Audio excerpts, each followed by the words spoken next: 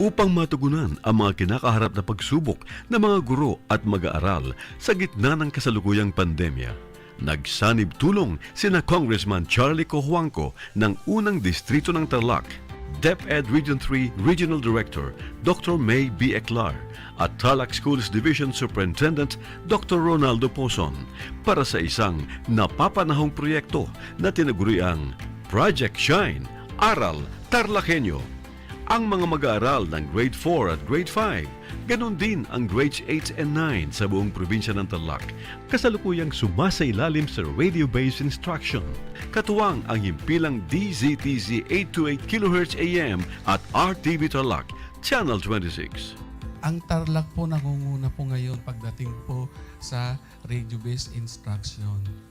Marami pong humahanga sa atin. I'm very happy this station, itong DCTC, could reach the whole of Region 3. Hindi natin alam, we are contributing. We are creating a very big dent in the history of Philippine education. And I am proud. I am here in Tarlac. This is the noble cause of education in which you and I, without you knowing it, we are bound to do.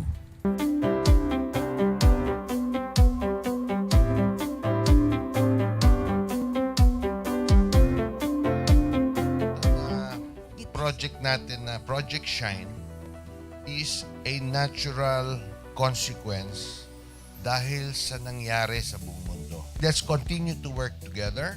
I think it's very Filipino to practice bayanihan in anything or most of the things that we do. And this is a manifestation of that. No? We have private sector, we have DEPED, we have local government, all working together. And I hope the parents of some of these children, especially the parents that did not graduate from school or hindi nakapag-aral nung sila ay bata, sana naman gamitin na nila itong opportunity na mag-schooling na rin sila kasama ng mga anak nila para mag-bonding pati ang mga magulang sa mga bata. I look at this as doing God's work. Diba? So if you do God's work, it feels right. It's righteous. It's for good, not for evil. Good morning and happy learning, grade 4. Welcome to Aral TarlakHenyo here on RTV Tarlac, Channel 26. Simulcast over DZDZ 828, Radio Filipino Tarlac. I am Teacher Mercy Pacheco Bognot. This is Alistair Aidatu. I am Marie Josephine B. Andrade. I am Teacher Princess Marie M. Dueñas, and I will be your teacher broadcaster for today.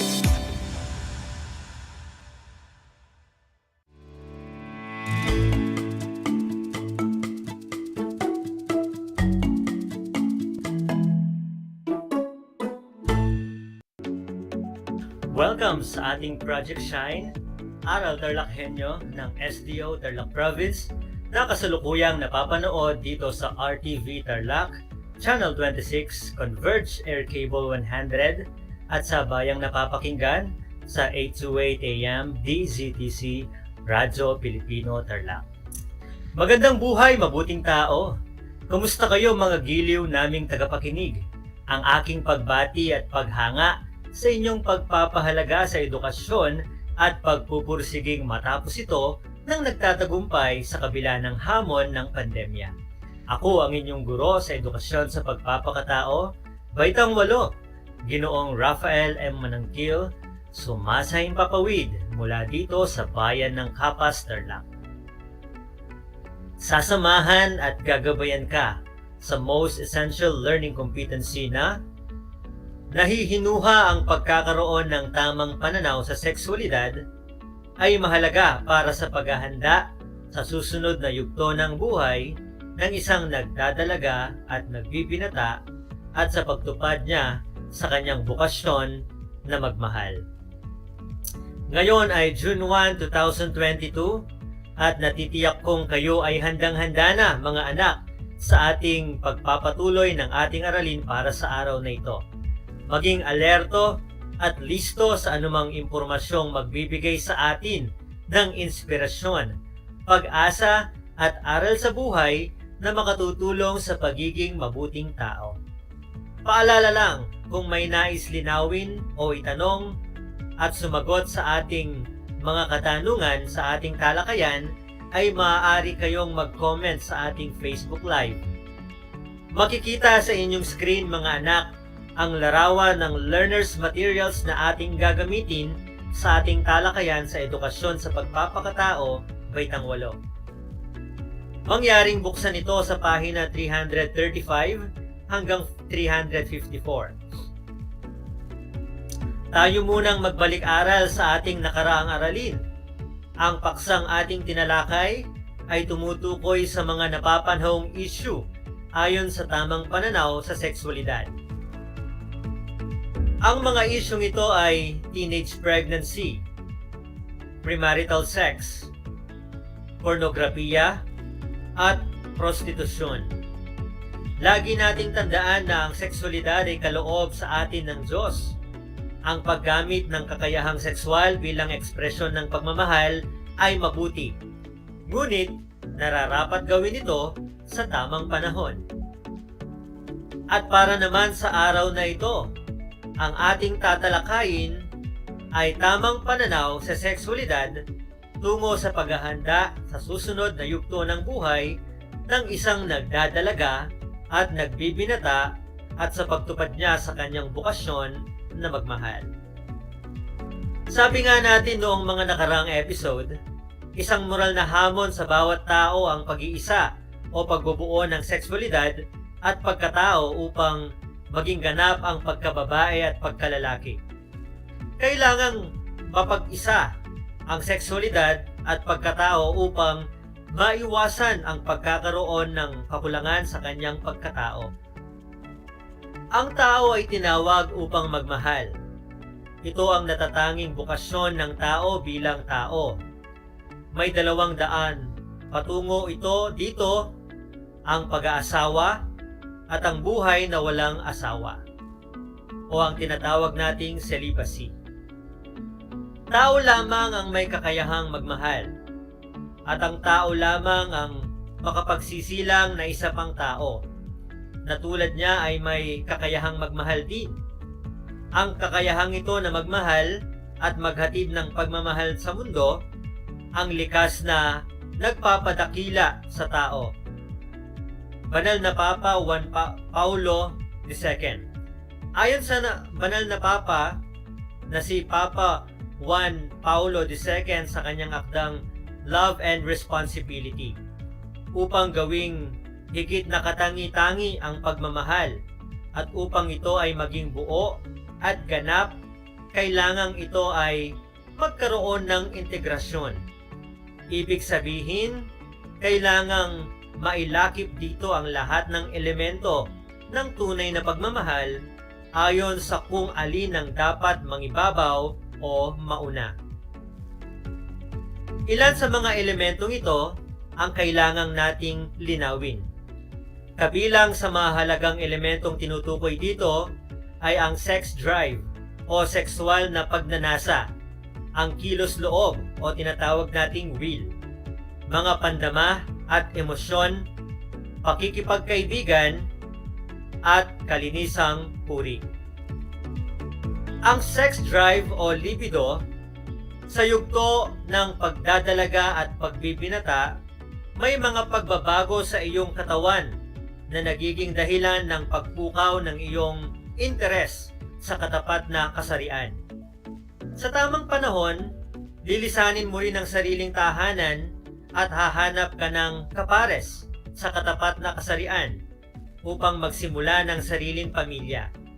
Sa ngayon, ang mga pagbabagong ito ay maaaring makalito sa iyo dahil hindi mo lubos na maunawaan ang mga pagbabagong ito. Halimbawa, hindi mo maunawaan kung bakit ka namumula sa tuwing ngumingiti sa iyo ang crush mo. O kaya'y labis ang iyong pag-aalala sa iyong isusuot, lalo't naroon ang mga kasing edad mo. Hindi mo dapat na ipagtaka o ikahiya ang pagkakaroon ng di mo may paliwanag na pagkaakit sa katapat na kasarian. Natural lamang ito. At kung mapapamahalaan mo ito, ay makatutulong upang ihanda ka sa pagiging ganap na lalaki o babae. Huwag kang mangamba, sapagkat ang ating simbuyong sexual, bagamat mayroon din ito ang tao, ay iba-ibang kaysa sa hayop. Hindi maaaring ikumpara ang katutubong simbuyong sexual o tinatawag nating sex drive ng hayop sa sexual na pagnanasa ng tao. Ang instinct sa hayop ay isang automatikong kilos o reflex mode na hindi nangangailangan ng kamalayan. Kaya nga kapag nasa panahon na, hindi mo maawat ang mga hayop na gawin kung ano ang likas sa kanila.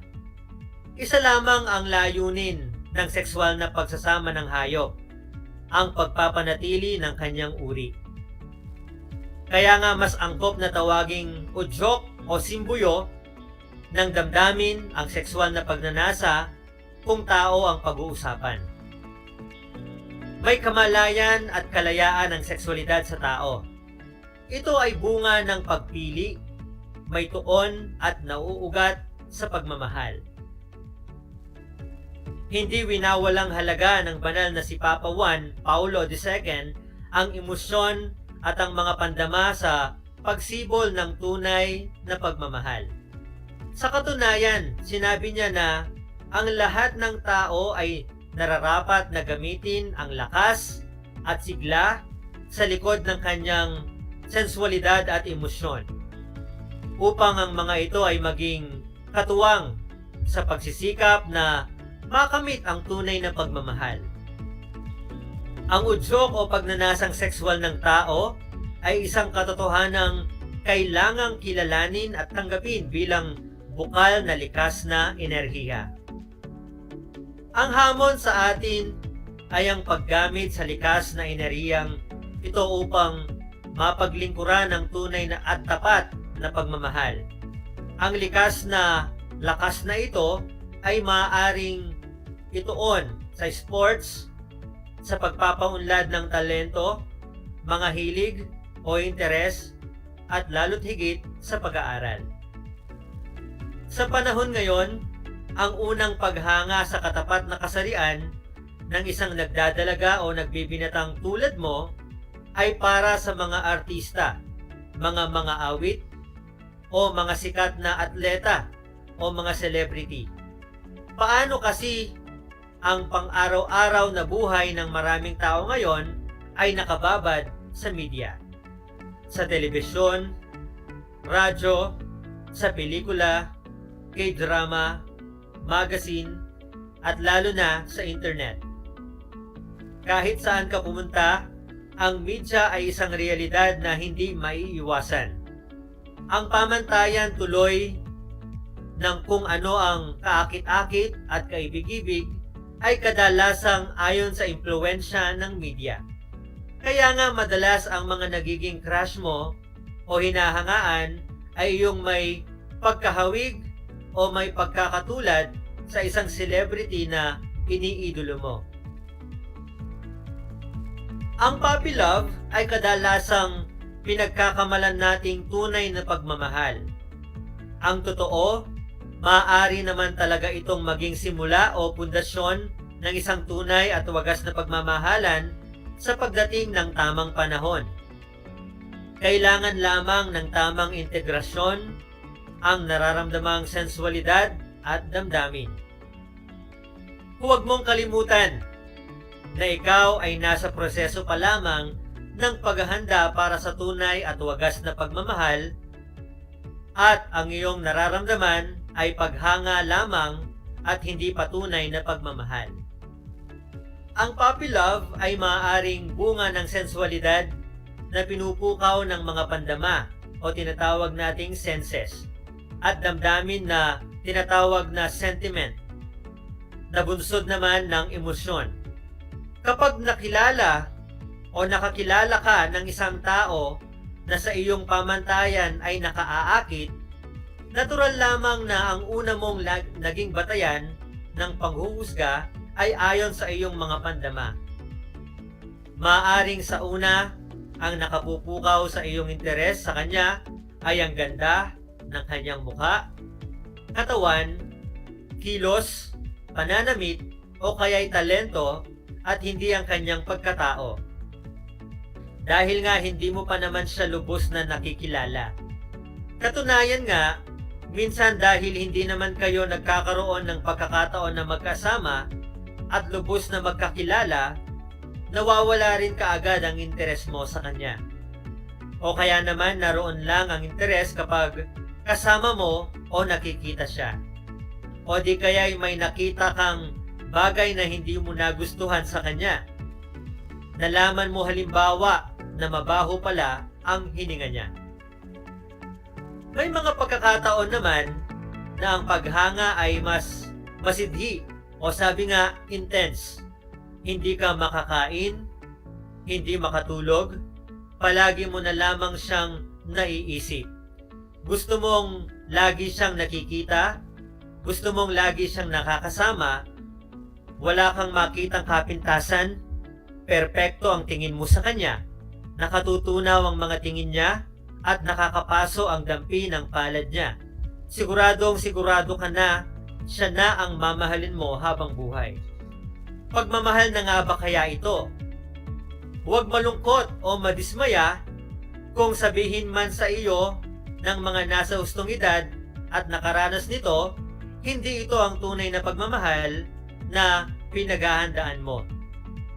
Ngunit tulad nga ng nabanggit na maaari naman itong gawing pundasyon para sa isang tunay at wagas na pagmamahal, kaya nga kung nararamdaman mo ito, tingin mo ito sa isang positibong pananaw at hayaan mong maging masaya ka sa ugnayang ito.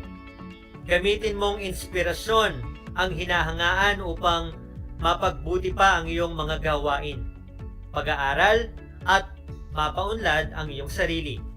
Ang mahalaga, huwag mong kalilimutan na ikaw ay nasa proseso pa lamang ng paghahanda para sa tunay at wagas na pagmamahal. Ang iyong nararamdaman ay paghanga lamang at hindi patunay na pagmamahal. Sa mga nagdaang aralin, ay nakilala mo na ang tao ay may kilos loob. Ang kilos loob ay may kalayaan. Kaya nga, kailanman walang ibang taong maaaring magpasaya para sa iyo. Ang tunay na pagmamahal ay malaya at nagpapahalaga sa kalayaan ng minamahal. At dahil nga may malayang kilos loob ka, walang makapagdidikta sa iyo kung sino ang mamahalin mo.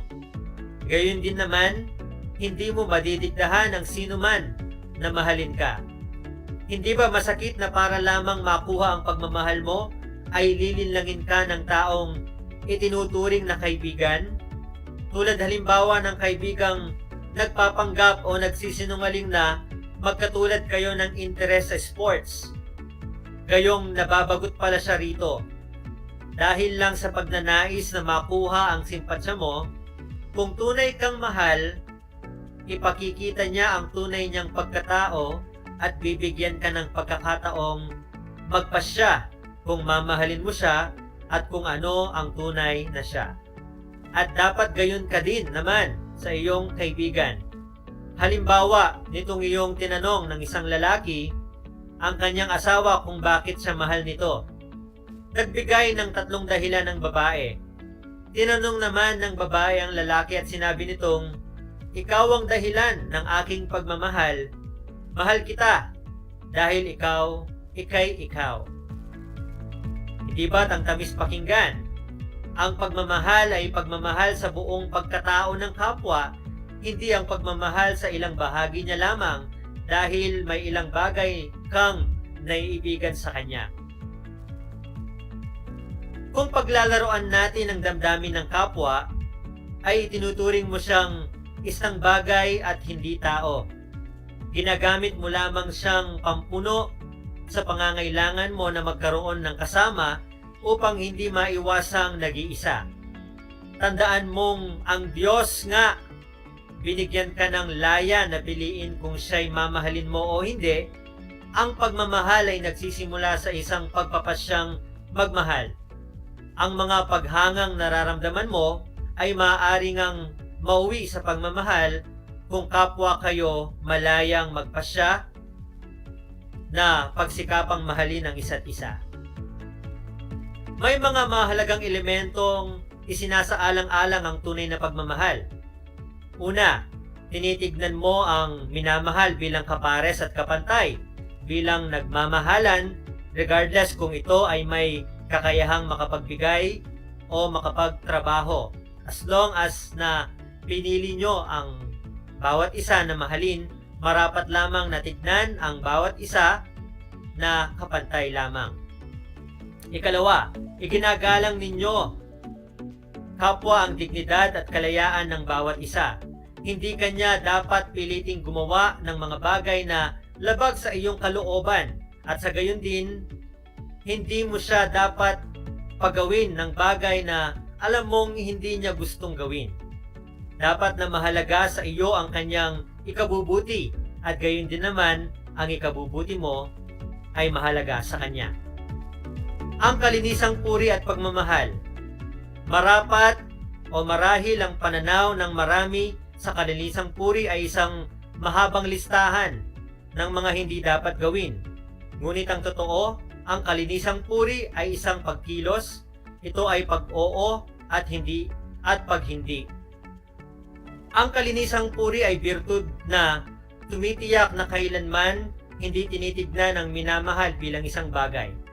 Sabi nga ng banal na Papa Juan Paulo II, ang taong may kalinisang puri lamang ang may kakayahang magmahal ng tunay. Ang pagmamahal dahil malaya ay dapat kapwa nasa mga taong nagmamahalan. Hindi maaaring isa lamang sa kanila ang nagmamahal, hindi magkaiba o hiwalay ang pagmamahal ng bawat isa't isa. Ang pagmamahal ay mapagbuklod. Ang pagmamahal ay mapagbuklod o nagbubuklod sa dalawang taong nagmamahalan. Sa makatuwid, iisang pagmamahal lang ito na pinagsasaluhan ng mga nagmamahalan. Hindi ito basta-basta o basta pagsusukli lamang sa pagmamahal sa atin, kundi pakikibahagi ng iisang karanasan. Sabi nga ninyo sa wikang Ingles, the feeling is mutual o MU. Pero mas angkop siguro ang the feeling is shared. Ang tunay na pagmamahal ay ang lubos na paghahandog ng buong pagkatao ng minamahal. Ang pinakamahalagang palatandaan ng paghahandog na ito ay ang pagpapakasal. Ipagkakaloob mo ang iyong kalayaan at itatali mo ang iyong sarili sa minamahal habang buhay. Mangangako kayong nagmamahalan sa hirap at ginhawa, sa sakit at sa kalusugan, hanggang kamatayan. Iyon na siya at ikay kanya. Mabaho man ang hininga, malakas mang maghilik, malakas kumain, maging sino man siya habang buhay. Ngayon ulitin ko ang mga mahalagang elemento ng pagmamahal ukol sa sexualidad ng tao. Ito ay ang sex drive o libido, puppy love, ang emosyon at dama, at ang kalinisang puri. Mahalagang tandaan mga anak ang mga sumusunod na konsepto mula sa ating aralin. Una, tandaan lagi na sa yugtong ito ng iyong buhay, hilaw pa at hindi pa ganap ang iyong pagkalalaki at pagkababae. Sa katunayan, sa ngayon, kulang pa sa kakayahan na pangalagaan ang iyong sarili. Pangalawa, sa ngayon, responsibilidad ka pa ng iyong mga magulang. Karapatan mo ang makinabang ng pagkatuto sa mga naging karanasan nila sa pagmamahal, kaya't hindi dapat na mahiya o matakot na sumangguni sa kanila. At ang pangatlo, kailangan mo pa ang gabay at patnubay ng iyong mga magulang. Isang talakayan na naman ang malapit nang matapos at ako ay masayang-masaya sa ipinapakita ninyong aktibong pakikibahagi sa ating aralin ngayong araw. Higit sa lahat, ang inyong pagmamahal sa edukasyon, ipagpatuloy ang kagandahang asal na ito mga anak, hakbang tungo sa katuparan ng iyong mga pangarap sa hinaharap. Sa puntong ito, panahon na upang alamin kung kayo ay may natutunan mula sa ating aralin sa pamamagitan ng munting pagsusulit. Isulat ang pangalan at seksyon at pamagat ng aralin, mayroon lamang akong 5 katanungan. Unawaing mabuti ang mga pangungusap, isulat ang tama o mali. Unang tanong, ang tunay na pagmamahal ay ang lubos na paghahandog ng buong pagkatao sa minamahal. Ang pinakamahalagang palatandaan ng paghahandog na ito ay ang pagpapakasal. Ano sa tingin ninyo, mga bata, ang tamang sagot? Kung ang sagot ninyo ay tama, kayo ay mahusay.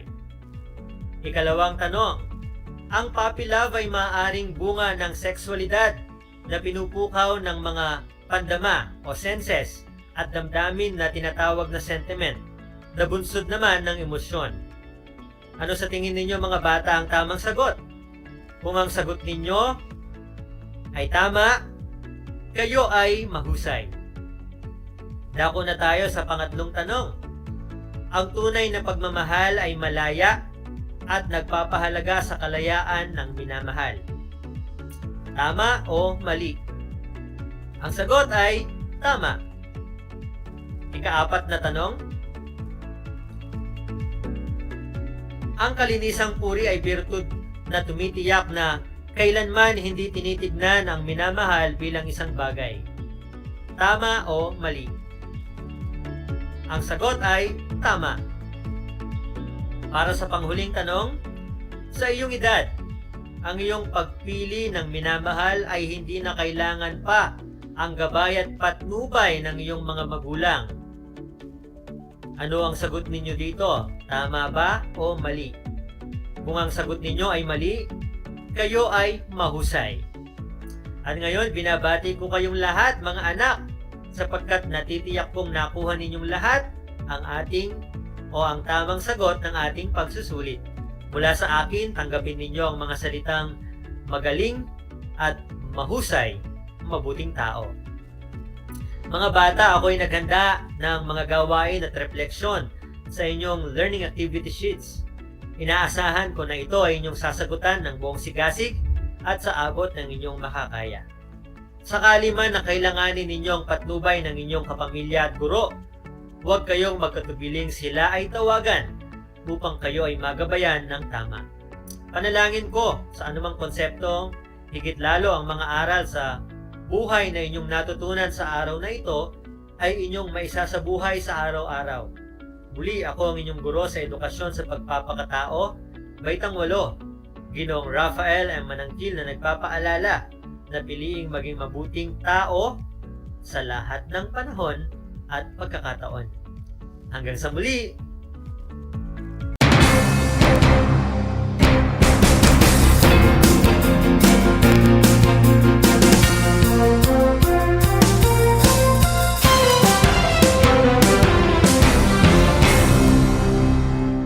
Nais mo bang magpabakuna?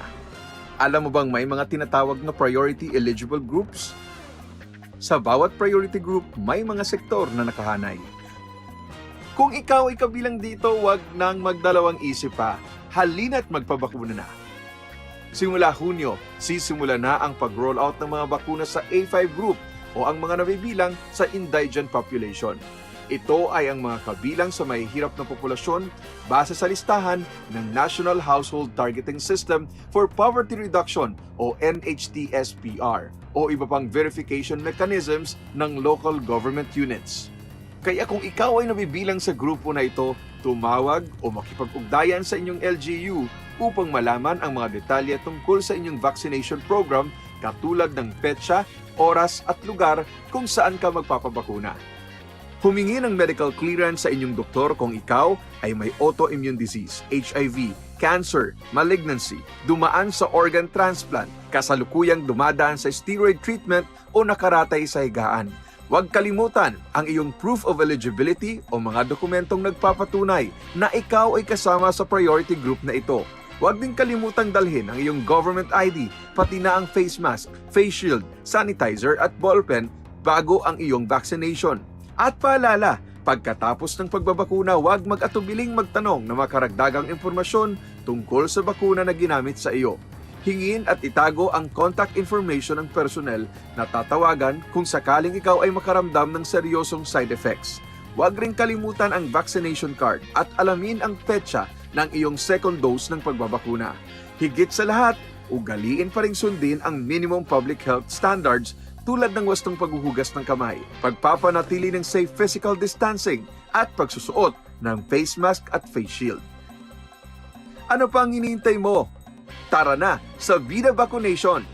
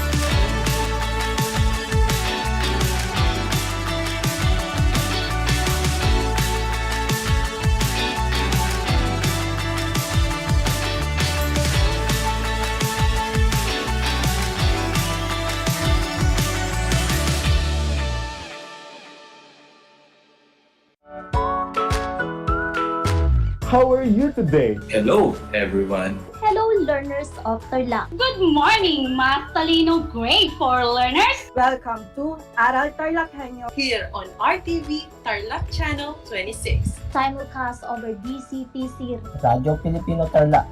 I'm Sir Glenn, your teacher broadcaster. Broadcasting live here at Paniki Tarlac. Remotely here in Concepcion, Tarlac. Live here at Barangay Pedro Elquines, Mayantok, Tarlac. Broadcasting live from Ramos National High School. Your anchor teacher today for grade 9 mathematics. Your partner in education this time of pandemic.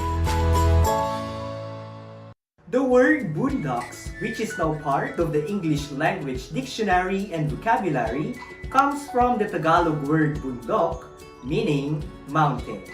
Catch Aral TarlakHenyo every Monday to Friday from 8:30 a.m. to 5:30 p.m. over Radio Filipino DCTC 828 and streamed live on the Facebook page and YouTube channel of RTV Tarlac Channel 26. I am Jeremiah Gahutan, your English teacher broadcaster. Let's learn English together only here on Aral TarlakHenyo.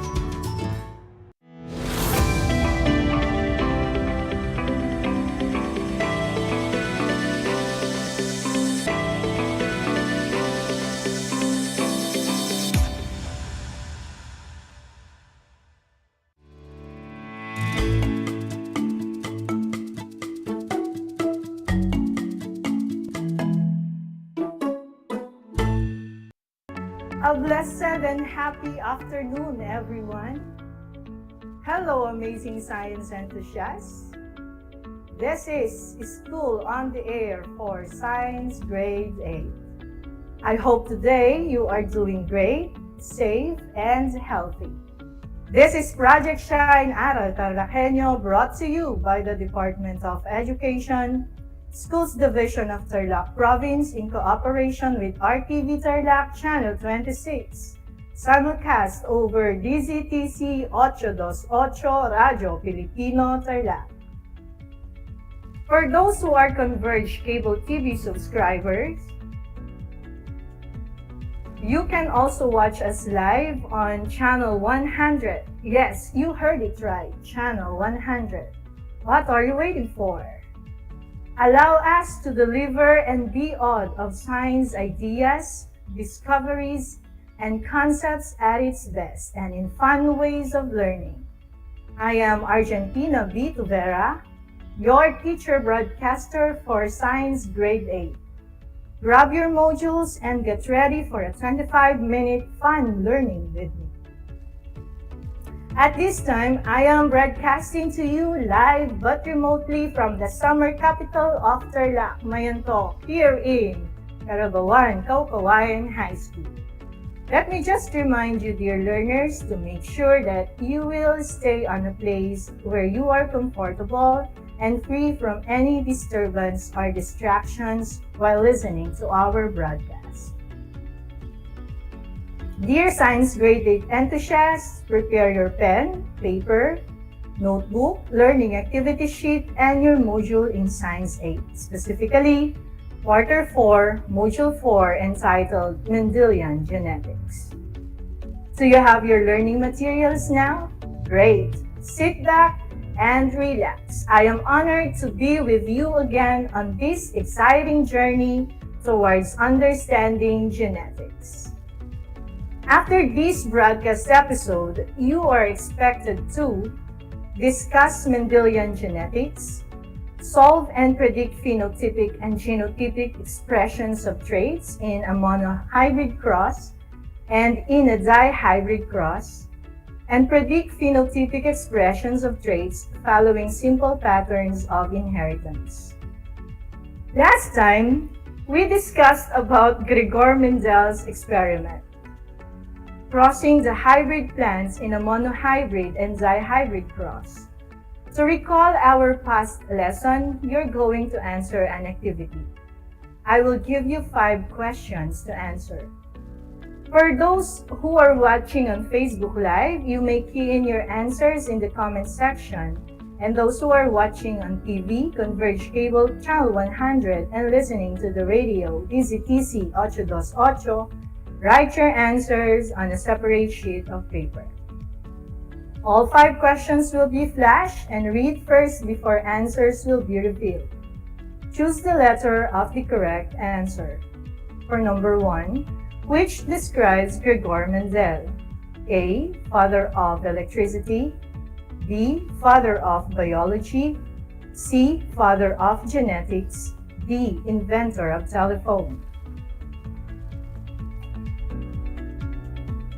Number 2. Gregor Mendel crossed the piece from F1 generation, the hybrid, with each other and produced another type of offspring called A. Parental, B. Monohybrid, C. Second filial, D. Filial. For number 3, it is the study of genes to determine traits inherited by the offspring from the parents. A. Botany, B. Genetics, C. Histology, D. Zoology. For number 4, Gregor Mendel first produced pure breeding plants through self-pollination for many generations until all the offspring had the same features as the parents. The pure breeding seed is called A. Parental, B. Filial, C. Heterozygous, D. Homozygous. For number 5, which illustration shows an example of a monohybrid cross? Letter A, letter B, letter C, letter D. Let's see if you got the correct answers. For number 1, the answer is letter C. For number 2, letter D. Number 3, letter B. Number 4, letter A. And number 5, letter B. That was a good start, grade 8 science enthusiasts. How many correct answers did you get? If you got all the 5 questions correctly, congratulations. And if you get a low score, that is okay as long as you tried your best in answering the given questions. And don't worry because we will continue to discover and learn about genetics. This time, let us move on the continuation of our lesson. Brilliant principles of heredity.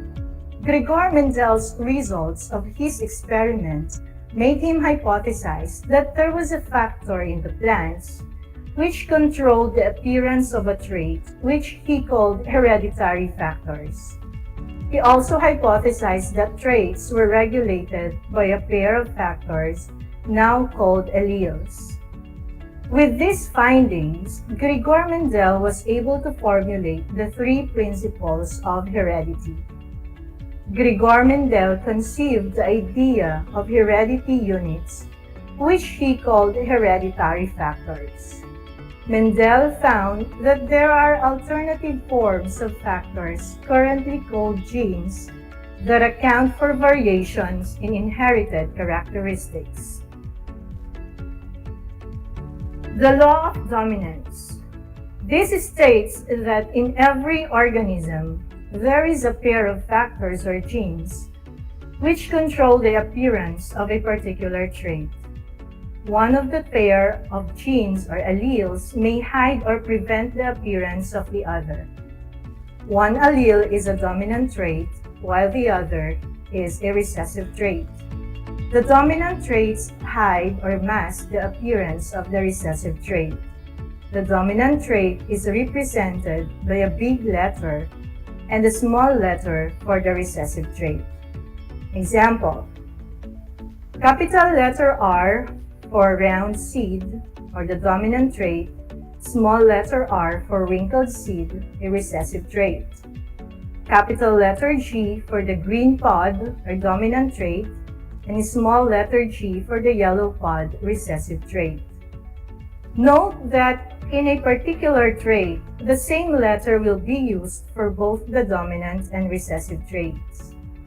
Since genes are in pairs, the pure breeding green seed peas will be represented with letters 2 capital letter G, and the pure breeding yellow seed peas 2 small letter G. There are pairs of alleles which are identical and are called homozygous or homozygote, while the pair of alleles which are not identical are called heterozygous or heterozygote. Each of us has genes or alleles that are either homozygous or heterozygous. Example: 2 capital letter R, homozygous genes for round seed. Capital letter R and small letter r, heterozygous genes, round seed. The pair of genes or alleles is the genetic makeup for a particular trait of an organism called genotype, while the phenotype is the observable trait for the visible trait of an organism based on the genotype. The law of segregation. This states that all pairs of genes for all the traits of an organism segregate or separate from each other during meiosis or gametes formation. Gregor Mendel argued that for any trait, an organism must inherit one factor from the sperm and one factor from the egg. Thus, a new organism receives one factor for each trait from each parent. The law of independent assortment. The law of independent assortment states that the distribution or assortment of one pair of genes is independent of the distribution of the other pair. Traits are inherited independent of each other. The law applies to genes that are found on separate chromosomes. Thus, one pair of genes is not affected by the other pair. Aside from Gregor Mendel's study on inheritance of one pair of genes or alleles, he also studied the inheritance of two pairs of genes or alleles. A cross that involves two pairs of genes or alleles is called dihybrid cross. An easy way to do the dihybrid cross is through the use of Punnett square. Reginald C. Punnett is the one who devised the Punnett square. This is a simple way to determine the possible combinations of genes in a given cross. It can help you predict easily the outcome of a given cross. How to make a Punnett square? First, make a square and divide into 4 boxes for monohybrid cross and 16 boxes for dihybrid cross. The letters of the possible genes for a trait from the female are written down on the left side. The letters of the possible genes for the same trait from the male are written across the top of the square. Start crossing the male gametes with the female gametes in each box until all the 4 boxes are filled in. Place the phenotype below each genotype. A complete Punnett square will always show the resulting genotypes and phenotypes of the resulting progeny or offspring. Lastly, interpret the result. From the illustration, there are 4 offspring produced from crossing both hybrid axial flowers. Their genotypes are 1 homozygous axial flower, 2 heterozygous axial flowers, and 1 homozygous terminal flower. The genotypic ratio is 1:2:1. Their phenotypes are 3 axial flowers, 1 terminal flower. The phenotypic ratio is 3:1. Remember, Gregor Mendel's results of his experiment made him hypothesize that there was a factor in the plants which controlled the appearance of a trait, which he called hereditary factors. He also hypothesized that traits were regulated by a pair of factors, now called alleles. With these findings, Gregor Mendel was able to formulate the 3 principles of heredity. Alright, now, let's see if you learned a lot from our lesson. Are you ready? Let's begin. For those who are watching our Facebook Live, key in your answers in the comments section. And those who are watching on TV and listening to the radio, write your answers on a separate clean sheet of paper. You have 5 seconds to answer each item. All questions will be flashed first before answers will be revealed. Fill in the blanks with the correct answer from the terms given inside the box. Here are the words inside the box: alleles, dominance, homozygous, segregation, recessive. Number 1. In genetics, the 2 factors mentioned by Mendel are called alleles. These alleles could be dominant or blank. Number 2. The law of blank states that one member of the pair of factors or genes may mask or hide the appearance of the other genes. Number 3. The blank can be represented by a pair of letters called genotype. Number 4. Similar alleles are called blank, while dissimilar alleles are called heterozygous. Number 6. Number 5. The law of blank states that during gamete formation, all pairs of genes for all traits of an organism separate from each other. Now, let's see if your answers are correct. For number 1, In genetics, the two factors mentioned by Mendel are called alleles, and these alleles could be dominant or recessive. The answer is recessive. For number 2, the law of dominance states that the one member of the pair of factors or genes may mask or hide the appearance of the other genes. Number 3, the alleles can be represented by a pair of letters called genotype. The answer is alleles. For number 4, homozygous. Similar alleles are called homozygous. For number 5, the law of segregation. This states that during gamete formation, all pairs of genes for all traits of an organism separate from each other. How many answers did you get, grade 8 learners? If 5, congratulations and job well done. If not, it's okay because I know you tried your best. For the assessment, let's answer the following questions. Again, you may type your answers in the comment section, and those who are watching on TV and listening to the radio, you may write your answers on a separate clean sheet of paper. Choose the letter of the correct answer. Number 1. Which pair of letters represent a pure line dominant trait? A. 2 capital letter C, B, capital letter E and small letter E, C, capital letter G, small letter G, D, 2 small letter T. For number 2, which pair of alleles represents a recessive trait? A, 2 capital letter B,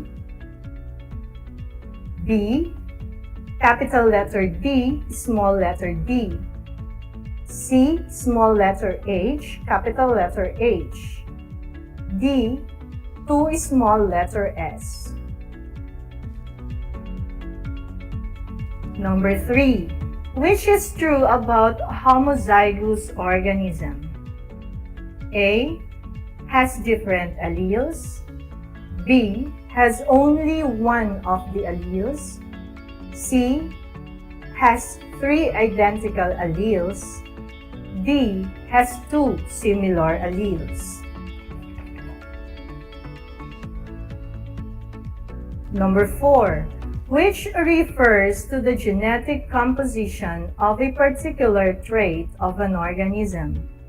A, genotype, B, heterozygote, C, homozygote, D, phenotype.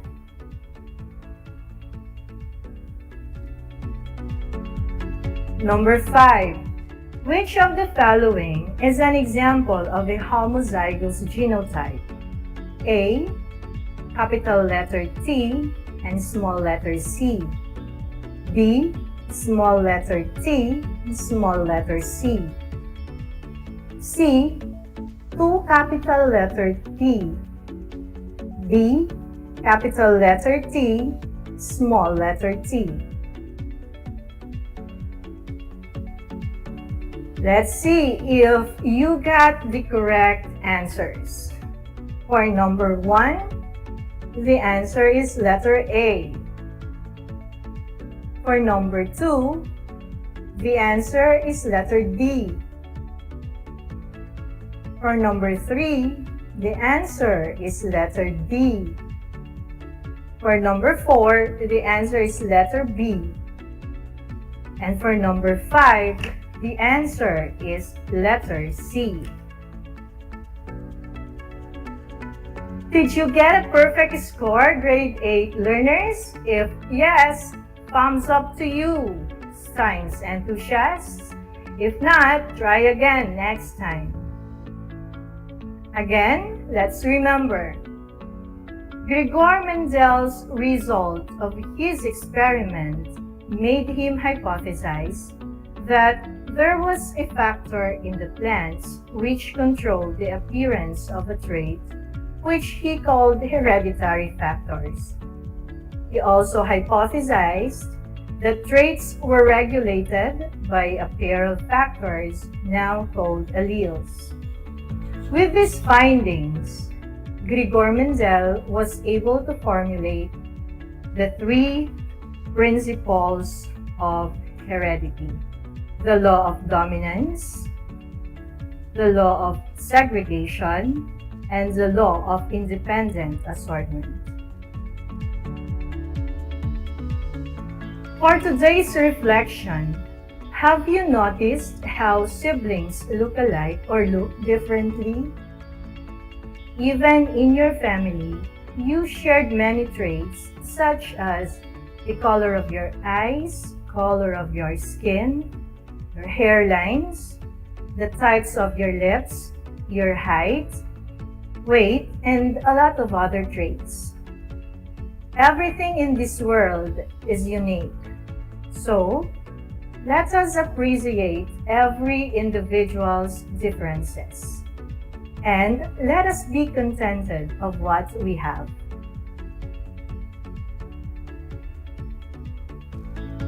As we conclude this week's episode, I want you to know that you all did great in today's lesson. Good job on your superb performance, my dear grade 8 science enthusiasts. With that, we are done in today's episode. For those of you who are sending their answers, questions, and messages using the comments section of our Facebook Live, I will check them out later after our session. Please continue to tune in to Aral TarlakHenyo here on RTV Tarlac, Channel 26, simulcast over DZTC 828 Radio Filipino Tarlac. Please do like, share, and follow our Facebook page at RTV Tarlac, Channel 26, and please subscribe also to our YouTube channel. Once again, I am Argentina B. Tuvera, your teacher broadcaster in Science A. Thank you very much, keep safe, and God bless.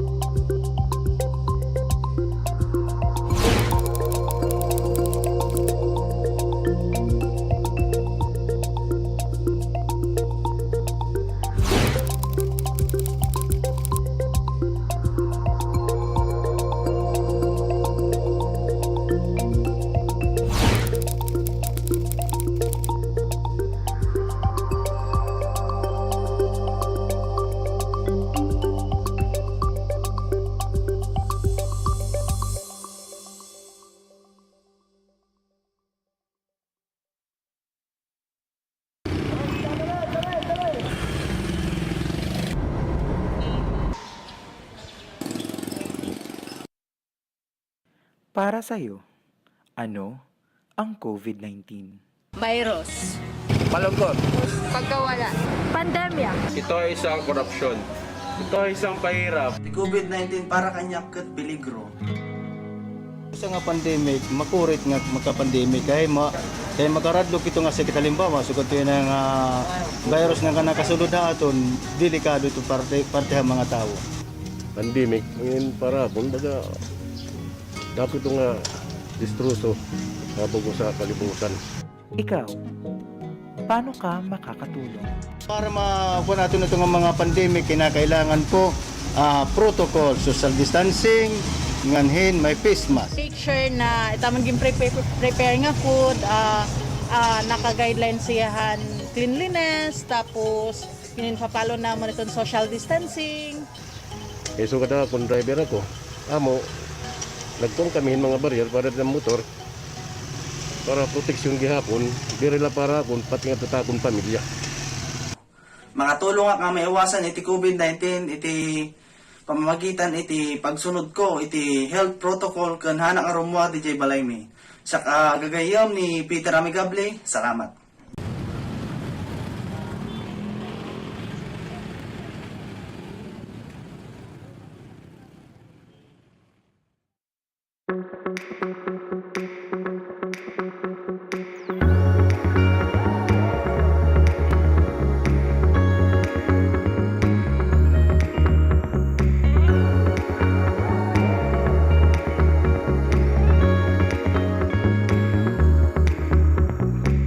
Travel to Herona and see how big North Shine has grown.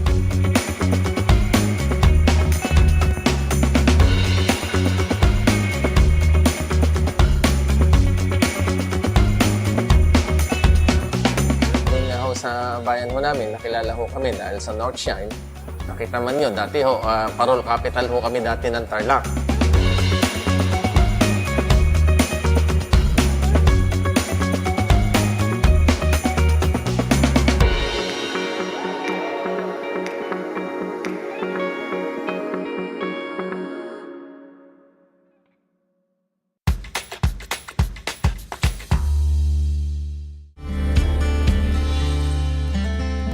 Alam niyo ba na ang Pilipinas ay mayroong 7,641 islands? Mula sa bilang na 7,107 islands, nadagdagan ito ng 534 na isla noong 2017. Tanging 2,000 lamang sa mga islang ito ang natitirhan.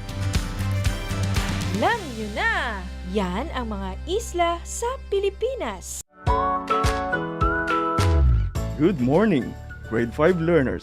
How are you today? Welcome to Aral TarlakHenyo here on RTV Tarlac, Channel 26. Simulcast over DCTC, Radyo Pilipino, Tarlac. I am Sir Joshua Evaristo, your teacher broadcaster, Aiming to give you another fun-filled learning experience, serving you with the different skills learned and have fun together. Multiply 1089 by 9. You will get an answer, the exact reverse, which is 9,801.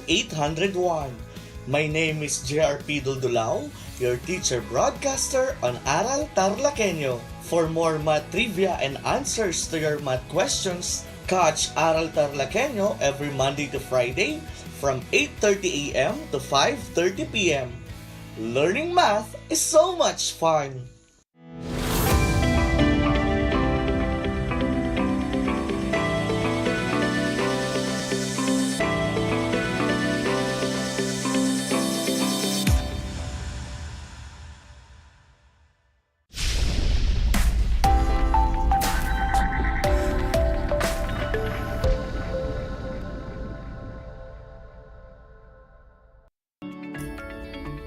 Good afternoon. I'm back, grade 8 learners.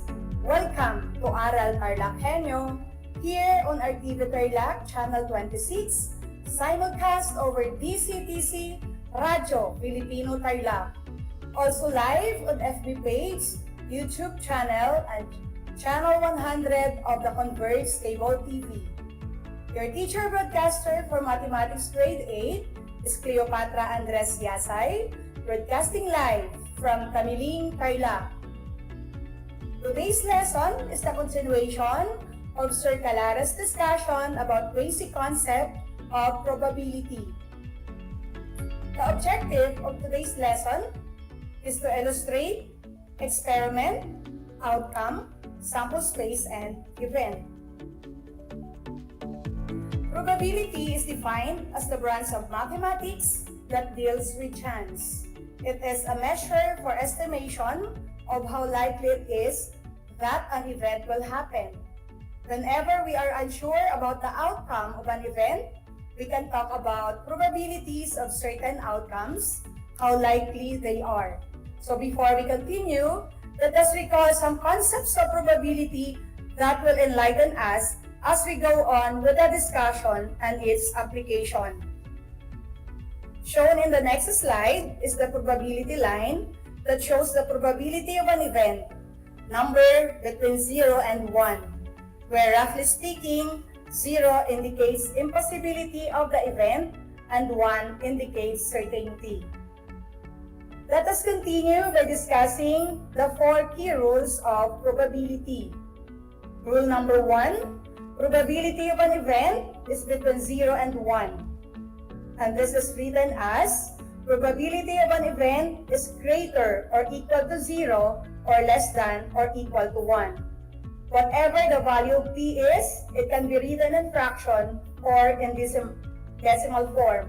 For instance, the probability of getting head in a coin toss is 0.5 or 1/2. Rule number 2, the sum of all possible outcomes in a sample space is 1. So the sample space for a die roll is the 6 faces of the die. These are faces of dots, 1, 2, 3, 4, 5, 6. With each getting the probability of 1/6 in each occurrence. So let us add up 1/6 6 times. Then apply the rules of adding similar fractions. Add the numerator 1, then copy the denominator 6. So we have 6/6 or 1. Rule number 3. If it is impossible for an event to happen, so it is not a part of sample space. The probability is 0. For instance, the probability of 8 in a die is 0. Why? It is because 8 is not a part of the sample space. A die has 6 faces only. So rule number 4, it is certain for an event to occur or to happen. The probability is 1. For example, the probability of rolling 1 to 6 in a die is certain to happen. So, the probability is 1, based on our illustration in rule number 2. Students, remember those rules, okay? Moving on, a probability is a number that reflects the chance or likelihood that a particular event will happen. It can be expressed as proportions that ranges from 0 to 1, and they can also be expressed as percentages ranging from 0 to 100%. So dear students, I just hope you understand our illustration. Let us have another concept using words impossible, unlikely, even chance, likely, and certain. So to better understand these terms, let us have some examples of events that are impossible to happen. The term impossible is something that is not able to happen.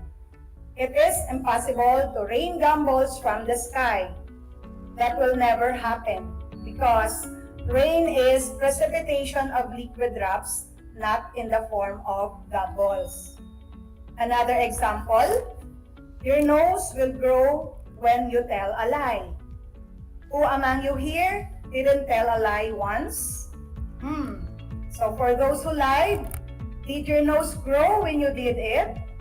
Of course, it did not. But I am not encouraging you to tell lies. We know that lying diminishes trust being human beings. Moving on, the next term is unlikely. These are events that are unsure, something that won't happen. Example of event that unlikely will happen, It is unlikely that you will win $1 million. Really. It is a rare opportunity to win $1 million, an event that's happening very often. Let's have the concept of even chance, an equally likely that event to occur. Even chance is the unpredictable phenomenon that causes an event to result one way rather than another. Example of even chance is flipping a coin. It's a toss-up whether who will win or lose, really a pure chance. It has 50-50 chance that the head or tail will come up.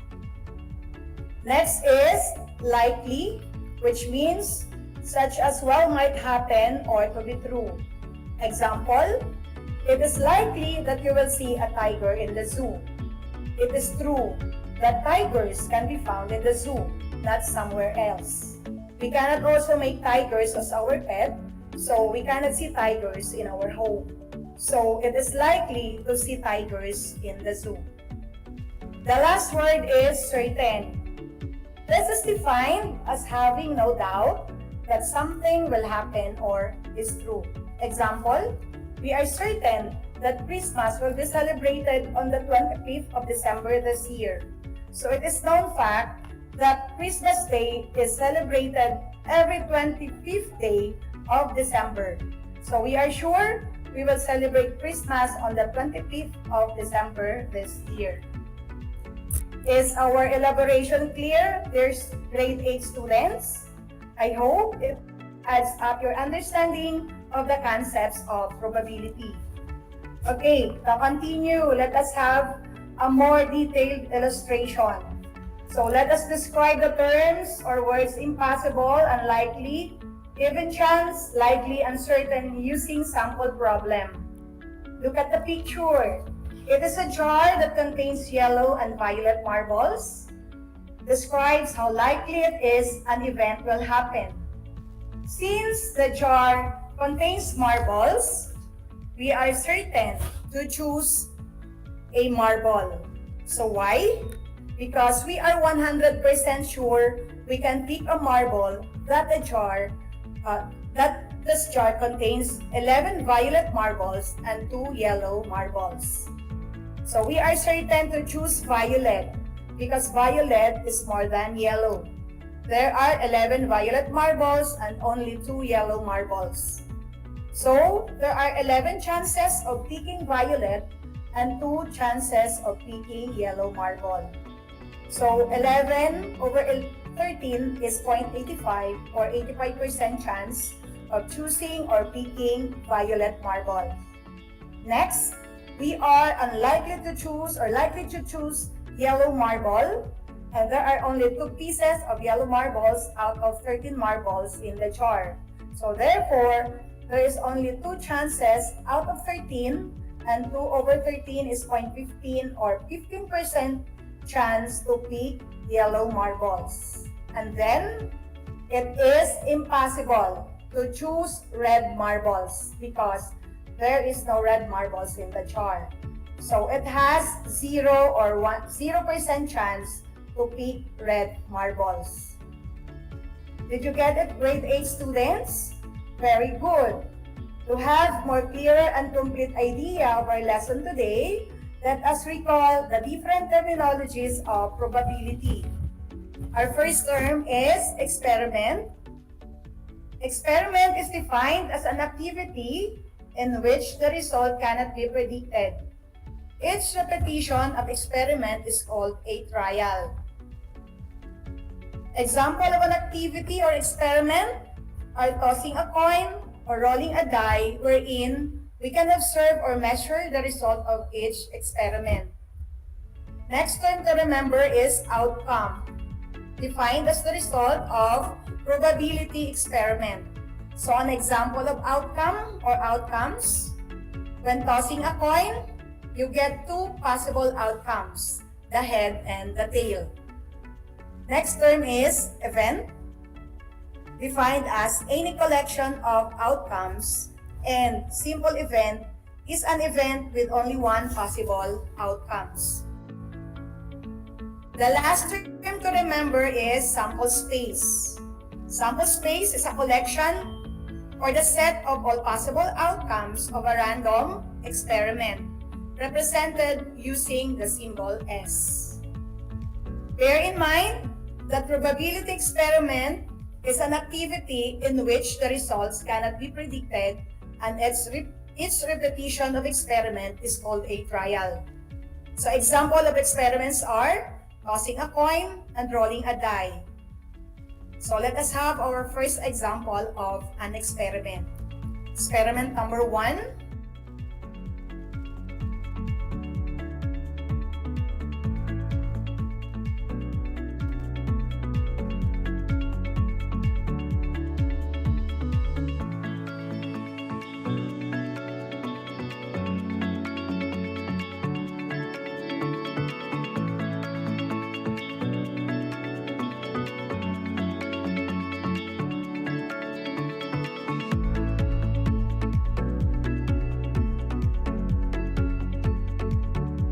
Of sample space, it is the collection of outcomes or results of experiment.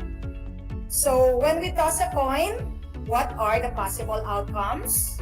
So the possible outcomes will be either head or tail.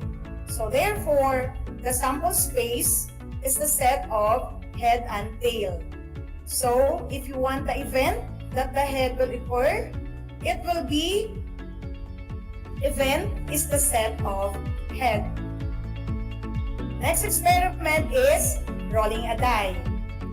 So in rolling a die, the possible outcomes are the 6 faces of the die. What we see are the number of dots in its faces. So therefore, our sample space are the number of dots in its face.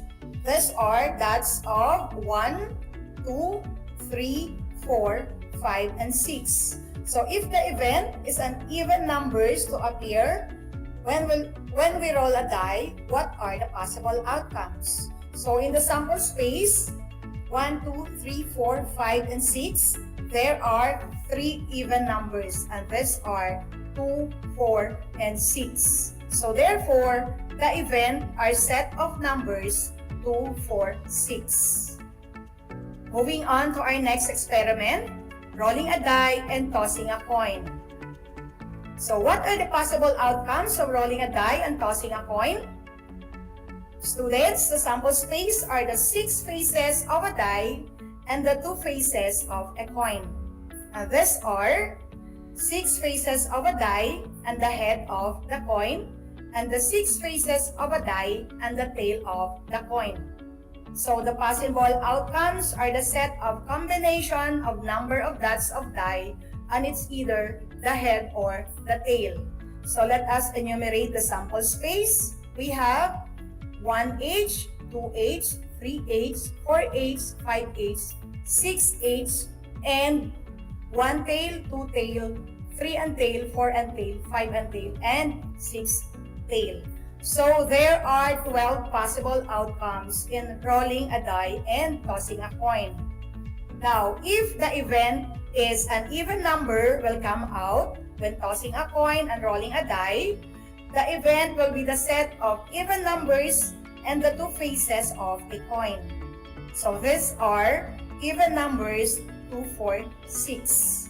And the head of the coin and even numbers 2, 4, 6 and tail of the coin. And these are the face with 2 dots of the 2 dots on the heads, 4 and H, 6 and H, 2 and T, 4 T, and 6 T. Okay, how about that the event will be the tail and odd numbers will come out? So again, how about the event that a tail and odd numbers will come out? So from the sample space, we can pick up the odd numbers and the tail. And these are odd numbers 1, 3, 5, and the tail. So the event is the set of pair of odd numbers and the tail of the coin. And these are 1T, 3T, and 5T. Okay, did you understand, class? Okay, very good. I hope everybody's learning. So let's have another example of experiment. Identical cards 1, 2, 3, 4, 5, 6, 7, 8, 9, 10 are placed in a box and a card is drawn in random. So how many sample space can be the possible outcome? Well, it is impossible to draw all the cards numbered 1 to 10. So therefore, these are the sample space. For example, the event that the number drawn is prime. Do you remember what prime number is? Prime numbers are numbers when multiplied as only one factor, 1 and itself. So prime numbers from 1 to 10 are 2, 3, 5, 7, 9. 2, 3, 5, and 7. So the event is the set of prime numbers from 1 to 10 are 2, 3, 5, 7. I just hope it is now clear to you how to get sample space and event. It is important that you are familiar with these two terms because this will be used in solving probability of simple events in our coming lessons. So this time, I will show you how to check if we got the right number of outcomes. Are you still with me, students? Okay. So there is an easy way to check how to get the correct number of possible outcomes. So listen carefully. Let us try this. Write the sample space for each experiment. The experiment is tossing 2 coins. So always remember that there is always 2 possible outcomes in tossing a coin, the head and the tail. So we will use the formula 2 raised to n to get the number of outcomes. 2 is the sample space, the head and the tail. And n is the number of coins. So in the event, tossing 2 coins, let us replace n to 2. So 2 raised to 2 equals 4. Therefore, the number of outcomes is 4. And the sample space in tossing 2 coins are the combination of the head of the first coin and tail of the second coin. So both heads of the first and the second coin, the tail of the first and the head of the second coin, and both the tail of the first and the second coin.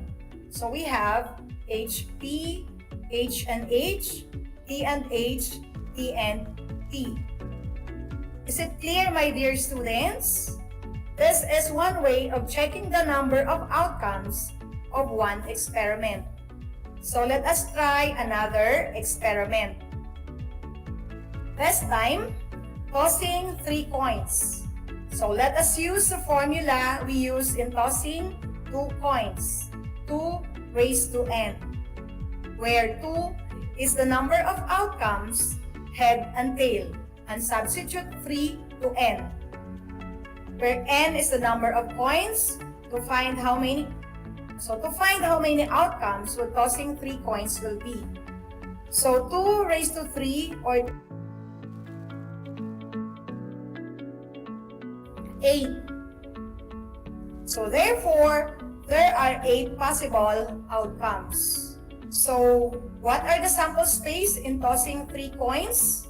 So these are the combination of the faces of the 3 coins. So we have all the heads of the 3 coins, the head of the second, first and the second coin, and the tail of the third, the head of the first coin, the tail of the second, and the head of the third. All the tails of the 3 coins, the tail of the first coin, and both heads of the second and third coins. So the tail of the first, the head of the second, and the tail of the third coin.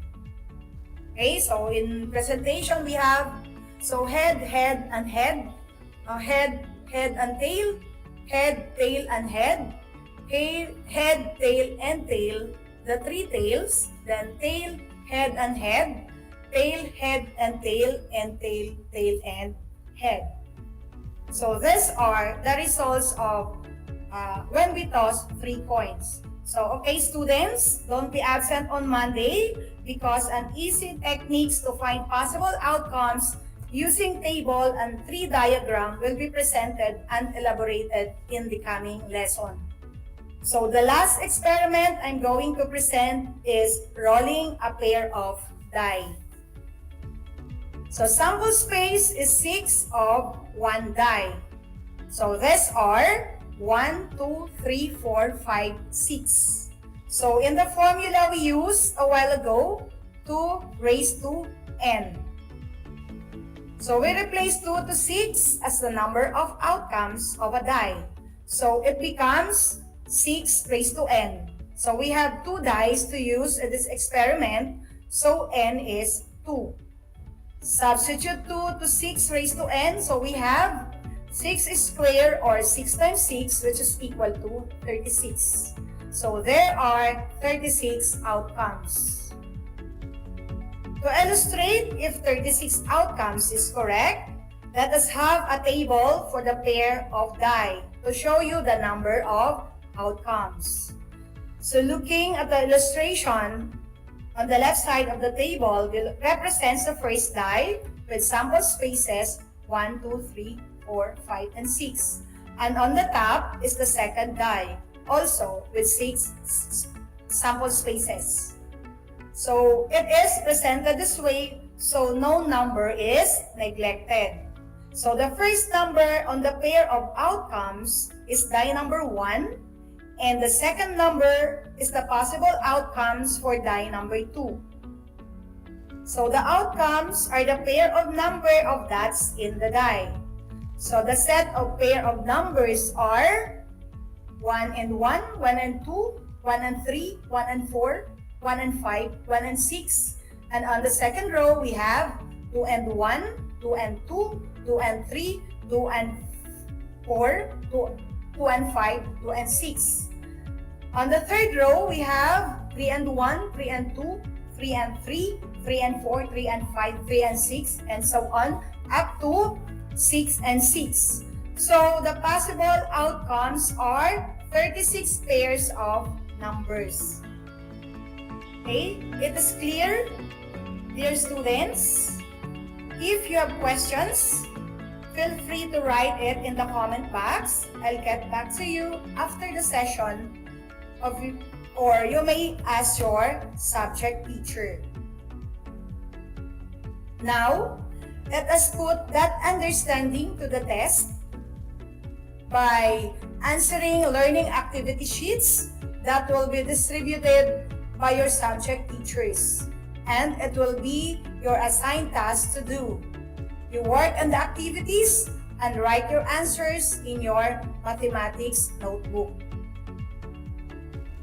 In summary, probability deals with patterns and trends that occur in random events. Probability helps us to determine what the likelihood of something happening will be, or something happening will be. Statistics and simulations help us to determine the probability with greater accuracy. Simply put, one could say the probability is the study of chance. It affects so many aspects of life, everything from earthquakes occurring to sharing a birthday. And to end up, I'd like to share with you an inspirational quotation from Charles Dickens. The most important thing in life is to stop saying I wish and start saying I will. Consider nothing impossible, then treat possibilities as probabilities. That's all for now. Tune in again on Monday and Wednesday, every 2 to 2:30 in the afternoon for more grade 8 mathematics lesson. Only here at RTV Tarlac, Channel 26, Aral TarlakHenyo. This is Cleopatra Andres Yasay, your teacher broadcaster for today. Stay safe and God bless us all. See you next time!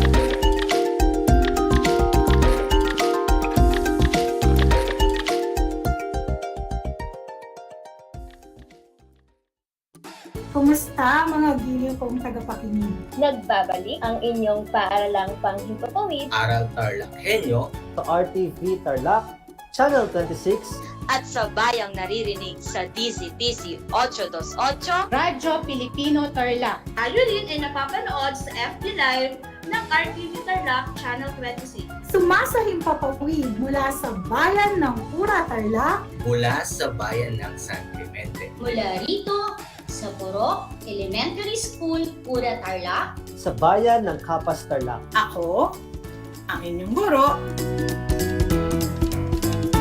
na maghahatid sa inyo ng makabuluhang pagtalakay sa ating aralin.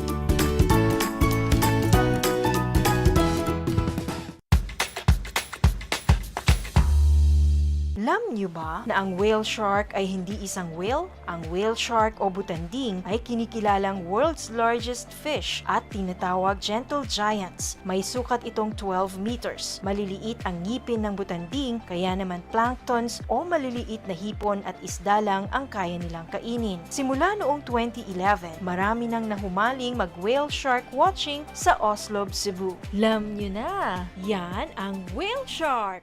Ang Tagalog ay ang wika ng mga taga Quezon, Batangas, Bulacan at ng iba pang katutubong nagsasalita nito. Ang Filipino ay ang pambansang wika batay sa tinadhana ng 1987 Constitution. Tara na at matuto ng salitang Filipino. Manood at makinig ng Aral TarlakHenyo sa RTV Tarlac, Channel 26 at sa bayang naririnig sa Radyo Pilipino, DZTZ 828 at napapanood din live sa FB page at YouTube channel ng RTV Tarlac, Channel 26. Manood at matuto ng ating mga aralin sa Filipino. Dito lang yan sa Aral TarlakHenyo. Ako si Ma'am Crystal May Aquino, ang inyong teacher broadcaster sa Filipino.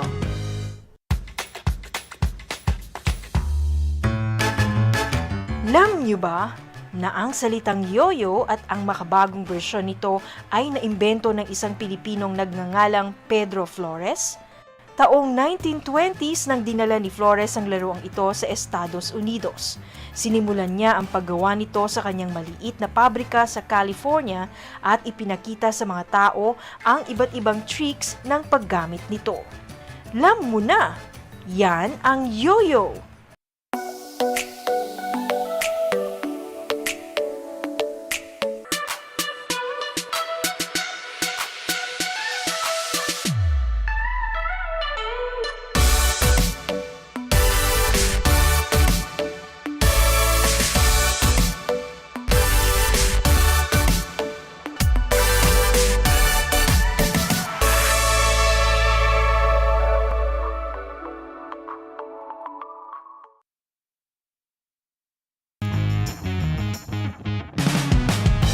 Back.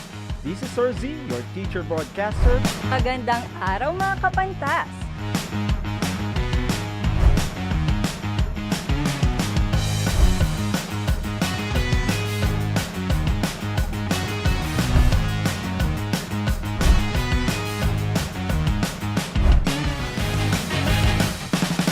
Welcome to Aral TarlakHenyo.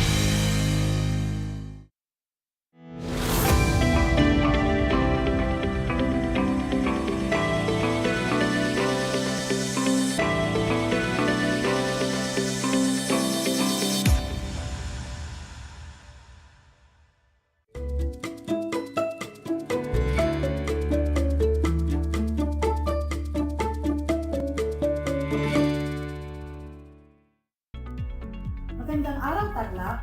Magandang araw, mga kapantas! Live mula po dito sa Pura Tarlac, sa pamamagitan ng remote live broadcast, muling sumasa inyo ang Project Shine, Aral TarlakHenyo ng SDO Tarlac Province, na mapapanood sa RTV Tarlac Channel 26 at Facebook Live, at sa bayang naririnig sa DCTC 828 Radyo Pilipino Tarlac. Ako si Ginang Cynthia I. Gamodo, ang inyong teacher broadcaster para sa asignaturang Filipino, Ika-8 Baitang. Halina't samahan niyo ako sa 25 minutong pagtalakay sa asignaturang Filipino. Kumusta mga kapantas? Naway nasa maganda at maayos kayong kalagayan. Isang karangalan na kayo'y makasama at makapaghatid ng kaalaman at karunungan ngayong araw. At dahil unti-unti nang bumubuti ang sitwasyon natin, magpuri at magpasalamat tayo sa Poong May Kapal sa mga biyayang ipinagkakaloob niya sa araw-araw. Humingi rin tayo ng proteksyon at gabay habang tumutuklas ng mga bagong kaalaman at karunungan para sa mabisang pagkatuto. Tayo ay may layuning 3: makinig, makibahagi, at maitanim sa inyong isipan ang inyong natutunan. Kaya't hinihimo ko ang lahat na makilahok sa ating gagawing talakayan ngayong hapon. Ihanda na ang inyong self-learning activity sheet, kwaderno, at panulat. Kung may katanungan, maaari niyong i-type sa chat box ng ating Facebook page ng RTV Tarlac Channel 26 o i-send sa ating cellphone number na 0915-424-7608. Ulitin ko, 0915-424-7608 at sisikapin kong tugunan ang inyong mga katanungan. Mga kapantas, siguraduhin lamang na kayo'y nasa komportabling pwesto at maayos na nakikinig sa ating broadcast upang higit ninyo itong maunawaan at maitanim sa isipan. Sa mga nakikinig ng radyo sa DCTC 828 Radyo Pilipino, ilagay lamang sa tamang lakas ang inyong radyo upang mas maging malinaw ang inyong pakikinig. Handa na ba kayo? Mabuti! Pero bago tayo dumako sa ating talakayan ngayong hapon, nais ko munang ipaalala ang mga dapat gawin sa ating pag-aaral. Una, maging alerto at interesado sa pakikinig. Ikalawa, maging masigla sa pagsagot at paggawa gamit ang inyong learning materials. Natatandaan pa ba ang natalakay na paksa ni Ginang Alberto? Tama, ito ay tungkol sa pagsulat ng monologo upang maipahayag ang pansariling damdamin tungkol sa pagkapuot, pagkatakot, at iba pang damdamin. Alam mo ba na si Francisco Balagtas ay masasabing ipinanganak na likas na makata? Mababasa sa kanyang talambuhay na noong una, nagpapaayos siya ng tula kay Jose Sisiw, ngunit nahigitan pa niya ito dahil sa taglay nitong kahusayan sa pagsulat. Sa pamamagitan ng akda niyang Florante at Laura, naipakita niya ang kasamaan ng mga Kastila sa ating bayan. Ganon din ang maling pananampalataya na umiiral noon. Noong panahon ng mga Kastila, pantay ang kapangyarihan ng simbahan at pamahalaan. At kung may pagtatalo, ang nasusunod ay ang simbahan. Sa ating konstitusyon ngayon, pagkahiwalay ang kapangyarihan ng simbahan at pamahalaan. Isa lamang ang relihiyong umiiral noon. Ito ay ang Iglesia Katolika Apostolika Romana, na siyang kumukontrol sa mga babasahin na dapat ipalimbag. Hindi ito maaaring palaganap nang hindi dumadaan sa Komisyon Permanente de Censura. Nakaisip ng kakaibang paraan ng paglalahad si Balagtas. Gumamit siya ng simbolismo upang maipalimbag ang kanyang akda. Ang ating aralin ngayong hapon ay may layuning na ilalarawan ang tagpuan ng akda batay sa nabasa o napakinggan mula sa ating Most Essential Learning Competencies o MELCs. Para sa panimulang gawain, panoorin at pakinggang mabuti ang akda, mga yapak sa buhangin. Bumuo ng larawang diwa, gamitin ang imahinasyon upang mailagay ang sarili sa senaryo. Pagkatapos ay ibigay ang mensahe nito.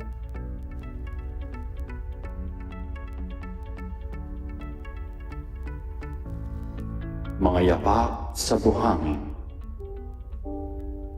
Sa aking paghimbing ako'y nanaginip. Kasama ko ang Diyos sa paglalakad sa dalampasigan. Biglang nanumbalik sa aking alaala ang nakaraan. Sa bawat tagpo, 2 pares ng mga yapak ang naroon. Ang isa'y sa akin at ang isa'y sa Diyos. Matapos ang huling tagpo sa aking panaginip, ako'y lumingon sa mga yapak sa buhangin napansin ko na maraming pagkakataon sa aking buhay, lalo na sa mga panahong ako'y puno ng kalungkutan at suliranin. Isang pares lang ng yapak ang naroon. Sobra akong naguluhan at tinanong ko ang Diyos. Ang sabi mo, kapag pinili ko na sumunod sa iyo, sasamahan mo ako at hindi mo ako iiwan. Ngunit, bakit sa mga panahong higit na kailangan kita, ay hindi kita nakikita o nararamdaman man lang? At isang pares lang ng yapak ang aking nakita. Hindi ko lubos maisip kung bakit ganun. At sumagot ang Diyos, aking anak, mahal kita. At hindi kita iiwan. Higit lalo sa mga panahon na ikay nahihirapan at nasasaktan, hindi kita pinabayaan at hindi kita pababayaan. Ang nakikita mong isang pares na yapak ay hindi sa iyo, kundi sa akin. Iyan yung mga panahon na buhat kita.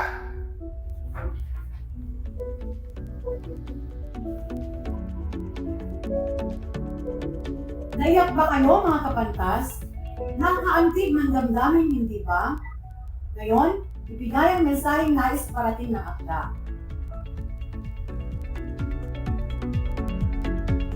Tama, mga kapantas, hindi tayo iniiwan ng Diyos kailanman. Sa panahon nagdaranas tayo ng mga pagsubok sa buhay, pakiramdam natin, pinabayaan na niya tayo. Manalangin lamang ng kaimtim at darating ang tulong mula sa itaas. Kaya, huwag mangamba, palagi natin kasama ang Diyos.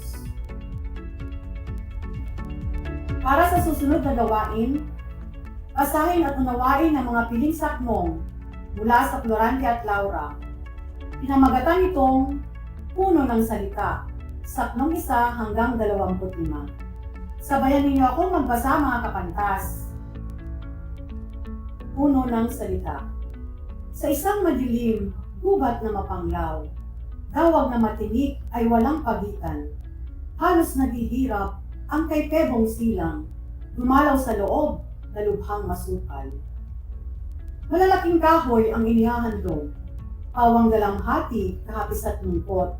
Puni pa ng ibon ay nakalulunos, sa lalong matimpit, nagsasayang loob. Kanang mga baging na naninilipit, sa sanga ng kahoy ay balot ng tinik. May bulo ang bungat, nagbibigay sakit, sa kanino pa mang sumagit malapit. Ang bulaklak ng nagtayong kahoy, pinangamaputing nag-ungos sa dahon, pawang kulay luksa at nakikiayon, sa nakaliliyong masangsang na amoy. Karami ay sipres at hiderang putad, na ang lilim niyon ay nakasisindak. Ito'y walang bungat, dahoy malalapad, na nakadidilim sa loob ng gubat. Ang mga hayop pang dito'y gumagala, karami ay siyerpet, basiliskog madla, yan at tigreng ganib na nagsisila, ng buhay ng taot, daiging kapwa.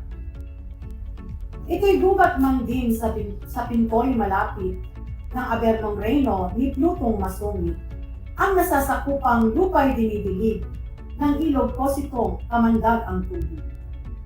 Sa may gitna nitong mapanglaw na gubat, may punong higerang dahoy kulay pupas. Dito nagagapos ang kahabag-habag, isang pinag-uusig ng masamang palad.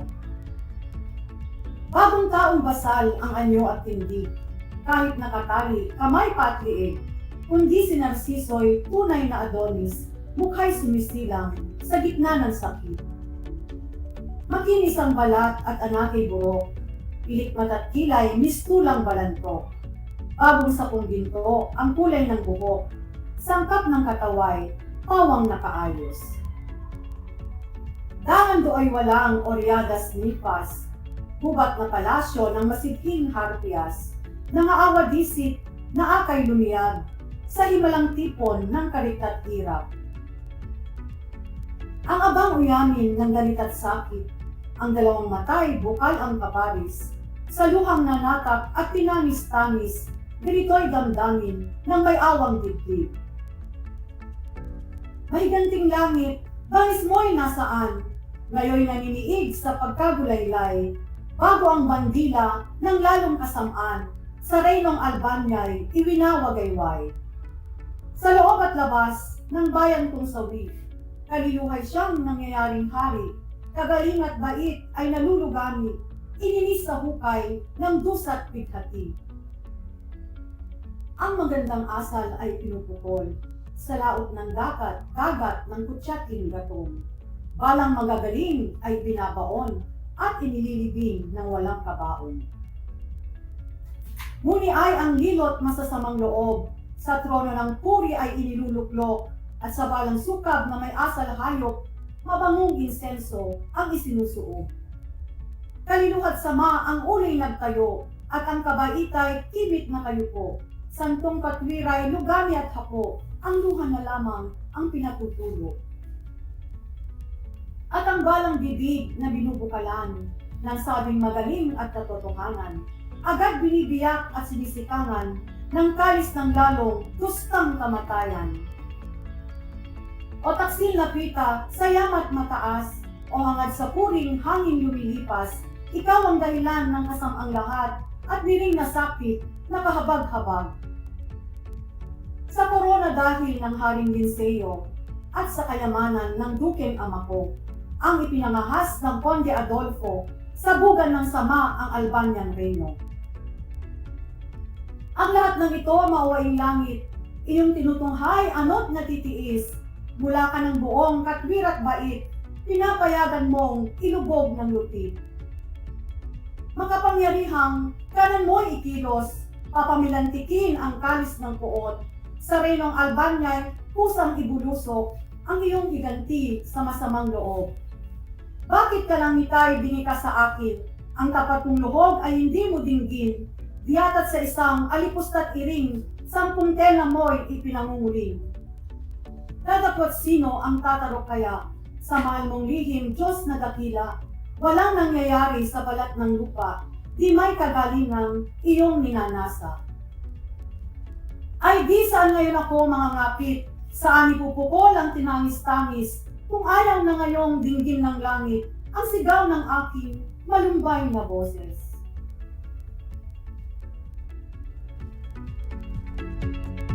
Ayan, nabasa na natin ang mga saknong sa ating aralin.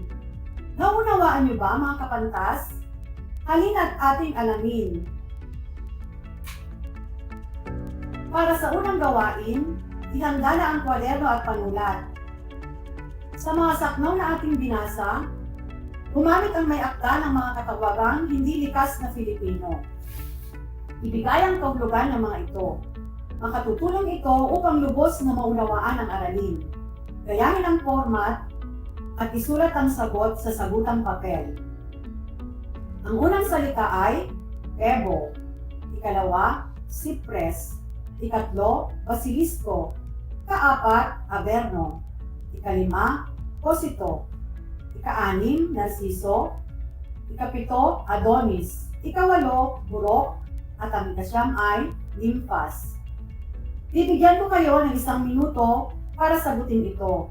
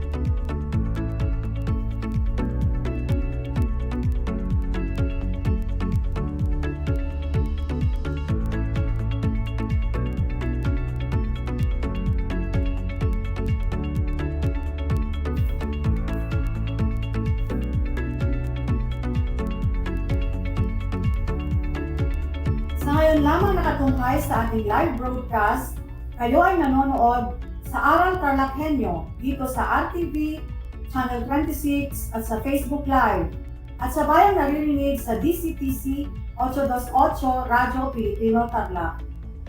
Ako si Ginang Cynthia Isla Gamolo, ang inyong teacher broadcaster sa asignaturang Filipino, ikawalong baitang. Para sa paksang, puno ng salita, saknong 1 hanggang 25 ng awit na Florante at Laura. At ngayon ay ang pagwawasto ng tamang sagot. Ganito ba ang inyong sagot, mga kapantas? Ang kahulugan ng pebo ay araw. Ang cypress ay isang uri ng punong kahoy sa bundok. Tuwid, malaki at malalim ang tubo. Ang mga sanga ay paitaas lahat, at hugis puso ang anyo. Ang basilisco naman ay isang halimaw, na ayon sa alamat ay may mukhang kahawig ng sabutiki. Ang hininga at kislap ng mga mata ay nakamamatay. Ang aberno sa alamat ng mga Romano ay tinatawag na impyerno. Ang posito ay isang ilog sa Epiro, purok ng Albania na nakalalason ang tubig. Si Narciso naman ay isang binatang sakdalganda at kisig. Ayon sa mitolohiyang Griego, nang minsan makita ni Narciso ang sarili sa isang bukal na tubig, umibig siya sa sarili at naging bulaklak. Si Adonis ay isang binatang sakdalganda. Ang burok naman ay pula ng itlog ng manok. Ganito inilarawan ang balat ni Florante, mamula-mula. Ang mga limpas ay uri ng diwatang naninirahan sa batis, parang at kabundukan. Ganito rin ba ang inyong sagot? Magaling! Sa mga hindi nakakuha ng tamang sagot, maaari ninyong balikan ang recorded live broadcast para sa tamang kasagutan.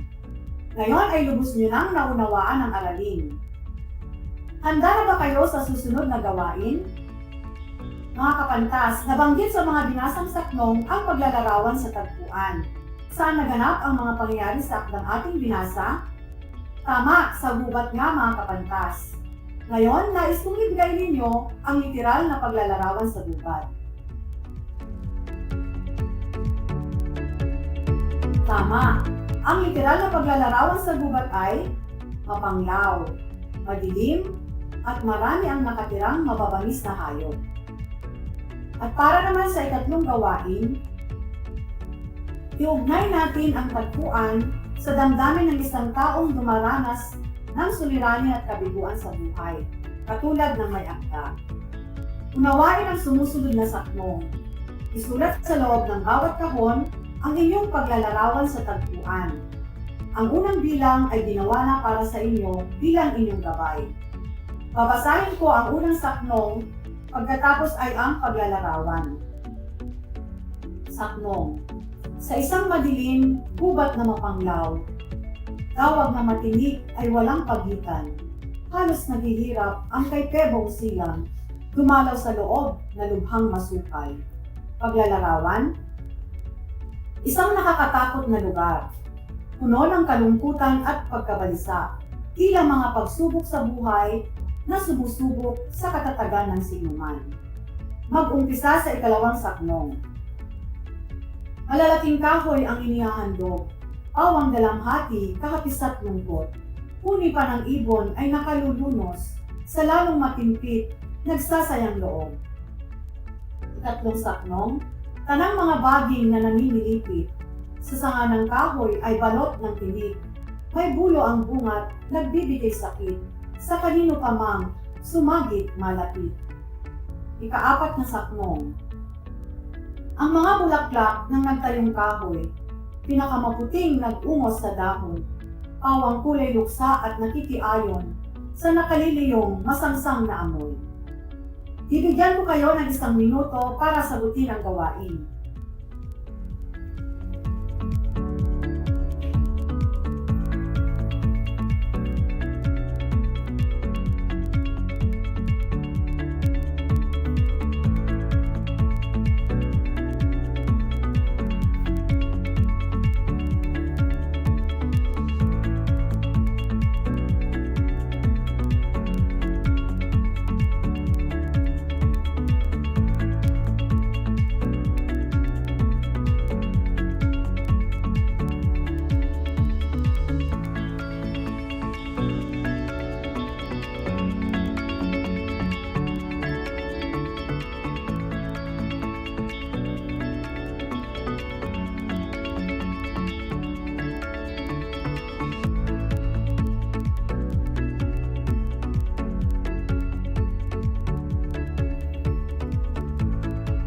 na ba kayo mga kapantas? Ngayon ay ating alamin kung pareho tayo ng paglalarawan. Mag-umpisa tayo sa ikalawang kahon. Babasahin ko muna ang saknong, pagkatapos ay ang paglalarawan. Ikalawang saknong. Malalaking kahoy ang inihahandog. Pawang dalamhati, kahapis at lungkot. Huni pa ng ibon ay nakalulunos. Sa lalong matimpit, nagsasayang loob. Paglalarawan. Ang kagubatan ay puno ng malalaking punong kahoy. Kung kaya't, hindi makapasok ang sinag ng araw na nagpapadilim dito.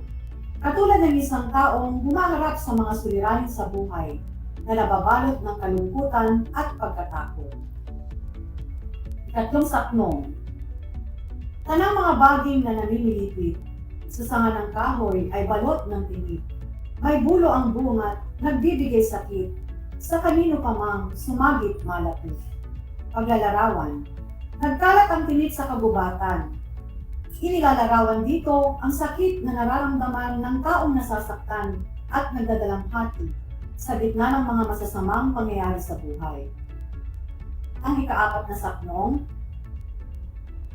Ang mga bulaklak ng nagtayong kahoy, pinakamaputing nag-umos ng dahon, pawang kulay luksa at nakikiayon sa nakaliliyong masangsang na amoy.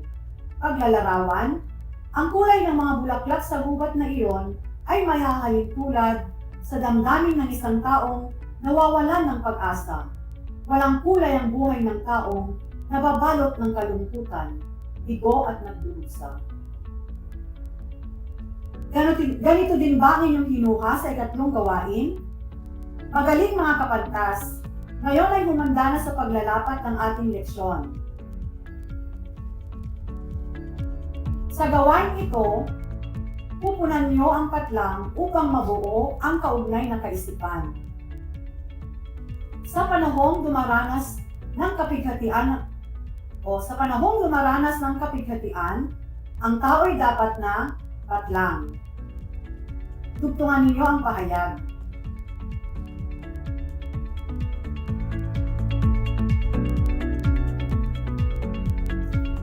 Ano ang inyong kasagutan?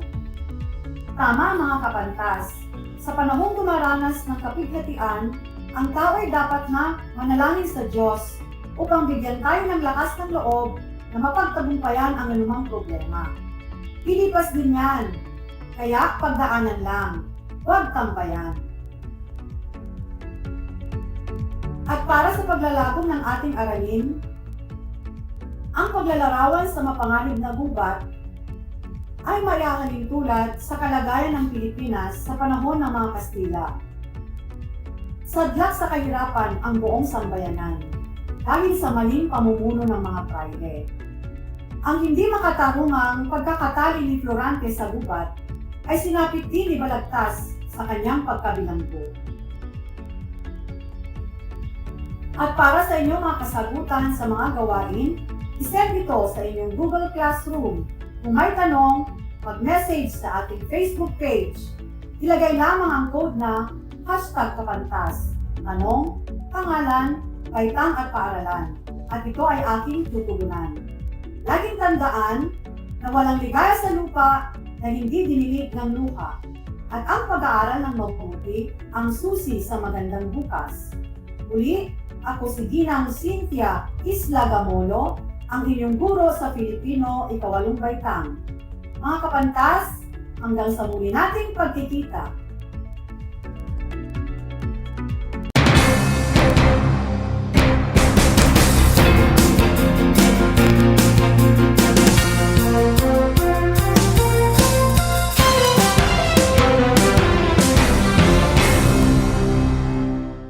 Bahagi mo Radyo Pilipino saan mang bahagi ng Pilipinas, saan mang bahagi ng mundo, anumang uri ng pamumuhay, kabahagi mo Radyo Pilipino. Radyo Pilipino sumasahim papawid sa DWPR 1296 Dagupan, DZTC 828 Tarlac, DZLT 1188 Lucena, DZYM 1539 Mindoro, DWRL 1080 Legazpi, DWRN 657 Naga, DY DYRB 540, Cebu DYRL 1035, Bacolod DYRL 1134, Dumaguete DXCO 1044, Cagayan de Oro DXGS 765, General Santo DXOC 1494, Ozamis DXOW 981, Davao at Radio Filipino Podcast Center Manila. Ito ang kabahagi mo, Radio Filipino, napapakinggan on air and online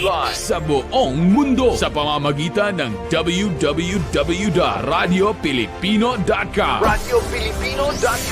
Impormasyong may kalidad at serbisyong may halaga, kasama katuwang, kapinoy, kabahagi mo, Radio Filipino, Radio Filipino.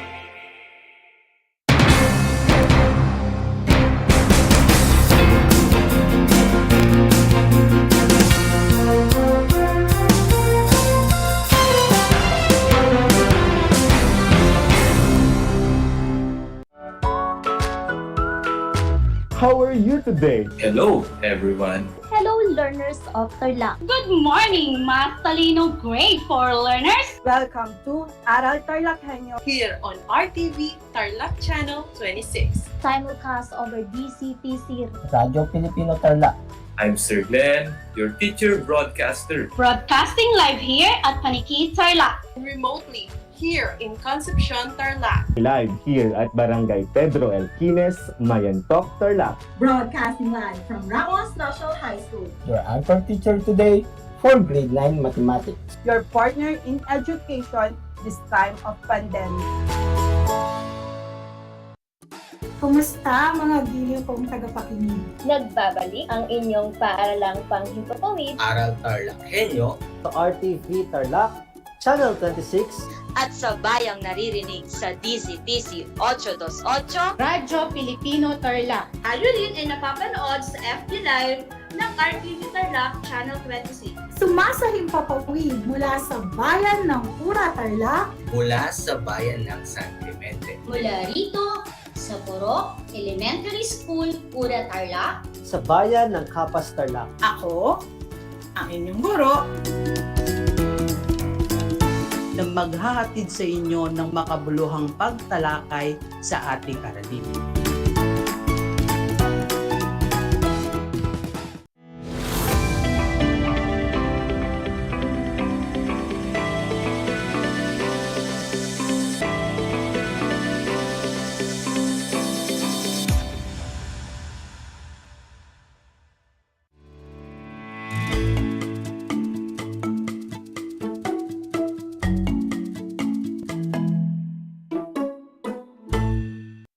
Welcome sa ating Project Shine, Aral TarlakHenyo ng SDO Tarlac Province na kasalukuyang napapanood dito sa RTV Tarlac Channel 26 at sa bayang napapakinggan sa 828 AM DZTC Radyo Filipino Tarlac.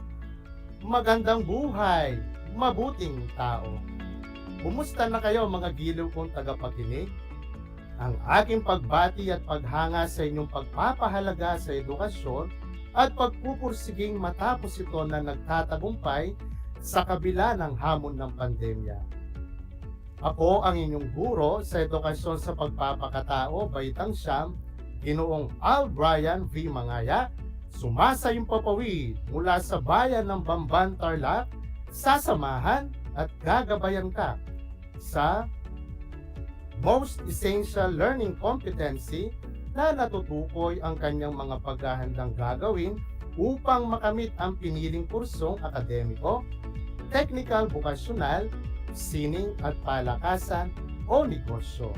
Halimbawa, pagkuha ng impormasyon at pag-unawa sa mga tracks sa senior high school.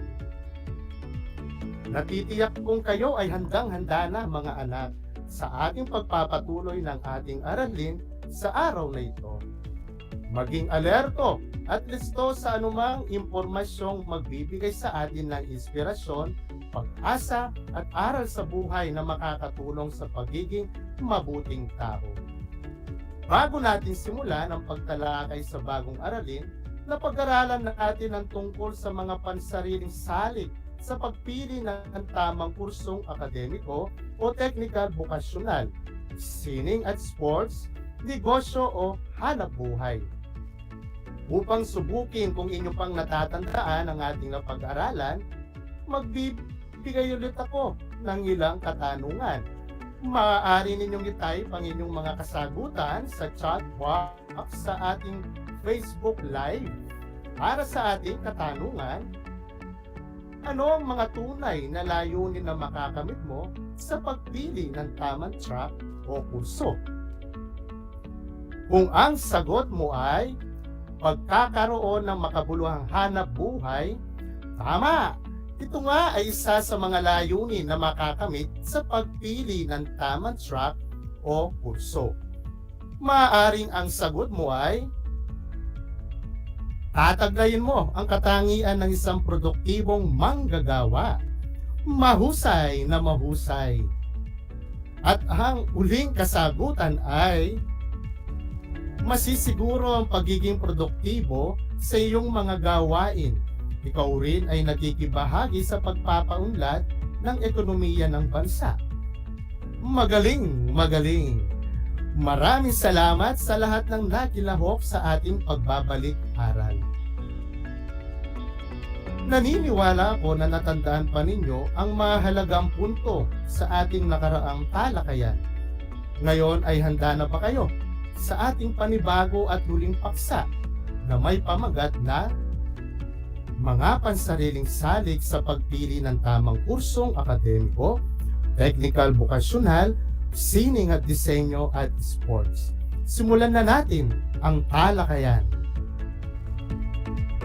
Noong nakaraang talakayan ay binigyan diin natin na ang pagiging tugma ng mga personal na salik sa mga pangangailangan o requirements sa napiling kursong akademiko, technical vocational, sining at sports o negosyo ay daan upang magkaroon ng makabuluhang hanap buhay o negosyo at matiyak ang pagiging produktibo at pagkikibahagi sa pagpapaunlad ng ekonomiya ng bansa.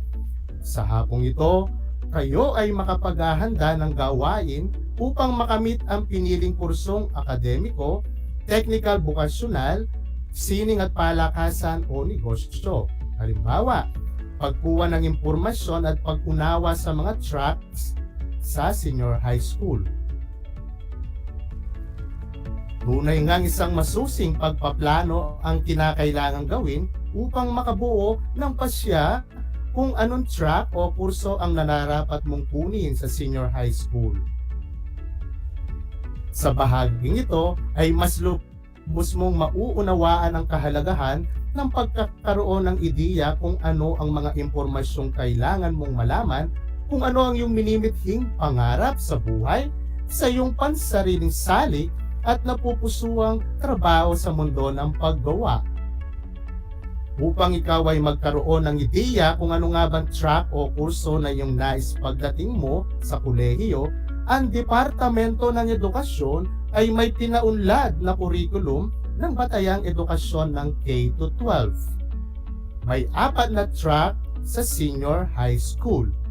Ang una, academic track. Ikalawa, technical vocational livelihood track. Ikatlo, arts and design track. At ika-4, sports track. Atin nang talakayin ng isa-isa ang bawat track sa senior high school. Una, academic track. Kung ikaw ay nagnanais ng white-collar job o trabahong ginagamitan ng utak kaysa skills, ito ang mainam na track na piliin mo. It is divided into 4 strands. Number 1, HUMS or Humanities and Social Sciences. Kung gusto mong maging teacher, lawyer, psychologist, pulis, at iba pang profesyon at trabaho na may kinalaman sa social sciences, enroll in this strand. Number 2, ABM or Accountancy, Business and Management. If you want to be an accountant, economist, or kung gusto mong magtayo or mamahala sa isang business, This strand fits for you mga anak. 3. STEM or Science, Technology, Engineering, and Mathematics. If gusto mong maging scientist like chemist, biologist, or physicist, if gusto mong maging inventor or technology expert, if gusto mong maging engineer or architect, at kung gusto mong maging mathematician, ito ang course na suitable sa iyo. Number 4, GAS or General Academic Strand. Kung undecided ka sa senior high school at hindi pa nakakapamili ng kukuning course mo sa college, dito ka muna anak. From the word general, may mga subjects na pinag-aaralan din nila na kamukha ng kung ano ang pinag-aaralan sa ibang academic strands. Ang ikalawang track ay ang Technical Vocational Livelihood Track. Kung ikaw ay nagnanais ng blue-collar job o mga trabahong ginagamitan ng skills o katawan kaysa utak. May 4 na strands sa Technical Vocational Track. Una, HE or Home Economics. Kung gusto mong maging chef, baker, barista, bartender, dressmaker, reflexologist, beautician, hairdresser, tour guide, flight attendant, hotel service attendant, at iba pang trabaho na may kinalaman sa mga establishments na nagbibigay accommodation o nagpo-food business, dito ka na. Ikalawa, ICT or Information Communications Technology. Kung gusto mong maging computer programmer, animator, illustrator, digital graphic artist, call center agent, at iba pang may kinalaman sa ICT, enroll here. Ikatlo, Industrial Arts. Kung gusto mong maging cellphone repairer, TV or ref repairer, appliances developer, welder, mason, construction worker, at iba pang may kinalaman sa consumer electronics at industry or establishment o infrastructure construction, you're suitable with this course. Ika-4, Agri-fisheries. Kung gusto mong maging agriculturist, aquaculturist, landscaper, o tulungan si nanay at tatay na mapaunlad ang kanilang pangingisda o pagsasaka, dito ka pumasok. Ang ikatlong track ay ang Arts and Design track. Kung gusto mong maging painter, sculptor, interior designer, performer, musician, singer, theater actor, actress, o artista, ito ang bagay na track sa iyo. Ika-4 na track ay ang sports track. Kung nais maging PE o fitness instructor, body kinetics expert, coach, referee, o may enhance ang iyong sports ability, this is the best track for you. Hindi basehan sa college kung ano ang kinuha mong kurso o track sa senior high school. Ang senior high school ay nagbibigay lamang sa iyo ng edge o pahapyaw na kalaman sa nais mong kunin o mga kurso sa college. Maaring katanungan ninyo itong mga anak, pwede ba akong kumuha ng course sa college na walang kinalaman sa kinuha ko sa senior high school? Definitely yes. Halimbawa, kung ikaw o tinake mo sa senior high school ay TVL at nais mong maging engineering student sa college, pwede. Sa 4 na track ng senior high school, tanging ang TVL lang ang may NC2 na maaari mong matanggap. Magagamit mo ang NC2 para agad makahanap ng trabaho, makapag-abroad at maging teacher. Kung nais mong maging teacher, kukuha ka lamang ng hanggang NC4, Certificate of Competencies, at iba pang dokumento para maging isang ganap na teacher sa TLE o TVL. Ano? Nakapili ka na ba ng iyong track Tandaan na maging practical rin sa iyong papasukang kurso. Hindi biro ang pagiging isang senior high student. Marami pa ang kakainin mong chow fan. Joke! Katumbas na ito ng first year and second year college. Ihanda mo ang sarili mo. Good luck sa senior high school. Ilang taon na lang at ang isang tulad mo ay kabahagi na sa mundo ng paggawa.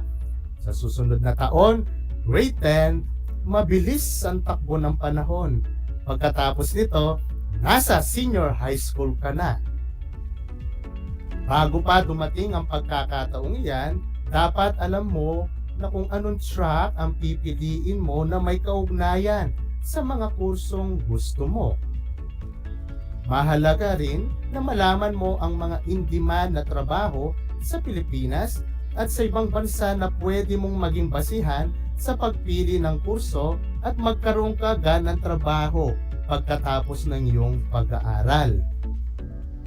Inayos ang mga ito upang pagkatapos ng 12 taon ng pag-aaral, ang isang mag-aaral ay inasang may sapat na kaalaman sa larangan ng ICT o Information, Media and Communication Technology, mayaman sa makabagong ideya, learning and innovation skills na pwedeng magamit sa pagsisimula ng negosyo o hanap buhay. May epektibong paraan ng pakikipagkomunikasyon or effective communication skills at kasanayan sa pagsasabuhay ng karera or life and career skills. Maging ang mga mag-aaral na may husay sa pagguhit, pagpinta, at pagdedekorasyon ay kailangan din dahil tumataas na bilang ng mga taong nangangailangan ng ehersisyo, maraming mga fitness instructor ang kailangan sa Pilipinas at sa ibang bansa. Ang interes at pagkakaroon ng kaalaman sa larangan ng sining at palakasan o sport ay isang malaking oportunidad. Patunay dito ang bilang ng dami ng mga Pilipinong nangingibang bansa bilang mang-aawit, mananayaw, tagapagsanay sa iba't ibang uri ng laro, manunulat ng mga periodikong pampalakasan at iba pa.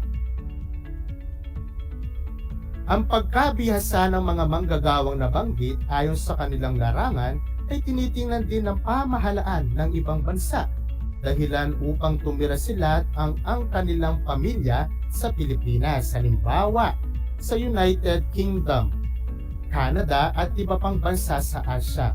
Ang hangarin ng iba na gamitin ang hilig sa pagnenegosyo ay di nawawala.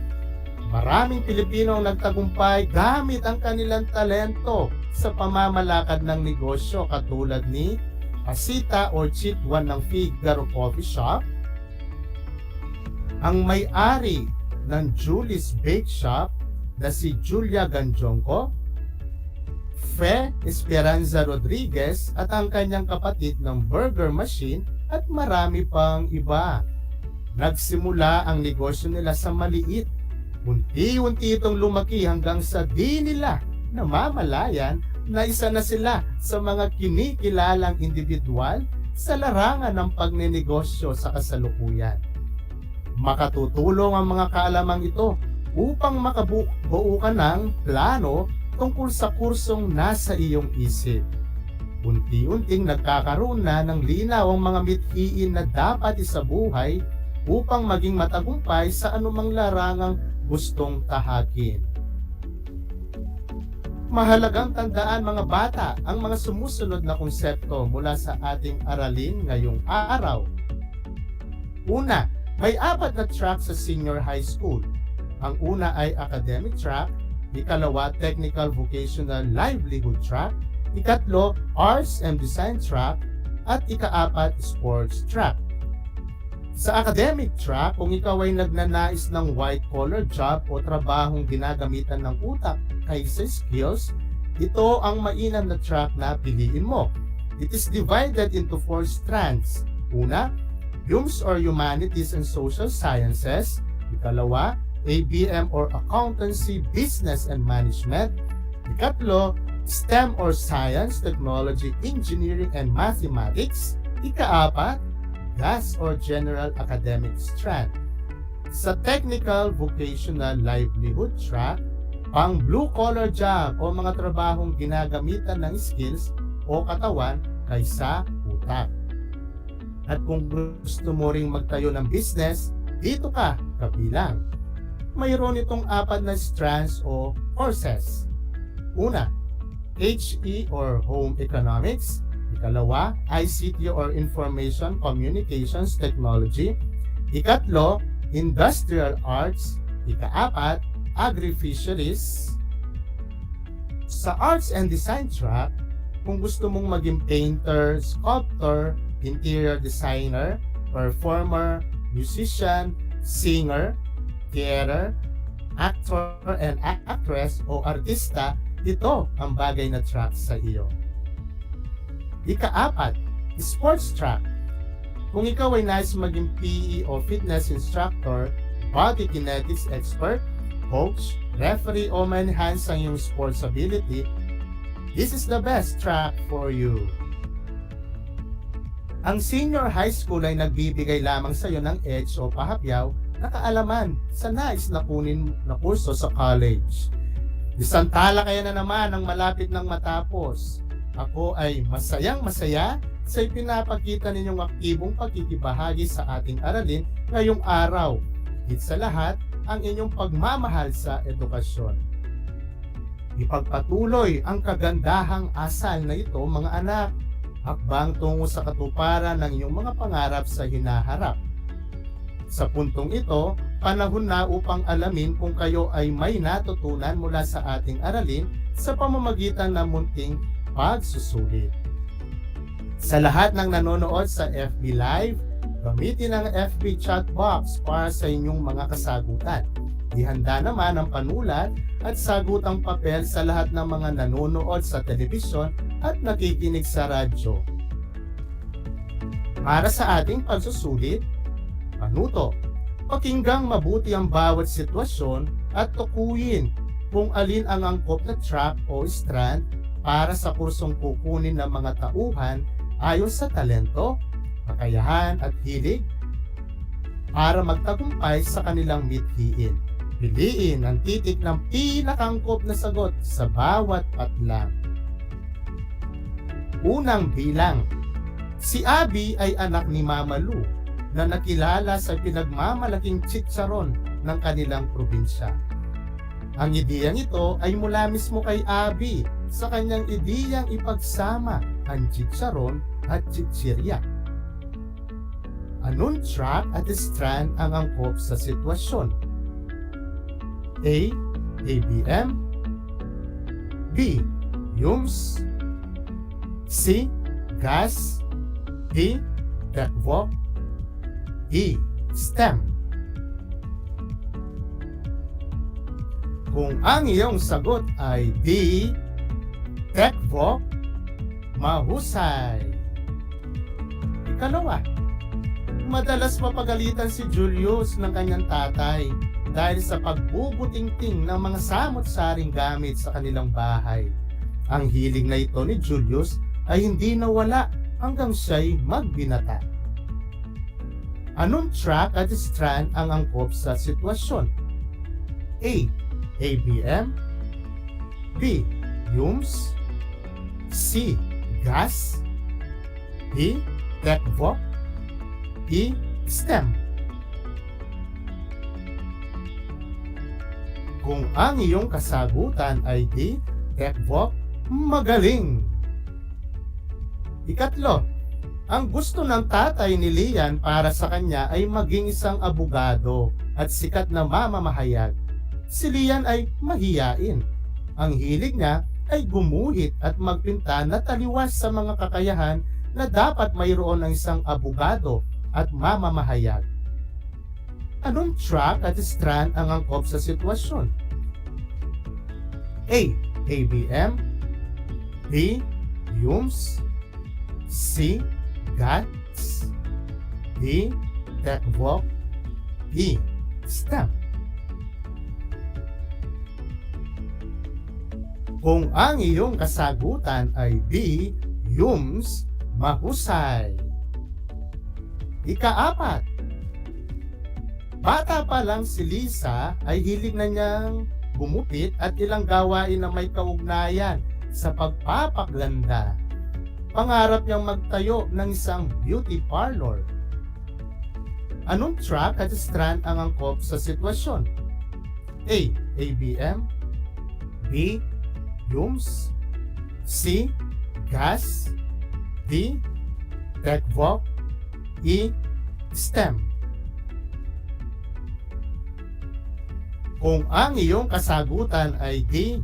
TechVoc, magaling! Ika-5, nagtatrabaho bilang kahera at stockman si Rolando sa negosyo ng kanyang tiyuhing si Ka Estong. Ang kaalamang mayroon siya ay namana niya sa kanyang lola Cristina na may angking galing at talento sa negosyo. Anong track at strand ang angkop sa sitwasyon? A. ABM, B. Fumes, C. Gas, D. TechVoc, E. STEM. Kung ang iyong sagot ay A. ABM, mahusay! Binabati ko kayong lahat mga anak sapagkat natitiyak kong nakuha ninyong lahat ang tamang sagot ng ating pagsusulit. Mula sa akin, tanggapin ninyo ang mga salitang magaling at mahusay, mabuting tao. Mga bata, ako ay naganda ng mga gawain at refleksyon sa inyong learning activity sheets na inaasahan ko na inyong sasagutan ng buong sigasig at sa abot ng inyong makakaya. Sakali man na kailangan ninyo ang patnubay ng inyong kapamilya at guro, huwag kayong magatubling sila ay tawagan upang kayo ay magabayan ng tama. Panalangin ko na anumang konsepto, higit lalong mga aral sa buhay na inyong natutuhan sa araw na ito ay inyong may sasabuhay sa araw-araw. Muli, ako ang inyong guro sa ESP Balitang Siyam, Ginoong Al Brian V. Mangayan ng Dapdap High School, Bamban Tarlac, na nagpapaalala na piling maging mabuting tao sa lahat ng panahon at pagkakataon. Hanggang sa muli!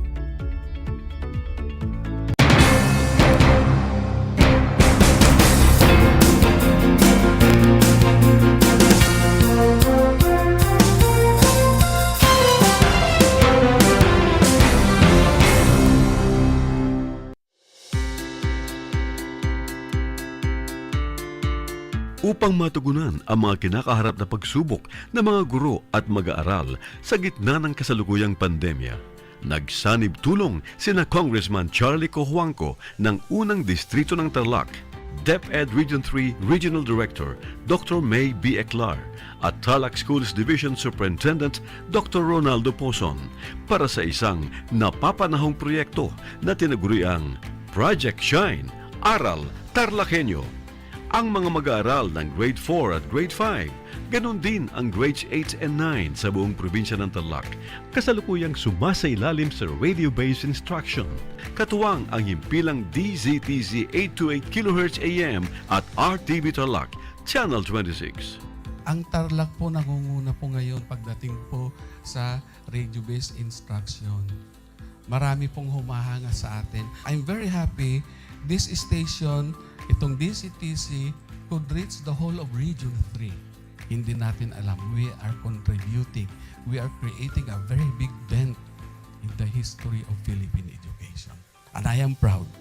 I am here in Tarlac.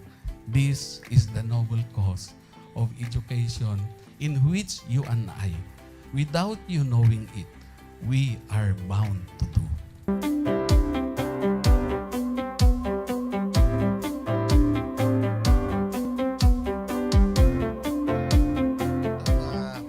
Project natin na Project Shine is a natural consequence dahil sa nangyari sa buong mundo. Let's continue to work together.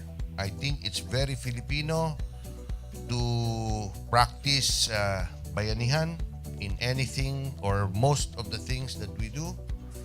And this is a manifestation of that. No? We have private sector, we have DEPED, we have local government, all working together. And I hope the parents of some of these children, especially the parents that did not graduate from school or hindi nakapag-aral nung sila ay bata, sana naman gamitin na nila itong opportunity na mag-schooling na rin sila kasama ng mga anak nila para mag-bonding pati ang mga magulang sa mga bata. I look at this as doing God's work. Diba? So if you do God's work, it feels right. It's righteous. It's for good, not for evil. Good morning and happy learning, grade 4.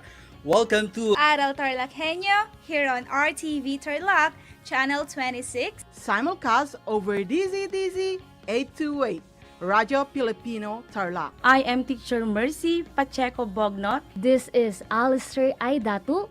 I am Marie Josephine B. Andrade. I am Teacher Princess Marie M. Dueñas, and I will be your teacher broadcaster for today.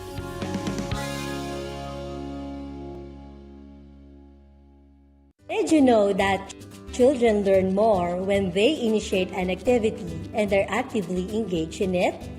This is your science teacher broadcaster, Princess Diana L. Ronquillo for Aral TarlakHenyo. Let's learn science together on Aral TarlakHenyo. Catch us live every Monday to Friday from 8:30 a.m. to 5:30 p.m.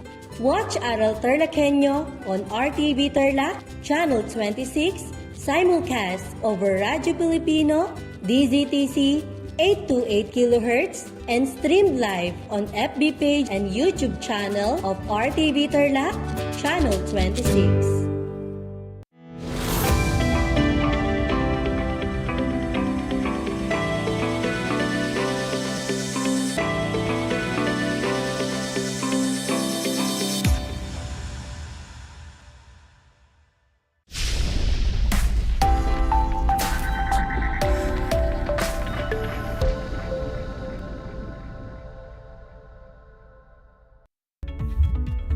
Good afternoon, grade 9 learners. Welcome to Aral TarlakHenyo, here on RTV Tarlac Channel 26, simulcast over DZTC Radio Filipino Tarlac, and we are also live on Channel 100 of Converge Cable TV. This is Teacher Russell E. Garcia, your teacher broadcaster for Science Grade 9, streaming live from Concepcion, Tarlac. It's been a while, my dear learners. How's your day been so far? I am delighted to present myself to you as we are about to continue our learning adventure. Prepare yourself as we are about to gain new knowledge and ideas. And let the learning of knowledge and skills continue as I will be discussing with you in this episode the continuation of the Week 3 lesson for the 4th quarter in Science 9. To get the most out of this lesson, here are a few reminders. Find a place where you are most comfortable. Bring out your pen and paper to take down important notes. And most importantly, your quarter 4, Module 3 in Science 9. At the end of this lesson, you are expected to describe impulse in real-world applications, cite some importance of impulse, and lastly, perform impulse calculations, which are under the most essential learning competency that aims to relate impulse and momentum to the collision of objects such as vehicular collision. Reflecting on our last lesson discussed, we have discussed the relationship between momentum and impulse. That's why we have easily understood the concept of impulse. Remember that impulse is the change in momentum. And then, we associated Newton's second law to impulse. We also described the impulse momentum theorem. That's why we have successfully performed some impulse calculations. Impulse is a term that is used to describe or quantify the effect of force acting over time to change the momentum of an object. It is expressed by the symbol I and is usually expressed in Newton seconds or kilogram meter per second. Impulse is a vector quantity like force, and it also has direction. Again, impulse is a vector quantity. The impulse momentum theorem helps us to establish the relation between the two concepts. The theorem basically states that the change that is seen in the momentum of an object is equivalent to the amount of impulse exerted on it. As we continue our lesson, we will discuss the concept of impulse in details by encountering more problem solving and understanding how it is applied to different situations. Are you ready? Great! I hope you still remember all the learnings we have from the last episode. Now, let us test your knowledge and put your understanding of impulse to the test by answering a few questions. If you are watching through RTV Aral TarlakHenyo's Facebook Live, write your answers in the comments section. You have 5 seconds to comment on your answer. For item number 1, which of the following laws derive the impulse momentum principle? Again, which of the following laws derive the impulse momentum principle? Here are the choices. A. Newton's first law. B. Newton's second law. C. Newton's third law. And D. All of the above. My dear learners, for 5 seconds, comment on your answer.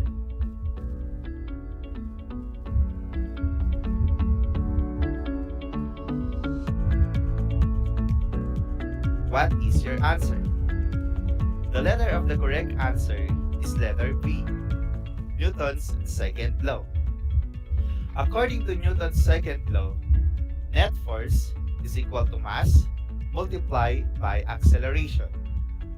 An acceleration of a body is directly proportional to the net force that acts on the body and inversely proportional to the mass. If combined with the acceleration is equal to change in velocity over time, the resultant equation is described as force is equal to mass multiplied by acceleration, or force is equal to mass multiplied by change in velocity over time. Next, for number 2, change in the momentum of an object is equal to the blank. Again, change in the momentum of an object is equal to the blank. The choices are A. Entropy. B. Internal energy. C. Impulse. And letter D. Enthalpy. Your turn. Comment your answers for 5 seconds.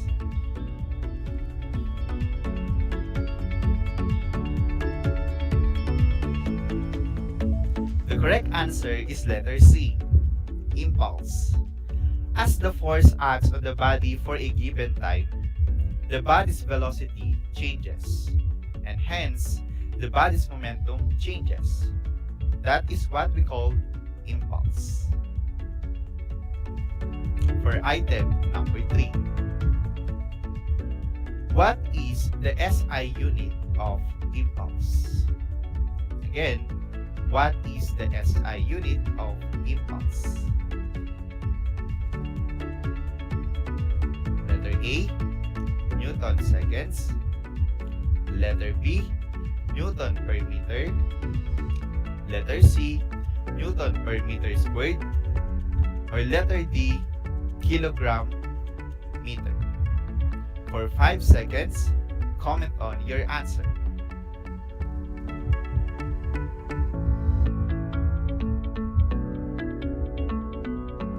Good job!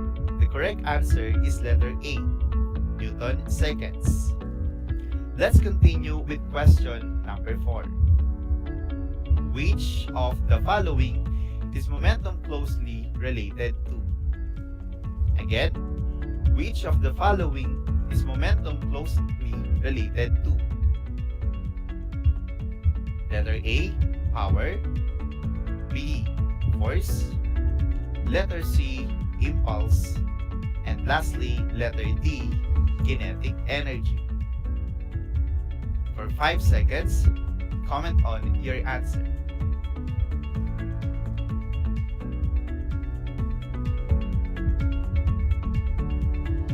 The correct answer is letter C, impulse. And for the last item, when a cricket bat hits a cricket ball, the impulse is applied to the leg. I repeat, when a cricket bat hits a cricket ball, the impulse is applied to the leg. A, ball.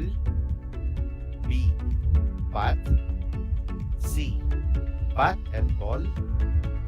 And D, no impulse is applied. You have 5 seconds to comment on your answer.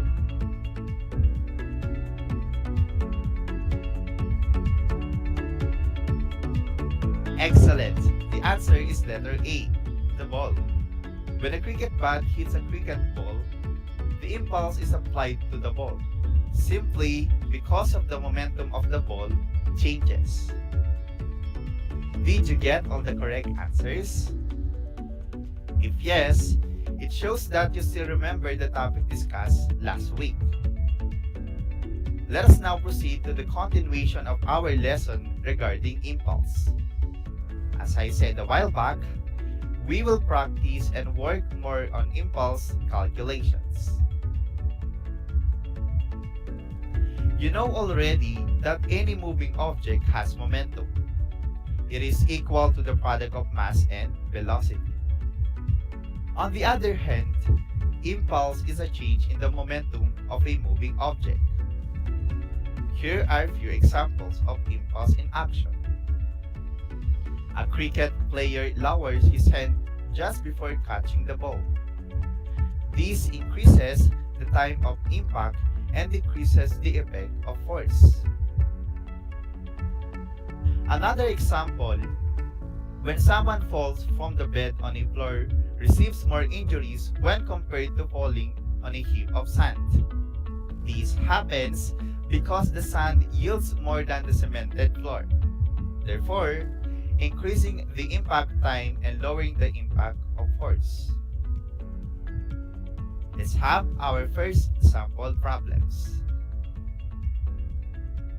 An object collides with a solid wall, and after the collision, it stops. Now, if the weight of the object was 2.0 kg and the object traveled with a velocity of 10 meters per second before it hit the wall, calculate the impulse of the object.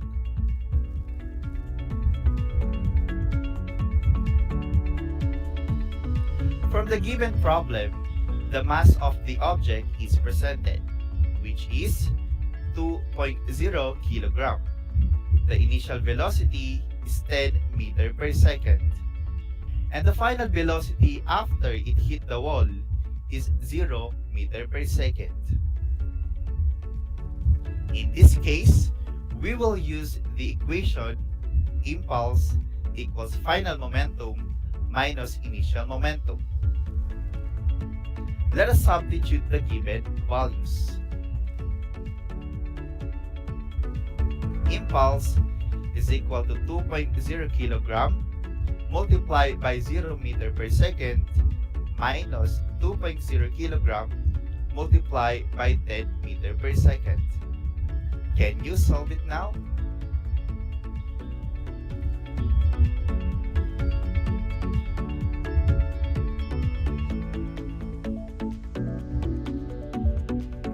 What answer did you get?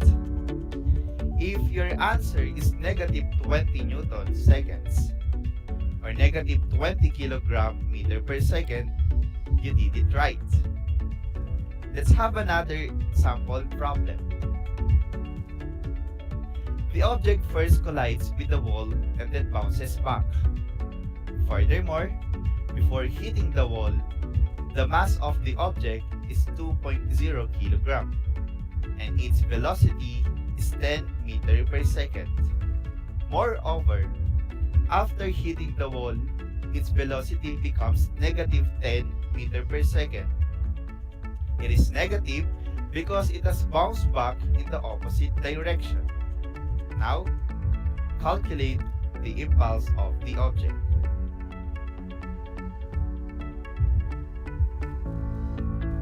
From the given problem, the mass of the object is presented, which is 2.0 kilogram with an initial velocity of 10 meter per second. The final velocity after it hit the wall is negative 10 meter per second. Now, in this case, we will use the same equation as the previous one. Impulse equals final momentum minus initial momentum. Let us substitute the given values. Impulse is equal to 2.0 kilogram multiplied by negative 10 meter per second minus 2.0 kilogram multiplied by 10 meter per second. Can you solve it now?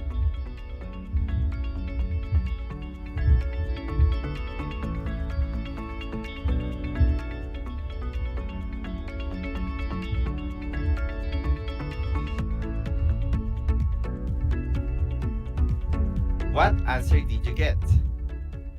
If your answer is negative 40 Newton seconds or negative 40 kilogram meter per second, your calculation is correct. Are you up for another sample problem? Great! A man pushes a moving ball on a frictionless floor. If the man pushes with a magnitude 11 Newton for 5 seconds, what is the change of momentum the ball experiences?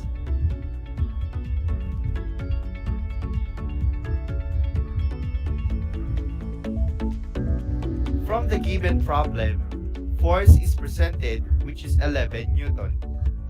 The time is also presented, which is 5 seconds. In this case, we will use the equation of impulse equals force multiplied by time. Let us substitute the given values. Impulse is equal to 11 Newton multiplied by 5 seconds. Can you solve it now?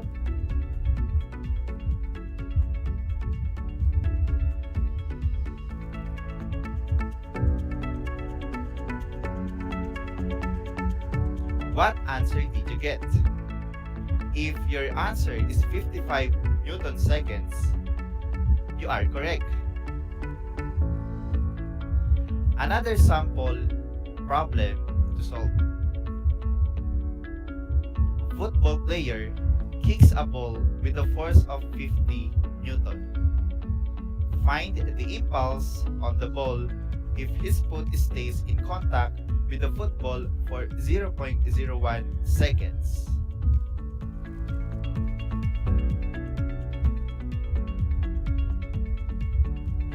From the given problem, force is presented, which is 50 Newton.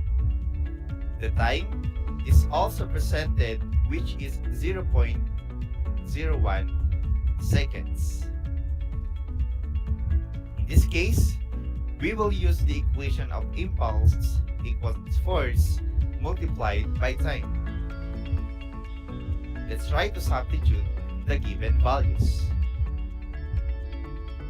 Impulse is equal to 50 Newton multiplied by 0.01 seconds.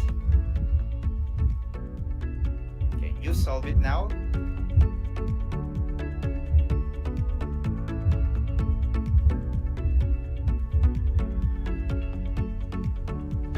What answer did you get? If your answer is 0.50 Newton seconds, you are correct. Did you get all the correct answers? Great! If not, nice try. You can go back to our lesson for further study. And now, let us describe impulse in real-world applications. A very important application of impulse is improving safety and reducing injuries.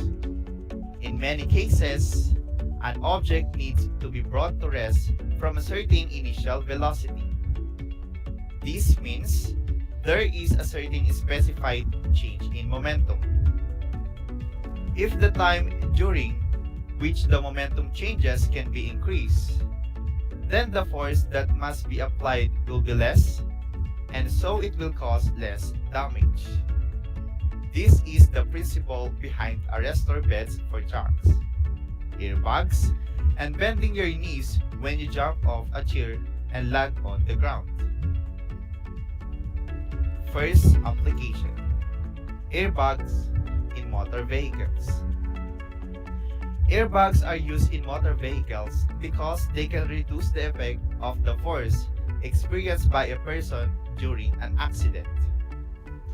Airbags extend the time required to stop the momentum of the driver and passenger. During a collision, the motion of the driver and passenger carries them toward the windshield. If they are stopped by a collision with the windshield, it would result in a large force exerted over a short time to bring them to a stop. If instead of hitting the windshield, the driver and passenger hit an airbag, then the time of the impact is increased. Increasing the time of the impact results in a decrease in the force. The next application is the use of padding as protection during sports. The same principle explains why wicket-keepers in cricket use padded gloves, or why there are padded mats in gymnastics. In cricket, when the wicket-keeper catches the ball, the padding is slightly compressible, thus reducing the effect of the force on the wicket-keeper's heads. Similarly, if a gymnast falls, the padding compresses and reduces the effect of the force on the gymnast's body. Next is the use of pestle and mortar. When a pestle strikes the mortar, a short time force gets exerted on the spices contained in it. This force is very strong and has a small response time. Thus, the impulse force causes the objects present in the mortar to get crushed and break into smaller pieces. Another example is the egg carton.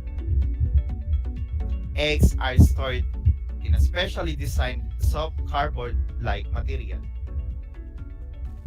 This helps in saving the eggs from encountering any external force. The eggs are very delicate by nature. Even a short duration force is strong enough to damage and break them. The cardboard increases the reaction time, therefore. The impulse force gets reduced automatically, thereby saving the eggs from being broken. With all that said, I believe we have a lot of impulse in real-world applications. Just look at your surroundings and observe. In the end, we come to the question of the importance of studying impulse. One of the reasons why impulse is important and useful is that forces are often not constant in the real world.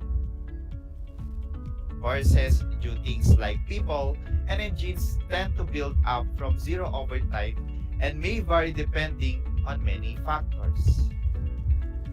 Working out the overall effect of all these forces directly would be quite difficult. When we calculate impulse, we are multiplying force by time. This is equivalent to finding the area under a force-time curve. This is also useful because the area can just as easily be found for a complicated shape, variable force, as for a simple rectangle, constant force. It is only the overall net impulse that matters for understanding the motion of an object following an impulse. The concept of impulse is that both external and internal to a system is also fundamental to understanding the conservation of momentum. And now, we come to an end of our discussion for today. Next week, we will be guided by Sir Miko David as he will discuss total momentum before and after a collision. Let us now sum up our lesson for today. At first, we work on some impulse problems. And then, we describe impulse in real-world applications. And lastly, we have cited some importance of impulse in the latter part. For your homework, perform the activity titled Egg Throw. You will demonstrate the effect of impulse and how it is used to improve safety. Seek assistance from your family member and together hold up a bed sheet or large piece of fabric. Then toss an egg at the sheet. The egg should not break because the collision between the egg and the bed sheet lasts over an extended period of time, since the bed sheet has some give in it. By increasing the time of the collision, the force of the impact is minimized. Take care to aim at the sheet, because if you miss the sheet, you will break the egg and must clean up the mess. After performing the activity, answer the guided questions. Number 1, what happened to the egg? Did it break? And number 2, how can you relate impulse to the activity? That's all for now. I hope you learned and enjoyed a lot in today's lesson. Tune in again on Monday as we will continue our learning adventure here on RTV Tarlac Channel 26 and Channel 100 of Converge Cable TV, Aral TarlakHenyo. This has been Teacher Russell E. Garcia, your teacher broadcaster for Science Grade 9, saying a cup of science a day is a medicine to ignorance. Streaming live from Concepcion, Tarlac. Until next time, goodbye!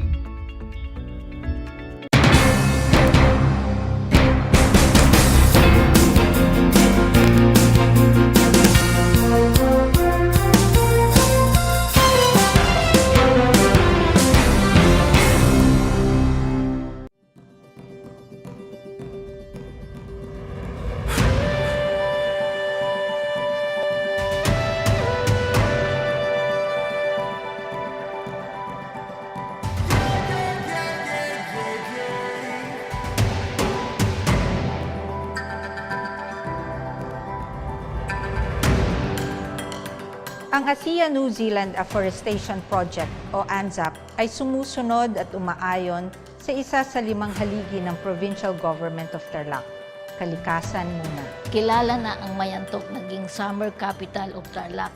Doon, bundok at malamig, malinis. Ang ANZAP po ay natatangi dahil nandun po yung ANZAP Twin Falls na nag-iisang Twin Falls sa buong probinsya ng Tarlac.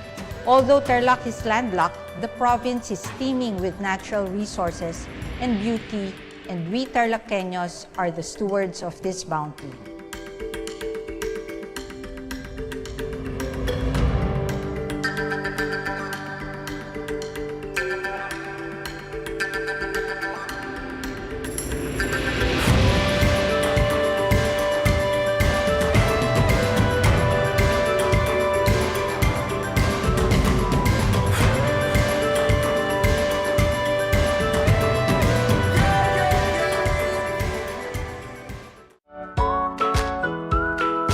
How are you today? Hello, everyone. Hello, learners of Tarlac. Good morning, Math Talino Grade 4 learners! Welcome to Aral TarlakHenyo Here on RTV Tarlac Channel 26. Simulcast over DCTC. Radyo Pilipino Tarlac.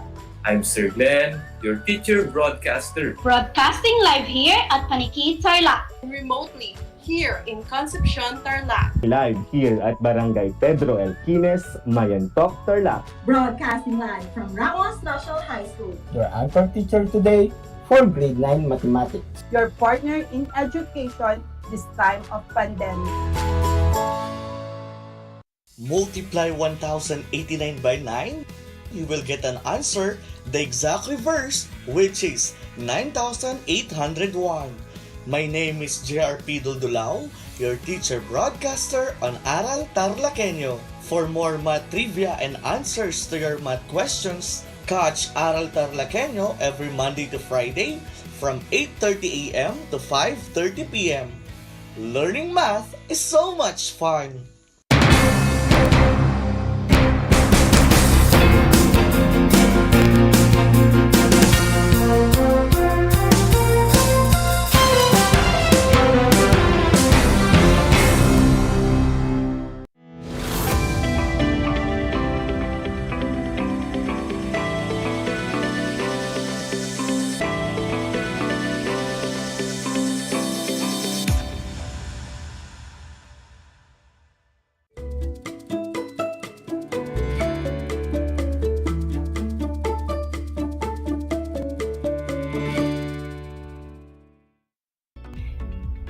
Good afternoon, grade 9 learners. Welcome to Aral TarlakHenyo, here on our TV Tarlac, Channel 26. Simulcast over DZTZ, Radyo Pilipino Tarlac. And we are also live on Channel 100 of Converge Cable TV.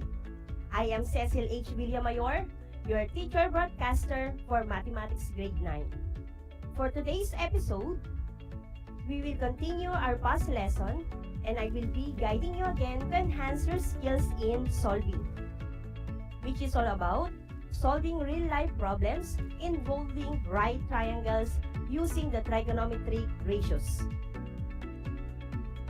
At the end of this lesson, you are expected to first solve real problems involving right triangles using the trigonometric ratios.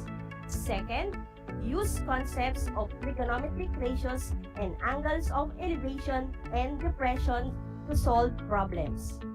And third, solve real-life problems involving right triangles with accuracy.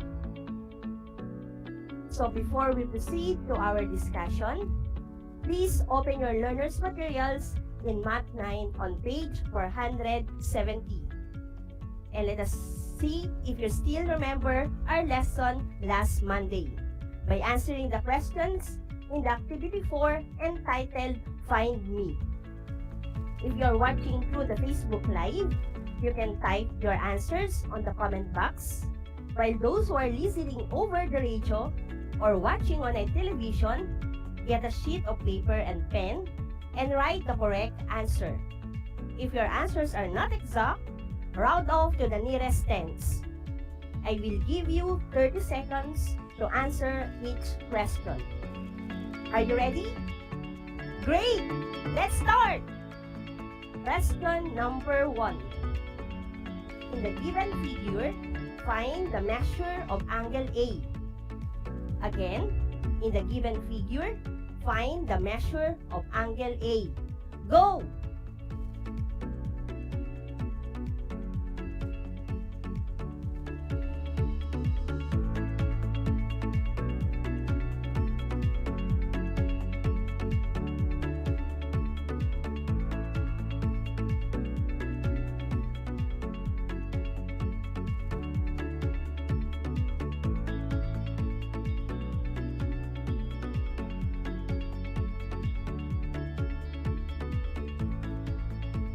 Time's up.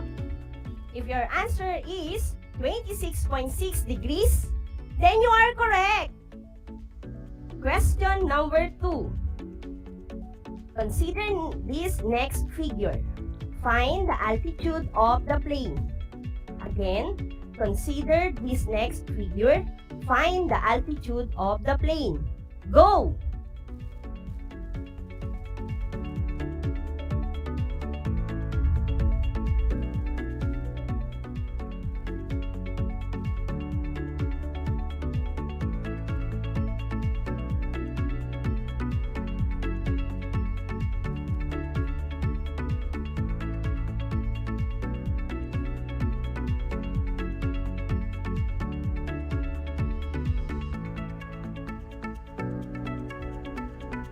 Time's up.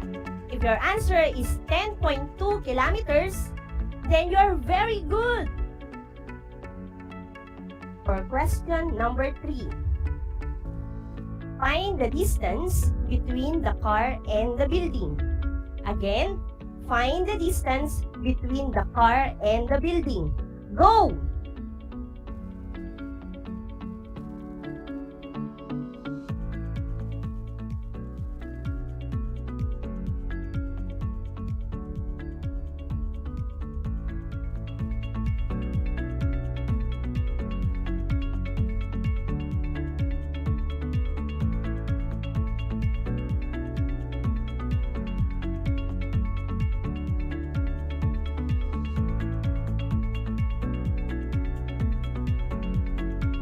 Time's up. If your answer is 12.1 meters, then you got it. For question number 4. Find the height of the flagpole. Again, find the height of the flagpole. Go!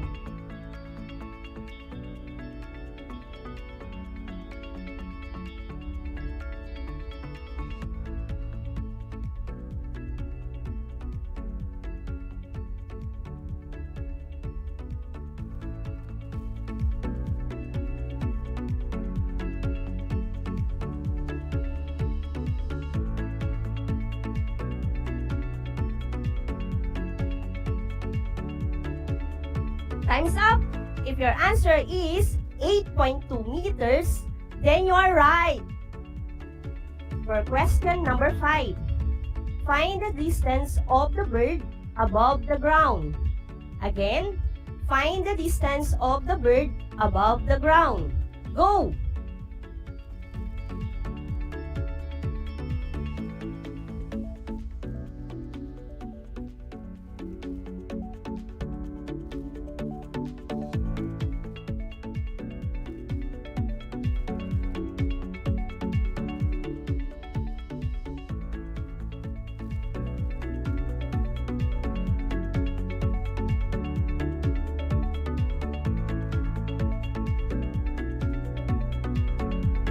Time's up.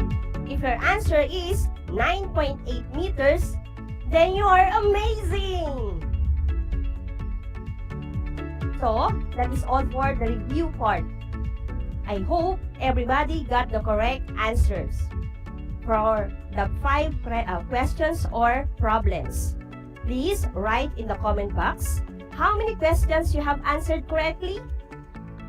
Great job, grade 9 learners!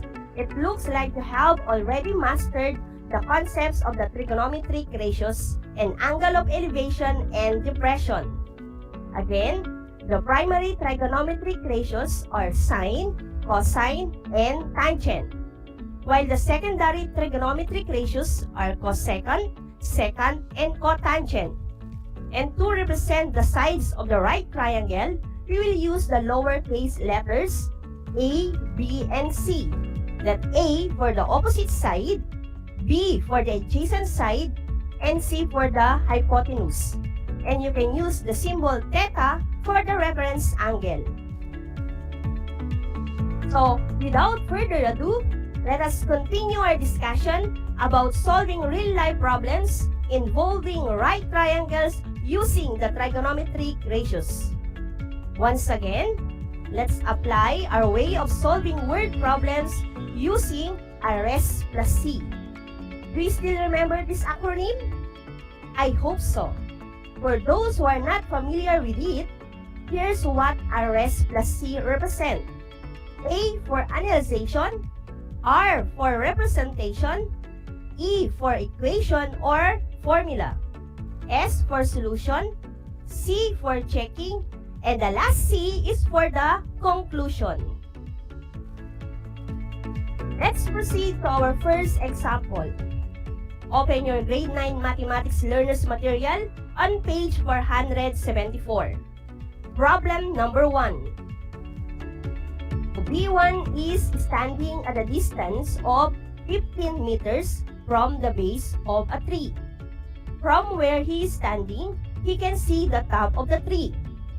If the tree is 15 meters high and B1 is 1 meter tall, what is the angle of elevation of the top of the tree?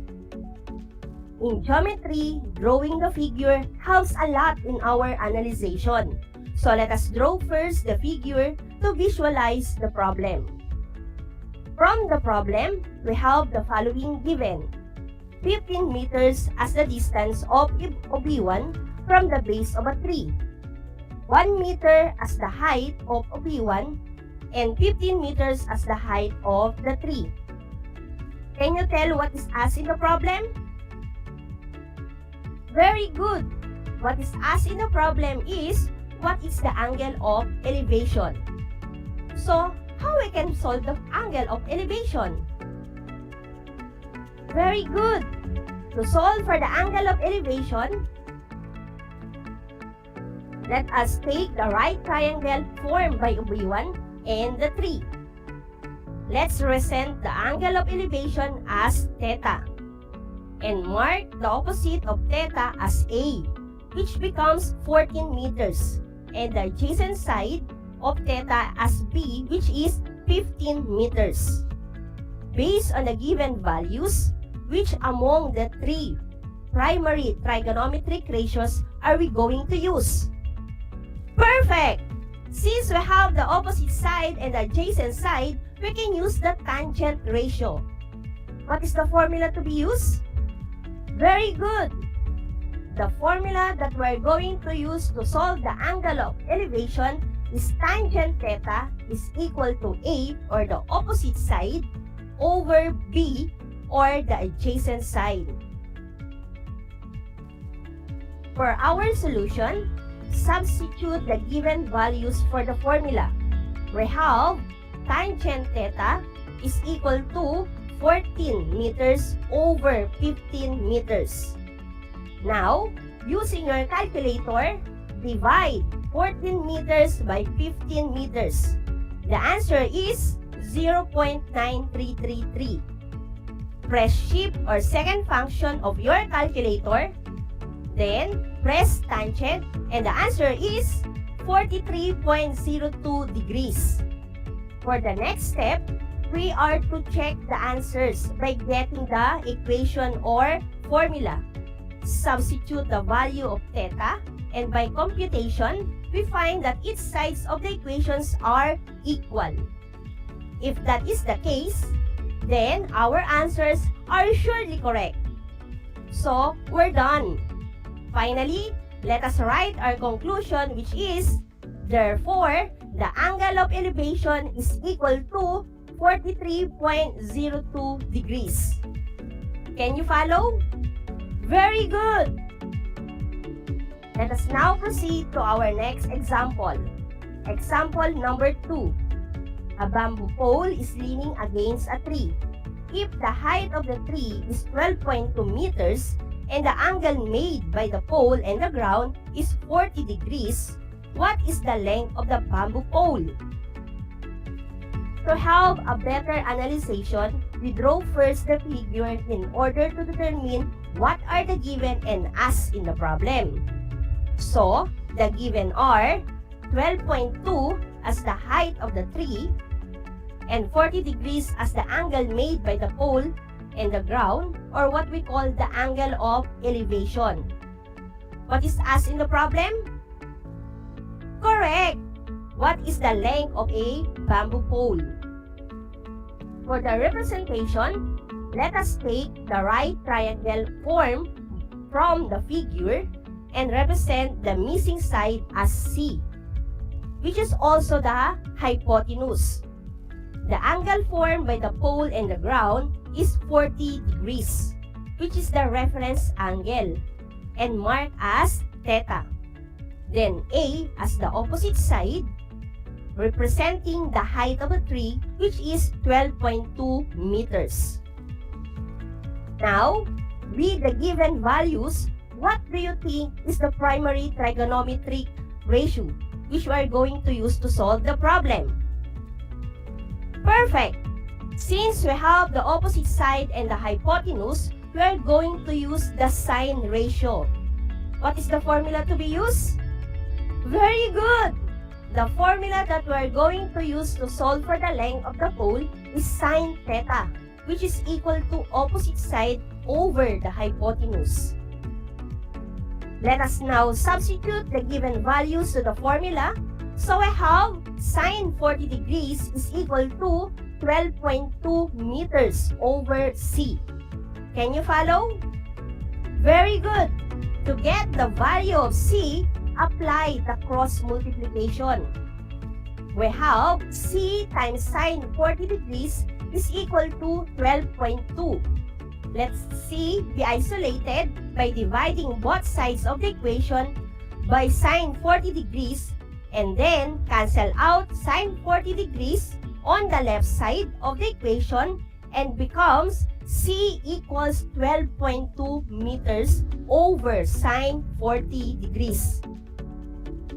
Now, using your calculator, divide 12.2 meters by sine 40 degrees. The answer is equal to 18.98 meters. To check the answer, just plug in the value of C in the equation and you will find that the two sides of the equations are equal. So that means our answer is correct.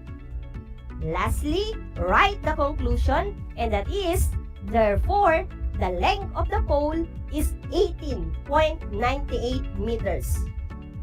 Did you get it right? Great! Let us now proceed to our third example. Example number 3. The angle of elevation of the sun is 27 degrees. At the same time that a flagpole casts a shadow 12 meters long, how high is the flagpole? For the analyzation, let's illustrate the problem. Draw a sun and a flagpole, casting a shadow on the ground.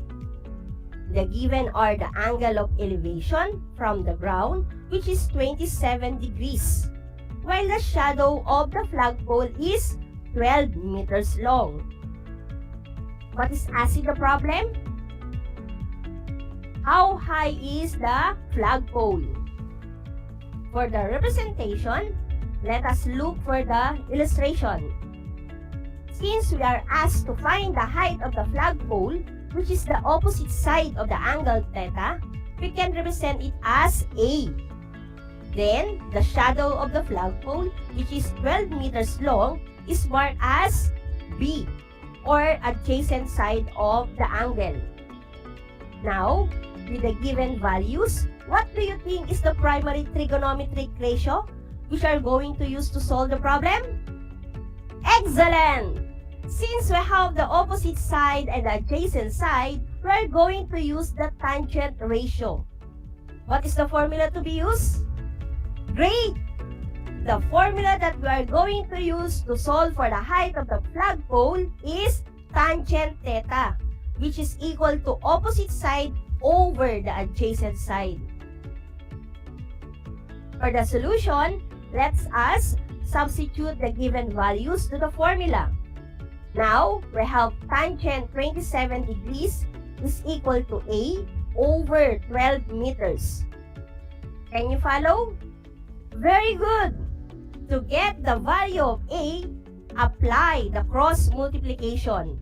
We have now A is equal to 12 meters times tangent 27 degrees. Now, using your calculator, multiply 12 by tangent 27 degrees, the answer is 6.11 meters. For checking, substituting the given and found values in the equation or formula, notice that the two sides of the equations are already equal, which means the solution is correct. For our solution, therefore, the height of the flagpole is 6.11 meters. Did you get it right? Perfect! We now proceed to our fourth example. Example number 4. From the up of the lighthouse, 29.5 meters high, the angle of depression of an observer to a boat is 28.5 degrees. How far is the boat from the lighthouse? For our easy analyzation, illustrate the problem and identify the given and what is asked. Draw a lighthouse which is 29.5 meters high and a boat at a distance from its base and being observed from the top of it at an angle of 28.5 degrees. Those two are the given. Then, what is asked in the problem? Very good. It is, how far is the boat from the lighthouse? For our representation, let B the distance of the boat from the lighthouse, and then the height of the lighthouse, which is 29.5 meters, mark as A, or the opposite side. Now, with the given values, what do you think is the primary trigonometric ratio we are going to use to solve the problem? Excellent! Since we have the opposite side and the adjacent side, we are going to use the tangent ratio. What is the formula to be used? Great! The formula that we're going to use to solve is tangent theta, which is equal to opposite side over adjacent side. For the solution, let us substitute the given values for the formula. So we have tangent 28.5 degrees is equal to 29.5 meters over B. Can you follow? Very good. To get the value of B, apply the cross multiplication. Thus, we have B times tangent 28.5 degrees is equal to 29.5 meters. To get the value of B, simply divide both sides of the equation by tangent 28.5 degrees. Cancel out tangent 28.5 on the left side of the equation. So, the equation becomes B equals 29.5 meters over tangent 28.5 degrees.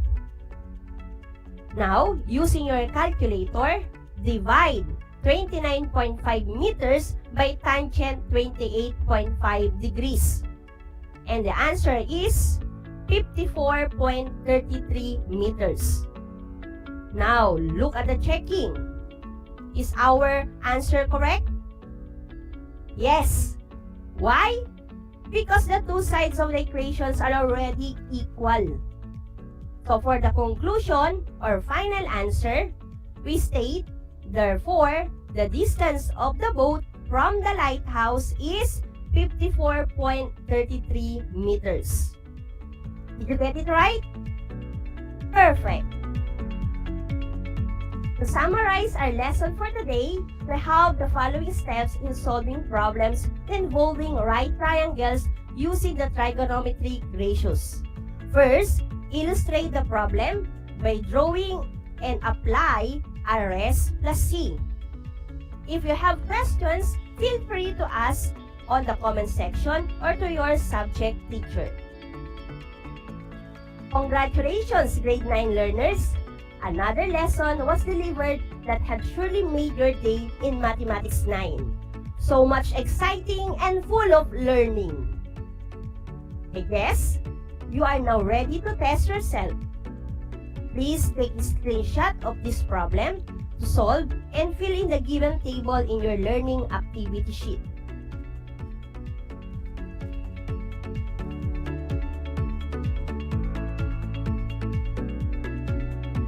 Great job, grade 9 learners! I think you are a lot of skills now to solve problems involving right triangles using your trigonometric ratios and the concept of angles, elevation, and depression. With that, I would like to review a quotation from Travis Kalanick saying that every problem has a solution. You just have to be creative enough to find it. Tune in again on Mondays and Wednesdays as we continue to learn other lessons about law of sine and cosine. Only here at RTV Tarlac, Channel 26, Aral TarlakHenyo, and also live on Channel 100 of Converge Cable TV. Again, this is Cecil H. Villamayor, your teacher broadcaster. Until next time, stay safe and God bless everyone.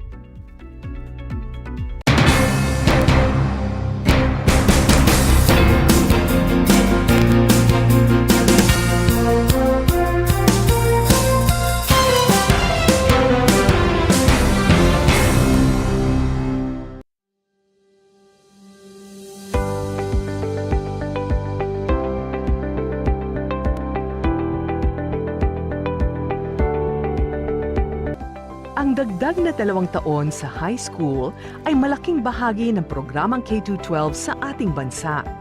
Pinag-aralan ng mabuti ng Kagawaran ng Edukasyon o DEPED ang nilalaman at paraan ng pagkatuto sa 2 taong ito na tinatawag ngayong senior high school.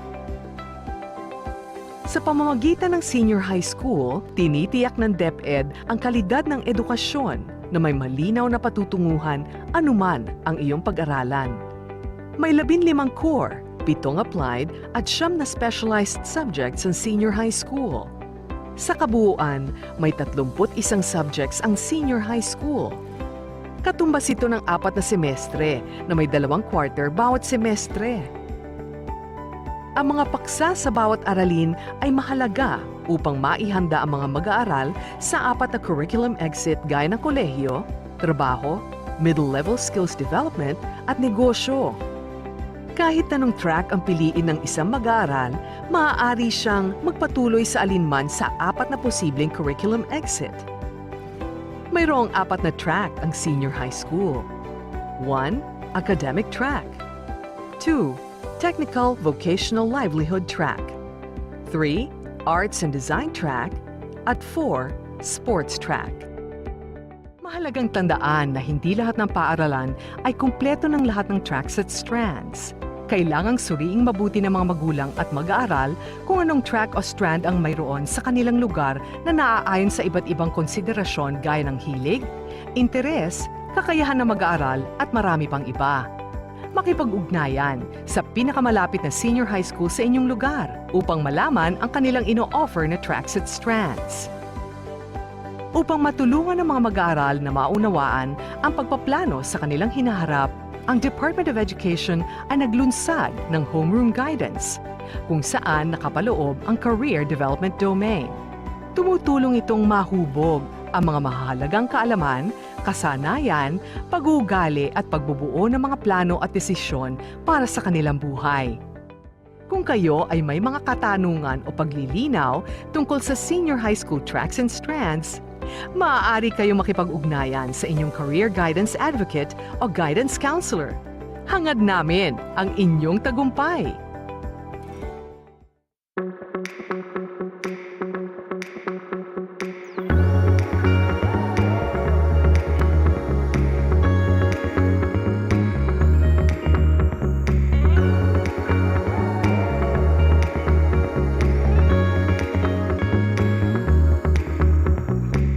Travel to Herona and see how big North Shine has grown.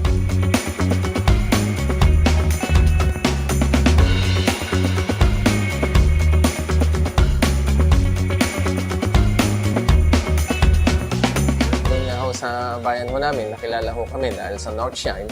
Nakita man yun, dati ho, parol capital ho kami dati ng Tarlac.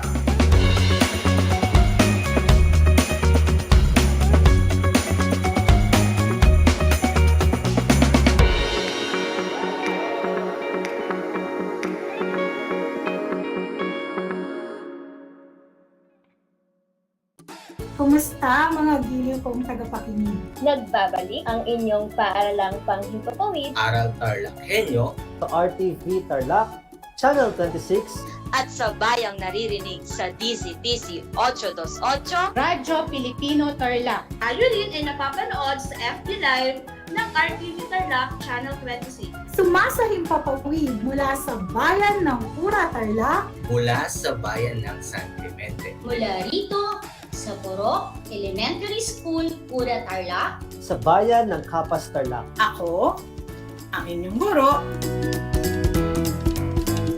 na maghahatid sa inyo ng makabuluhang pagtalakay sa ating aralin.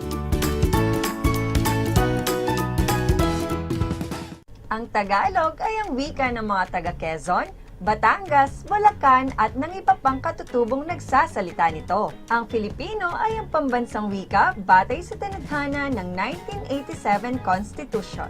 Tara na at matuto ng salitang Filipino. Manood at makinig ng Aral TarlakHenyo sa RTV Tarlac, Channel 26 at sa bayang naririnig sa Radyo Pilipino, DZTZ 828 at napapanood din live sa FB page at YouTube channel ng RTV Tarlac, Channel 26. Manood at matuto ng ating mga aralin sa Filipino. Dito lang yan sa Aral TarlakHenyo. Ako si Ma'am Crystal May Aquino, ang inyong teacher broadcaster sa Filipino.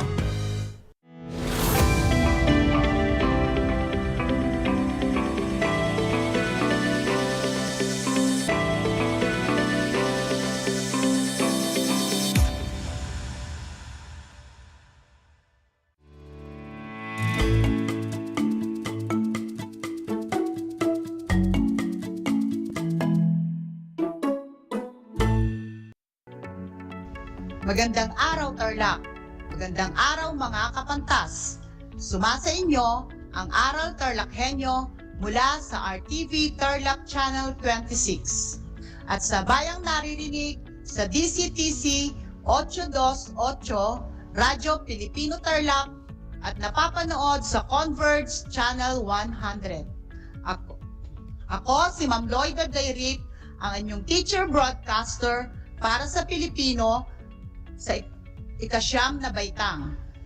Ako ay inyong naririnig at napapanood mula sa Hirona Tarlac sa pamamagitan ng remote live broadcast. Kumusta? Sa panibagong araw na ito, tandaan ang 3 S. Saglit, subalit, sulit. Saglit lamang ang 25 minutong talakayan, subalit sulit naman ang inyong matututuhan na may 3 T, tumpak, tiyak, at tatatak. Kaya naman, pwesto na sa pinakakomportableng upuan, hawak ang inyong self-learning activity sheets. Narito ang kasanayang pampagkatuto na dapat mata mo pagkatapos ng talakayan. Nagagamit ang tamang pang-uri sa pagbibigay katangian. Sa mga nakaraang talakayan, nakilala natin ang ilang tauhan sa nolimitang here. Nariyan ang matalinong si Pilosopong Tasyo. Laysay-laysay rin ang nakalulungkot na buhay ng mag-iinang sina Sisa, Crispin at Basilio. Karagdagan pa, nakita rin natin ang tunay na kulay ni Padre Salvi. Natutuhan din natin paano sumulat ng monologo. Ano nga kaya muli ang ibig sabihin o kahulugan ng monologo? Muli, ang monologo ay madulang talumpati, ukol sa nasasaisip ng iisang tauhan.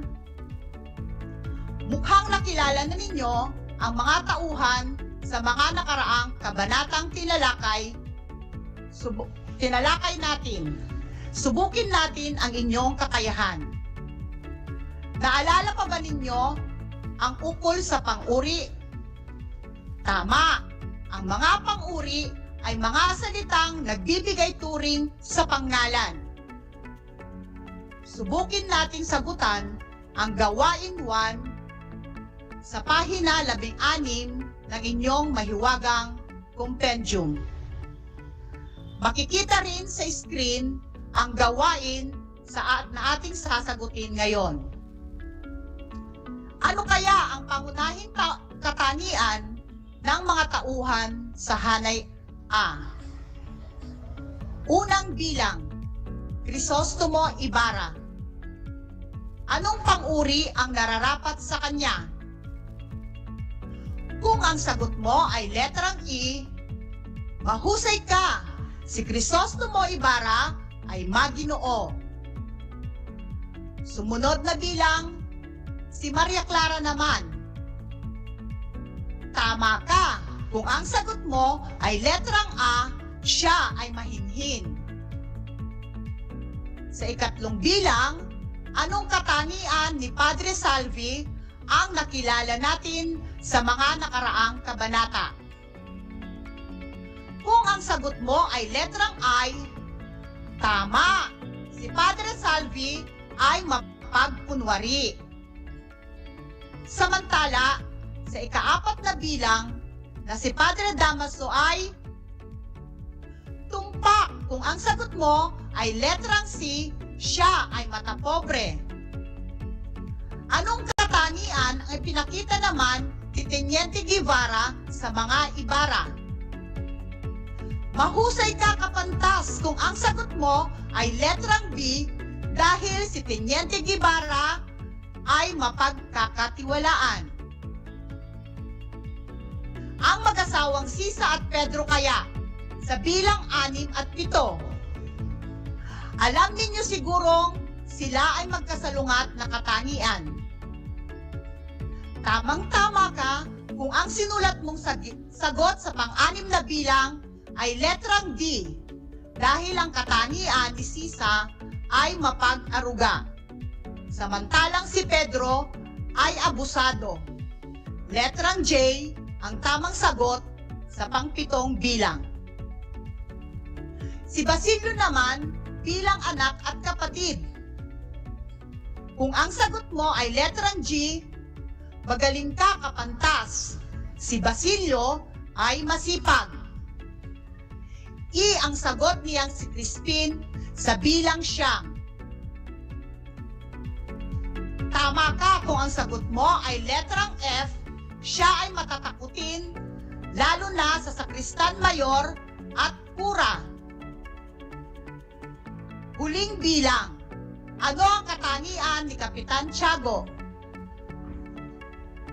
Magaling ka, kapantas, kung letrang H ang sagot mo. Si Kapitan Tiago ay relihiyoso. Napakahusay, tumpak ang pagtukoy ninyo sa mga pang-uring angkop sa mga tauhan. Palakpakan ang inyong mga sarili. Pagbati, nasa ikalawang bahagi ka na ng pagbabasa ng pag-aaral sa mga kabanata 14 hanggang 24 ng Nole ni Tangere. Mahusay ang iyong pinapakita. Nagpakita naman ng naiibang husay sa pagsulat ng nobela si Dr. Jose Rizal. Ginamit niya ang husay sa pagpili ng mga salita upang iparating ang kanyang mensahe sa mga Pilipino man o dayuhang mananakop. Ang pagiging mahusay sa pakikipagtalastasan ay kayang-kaya mong gawin. Pagbutihin lamang sa mga gawain at makinig ng mabuti sa ating talakayan. May sikreto ba si Rizal sa husay sa pakikipagtalastasan? Paano ba natin mapagbubuti ang sariling galing sa pagsulat? Ano-ano kaya ang mga paraan ng mahusay na pagpapahayag? Iyan ang aalamin natin. May 4 na paraan ng pagpapahayag na nagagamit sa pagsulat. Ang lahat ng ito ay nagamit ni Rizal sa kanyang nobela. Una na rito, ang pasalaysay o naratibo. Ito ay may layuning magkwento ng magkakaugnay na pangyayari o makukulay na karanasan sa buhay. Pinagsumikapan ni Rizal na maging magaling sa pagsasalaysay o pagkukwento ng mga pangyayari ayon sa pagkakasunod-sunod. Para rito, gumamit siya ng mga angkop na salita upang hindi magbigay kalituhan sa mga mambabasa ng pagkakasunod-sunod ng mga pangyayari. Ikalawa, paglalarawan o deskriptibo. Ito ay naglalayong makabuo ng imahe o larawan sa isip ng mga mambabasa o tagapakinig. Pagpapahayag ng ating nakikita, naririnig, at nadarama. Maaaring magamit dito ang mga pang-uri sa pagbibigay ng katangian. Gumamit si Rizal ng mga salita para sa malinaw na paglalarawan. Sinikap niyang makabuo ng mga larawan sa pamamagitan ng kanyang mga salita na para bang nakikita, naririnig, o nadarama mo ang kanyang sinasalaysay. Ikatlo, paglalahad o expository. Tungkulin ito na humanap ng kalinawan at humawi sa ulap ng pag-aalinlangan. Sa madaling sabi, ito ay naglalayong magpaliwanag. Upang mapag-isa-isa naman ang mga mahalagang paksa at punto ng kanyang nobela, kinailangan din ni Rizal ng talento sa paglalahad.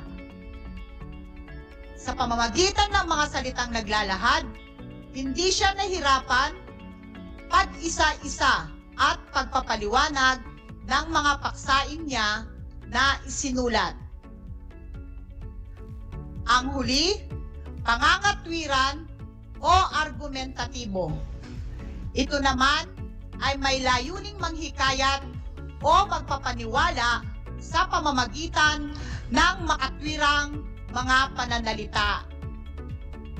Para naman mapakinggan ang kanyang mga ninanais na pagbabago, naging mahusay rin si Rizal sa pangangatwiran. Gumamit din siya ng mga pahayag na may paninindigan sa kanyang prinsipyo at mga panghihikayat na dapat maniwala sa kanilang panig. Tandaan, may 4 na paraan ng pagpapahayag: paglalarawan, pagsasalaysay, paglalahad, o pangangatwiran. May mga salitang maaaring gumabay sa atin upang malaman kung ang pahayag ay alinman sa 4 na ito. Tignan natin ang mga ito sa pagsasanay 1, pahina 20 ng compendium. Suriin ang sumusunod na pangungusap at ang mga salitang nakasalungguhit. Tukuyin kung ang pangungusap at mga salita ay gumagamit ng paglalarawan, pagsasalaysay, paglalahad, o pangangatwiran. Makikita rin ang gawain ito sa ating screen ngayon. Unang bilang. Ang bayan ng San Diego ay maitutulad na rin sa kasalukuyang Maynila. Ang nakasulungguhit ay maitutulad. Tama ka, kapantas. Ang salitang maitutulad ay nagagamit sa paglalarawan. Inilarawan nito ang katangiang Mala Maynila ng San Diego. Ikalawa naman, ang subukin natin. Sa aking palagay, tama naman ang paliwanag ni Pilosopo Tasio. Nakasalungguhit ang sa aking palagay. Kung ang sagot mo ay pangangatwiran, magaling! Ang palagay ay may kaugnayan sa pangangatwiran ng opinyon. Ikatlo, basahin natin. Naniniwala ako na sina Crispin at Basilio ay walang kasalanan. Tumpak ang iyong sagot, kapantas, Ang nakasalungguhit na naniniwala at ang kahulugan ng pangungusap ay pangangatwiran. Ika-4, niluto ni Sisa ang tapang baboy, pagkatapos nito ay ang hita ng gansa. Ang nakasalungguhit ay pagkatapos nito. Ikaw ay di nagkakamali kung ang sagot mo ay pagsasalaysay. Ang pagkatapos nito ay ginagamit para sa pagkakasunod-sunod. Ang huli ay medyo nakakalito, subalit ito ay ating suruing mabuti. Si Crisostomo ay naninindigan na si Sisa ay biktima ng diskriminasyon sa lipunan. Oo, naninindigan ang salitang nakasalungguhit at ito ay may kinalaman sa pangangatwiran. Ngunit kung unawain natin ang pangungusap, ipinapahayag sa pangungusap na ipinapaliwanag ni Crisostomo na si Sisa ay biktima ng diskriminasyon sa lipunan. Sa makatwid, ito ay nabibilang sa paglalahad. Alam kong nakasunod naman kayo dahil alam ko ring mahuhusay kayong mag-aaral. Kabaligtaran naman ang ating gawin. Kumuha ng papel at panulat. Ito ay pagsasanay 2 sa pahina 20. Pakinggan ang aking sasabihin. Una, ibibigay ko ang ginamit na paraan ng pagpapahayag. Pagkatapos, babasahin ko ang mga pangungusap ng 2 beses. Isusulat mo sa iyong answer sheet o sagutang papel ang salita o mga salitang nagpapakita o ginagamit para sa tinukoy kong paraan ng pagpapahayag. Handa ka na ba? Simulan na natin. Unang bilang. Ito ay paglalarawan. Si Elias, kung pagmamasdan, ay isang misteryoso at matipunong bangkero.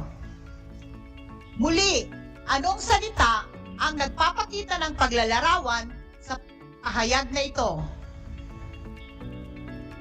Ikalawa, ito ay pangangatwiran. Ayon sa guro, kailangan ng San Diego ng bagong sistema ng edukasyon. Ikatlo, ito muli ay paglalarawan. Kung tutuusin, si Sisa ay bata pa, subalit bakas na sa kanyang mukha ang paghihirap. Ito naman ay pagsasalaysay. Dinamdam masyado ni Sisa ang pagkawala ng mga anak dahilan para siya ay mawala sa kanyang katinuan. Panghuli, ito ay paglalahad. Ang sumusunod ay ang mga gustong mangyari ng kura sa pista, misa o sermon, prosesyon at pagtatanghal. Mahusay ang iyong ipinapakita, may huli pa akong pagsubok para sa iyo. Ito ay muling may kinalaman sa Kabanata 14 hanggang 24, partikular na si Sisa. Kumuha ng papel at panulat at sagutin ang paghahanay por sa pahina 21. Pakinggan ng mabuti at sagutin ang sumusunod na katanungan. Depende sa katanungan, maaari kang gumamit ng paglalarawan, pagsasalaysay, paglalahad o pangangatwiran. Unang bilang. Ilarawan si Sisa. Anong uri siya ng ina? Asawa? Bigyan ng halimbawa ang sagot. Ikalawa, tama ba ang ginagawang pagtitiis ni Sisa sa piling ng asawa? Bakit? Anong mensahe ang ibig ipaabot ni Rizal sa kababaihang Pilipina sa pamamagitan ng katauhan ni Sisa? Sa kasalukuyan, ano ang kalagayan ng mga ginang sa lipunan at sa sariling tahanan? Sa ngayon, may tinatawag ng feminist movement. Layunin ng samahang ito ang pagkakapantay-pantay ng mga karapatan ng mga kababaihan at kalalakihan. Sa kalagayan ni Sisa, ano kayang karapatan ang nilalabag ng kanyang asawa sa kanya? Palakpakan ng napakalakas ang inyong mga sarili. Pinagbutihan mo ang mga pagsasanay ng ating talakayan. Bilang pagtatanda, nais kong sumulat ka ng sanaysay at gumamit ng 4 na paraan ng pagpapahayag. Isulat ito sa isang hiwalay na papel. Hindi ito dapat bumaba sa 3 talata. Pumili ng isa sa mga sumusunod na paksa. Child labor, para sa bata o para sa pamilya? Bumangon ka, Sisa. Paano mo bibigyang lakas ang babae sa lipunan? Letter C, pakunik ang edukasyon sa panahon ng pandemya. Narito ang pamantayan sa pagsulat ng sanaysay. Kaangkupan ng paksa, 20%. Impormasyong pumapaloob, 10%. Kaalaman ng balangkas sa pagsulat, 10%. Kabuuan, 40%. Muli, pumili lamang ng isang paksa para sa inyong sanaysay. At diyan nagtatapos ang talakayan natin ngayon. Naway ang lahat ng aral na napulot ninyo ay naisagawa at maibahagi sa iba. Inaasahan na kayo ay natuto sa ating aralin ngayong araw. Muli, ako si Ma'am Loida, ang inyong guro sa Pilipino, ika-9 na baitang, at ang sumulat ng script na ito ay si Binibining Caitlin Santa Marina at pinagtibay ni Dr. Roland D. Galamay, dalub guro ng Corazon si Aquino High School.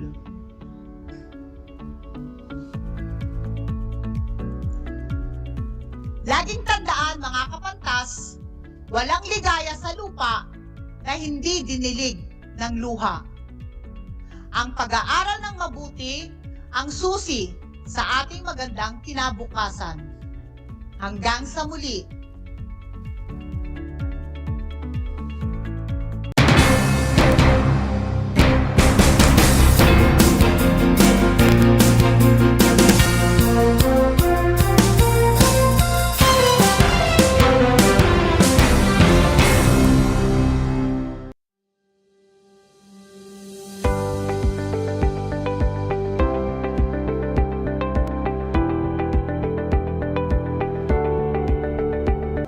Ang dagdag na 2 taon sa high school ay malaking bahagi ng programang K-12 sa ating bansa.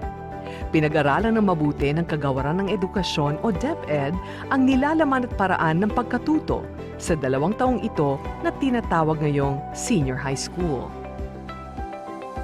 Sa pamamagitan ng senior high school, tinitiyak ng DEPED ang kalidad ng edukasyon na may malinaw na patutunguhan anuman ang iyong pag-aralan. May 15 core, 7 applied at 9 na specialized subjects ang senior high school.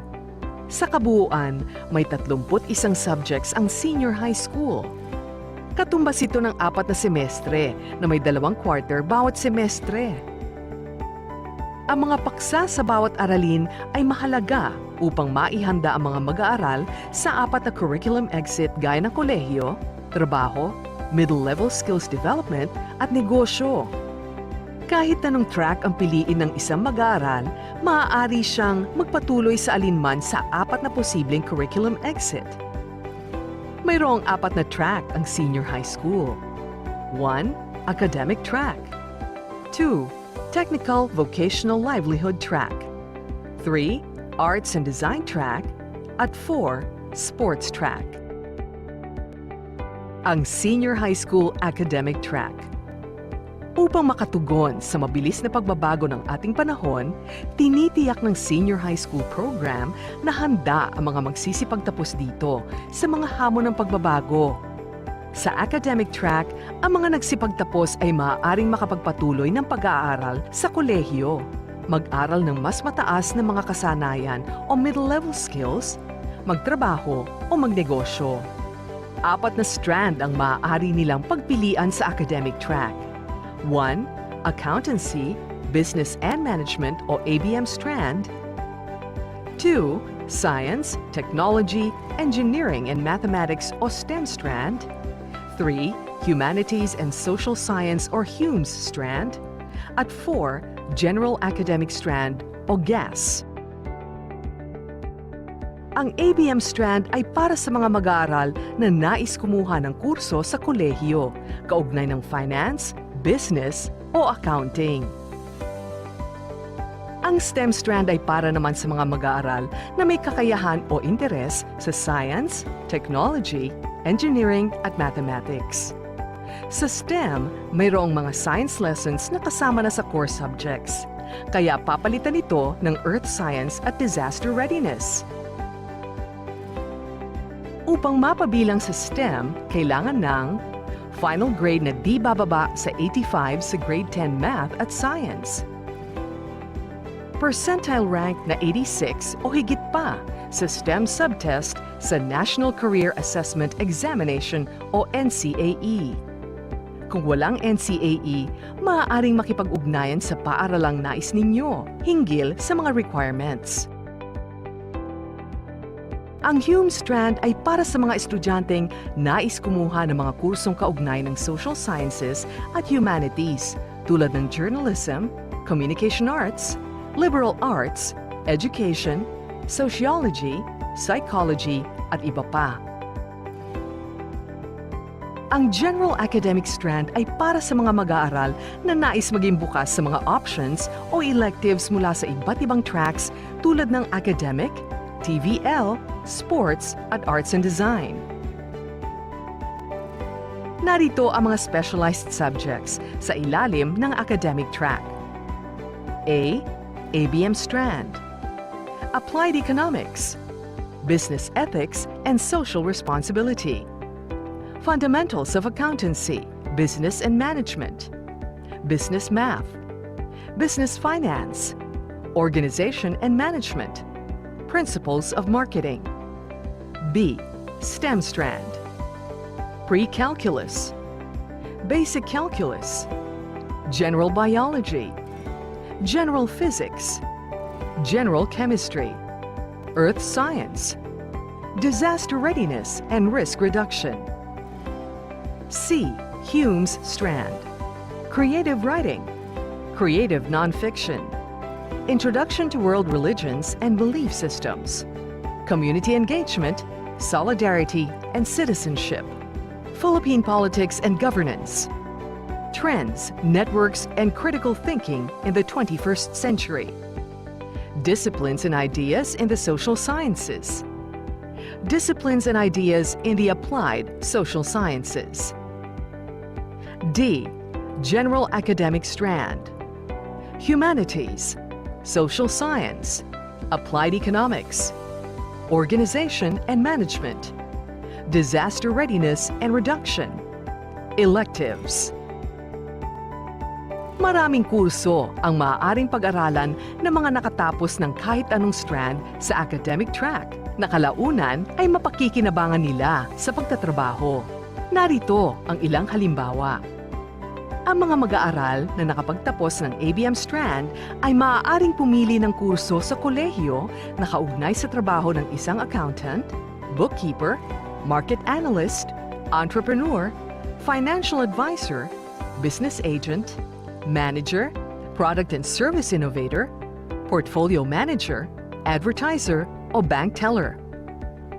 Ang mga mag-aaral na nakatapos ng STEM strand ay maaaring pumili ng kurso sa kolehiyo na kaugnay sa trabaho ng isang engineer, medical professional, professor, instructor o teacher, architect, product designer, scientist, veterinarian, dentist, chemist, physicist, pharmacist, graphic designer, at automobile designer. Ang mga mag-aaral na nakapagtapos ng Hume Strand ay maaaring pumili ng kurso sa kolehiyo na kaugnay sa trabaho ng isang teacher, instructor o professor, education specialist, guidance counselor, lawyer, writer o author, psychologist, social worker, public servant, journalist, film director, social entrepreneur o influencer. Ang mga mag-aaral na nakapagtapos ng GA Strand ay maaaring pumili ng kurso sa kolehiyo, subalit dapat isaalang-alang ang mga prerequisite subjects ng ninanais na kurso. How are you today? Hello, everyone. Hello, learners of Tarlac. Good morning, Mas Talino Grade 4 learners. Welcome to Aral TarlakHenyo here on RTV Tarlac Channel 26. Simulcast over DCTC. Radyo Pilipino Tarlac. I'm Sir Glenn, your teacher broadcaster. Broadcasting live here at Paniki Tarlac. Remotely here in Concepcion, Tarlac. Live here at Barangay Pedro Elquines, Mayantok, Tarlac. Broadcasting live from Ramos Social High School. Your anchor teacher today for grade 9 mathematics. your partner in education this time of pandemic.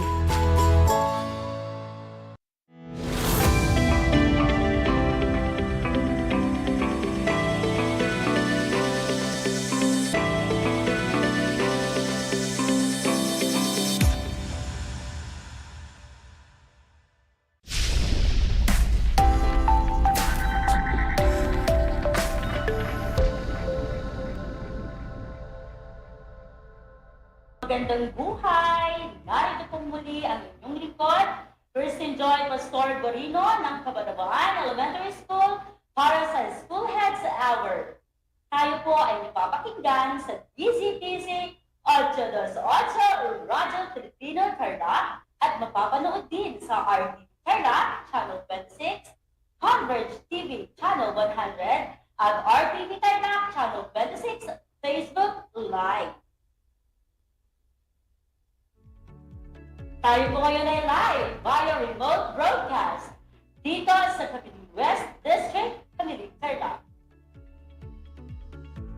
Of course, it is my honor and privilege na maging parte po ng episode na ito ngayong araw at makasama at ma-interview ang mga magagaling nating mga school heads ng Cluster 1. Ayan po sila.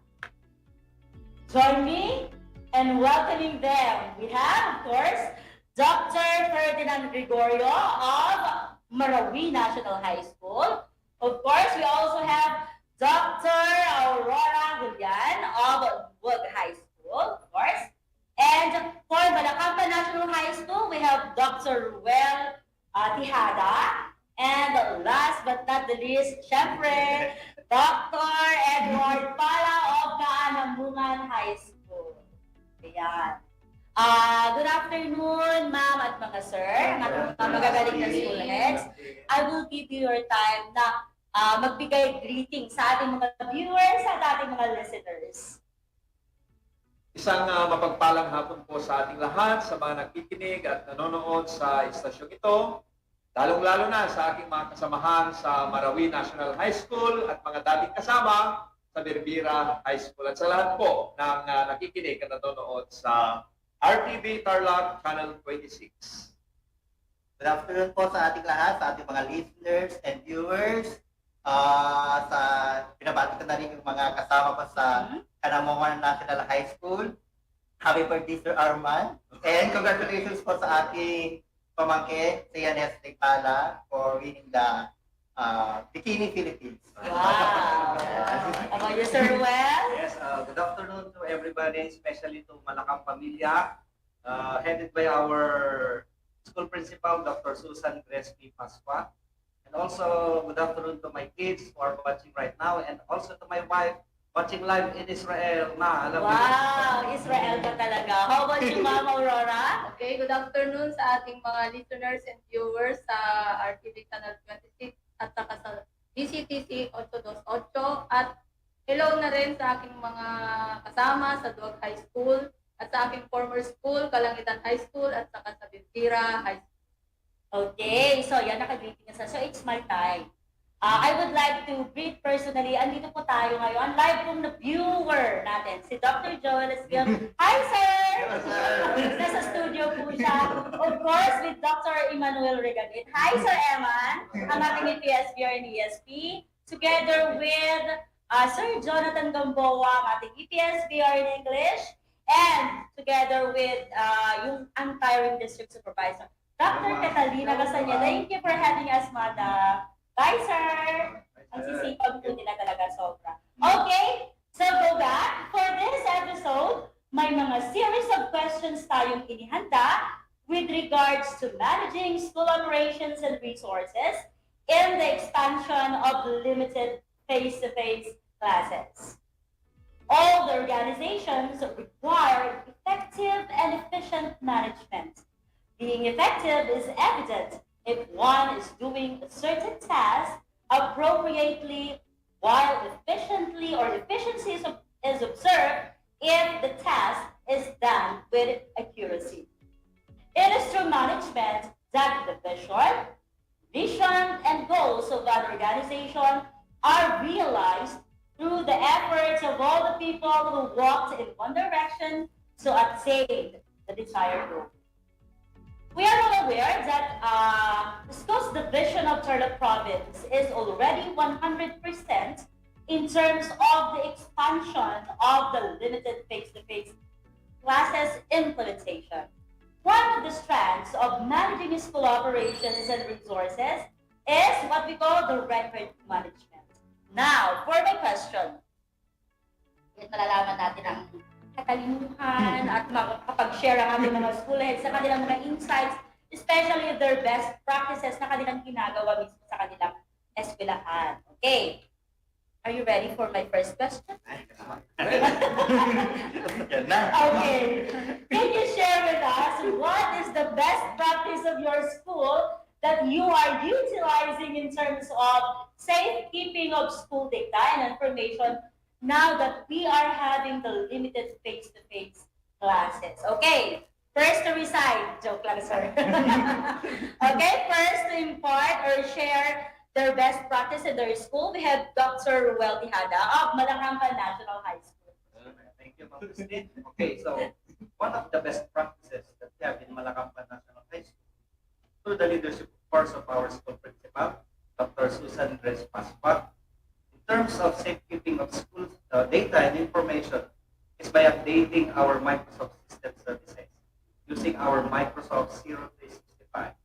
In this system, we should be able to create school-based hotline and portal that will equip timely and reliable data and information. Okay, so napaka-high-tech, no, sir? So they are utilizing the Microsoft 0365. Okay, now, how about you, Dr. Pala?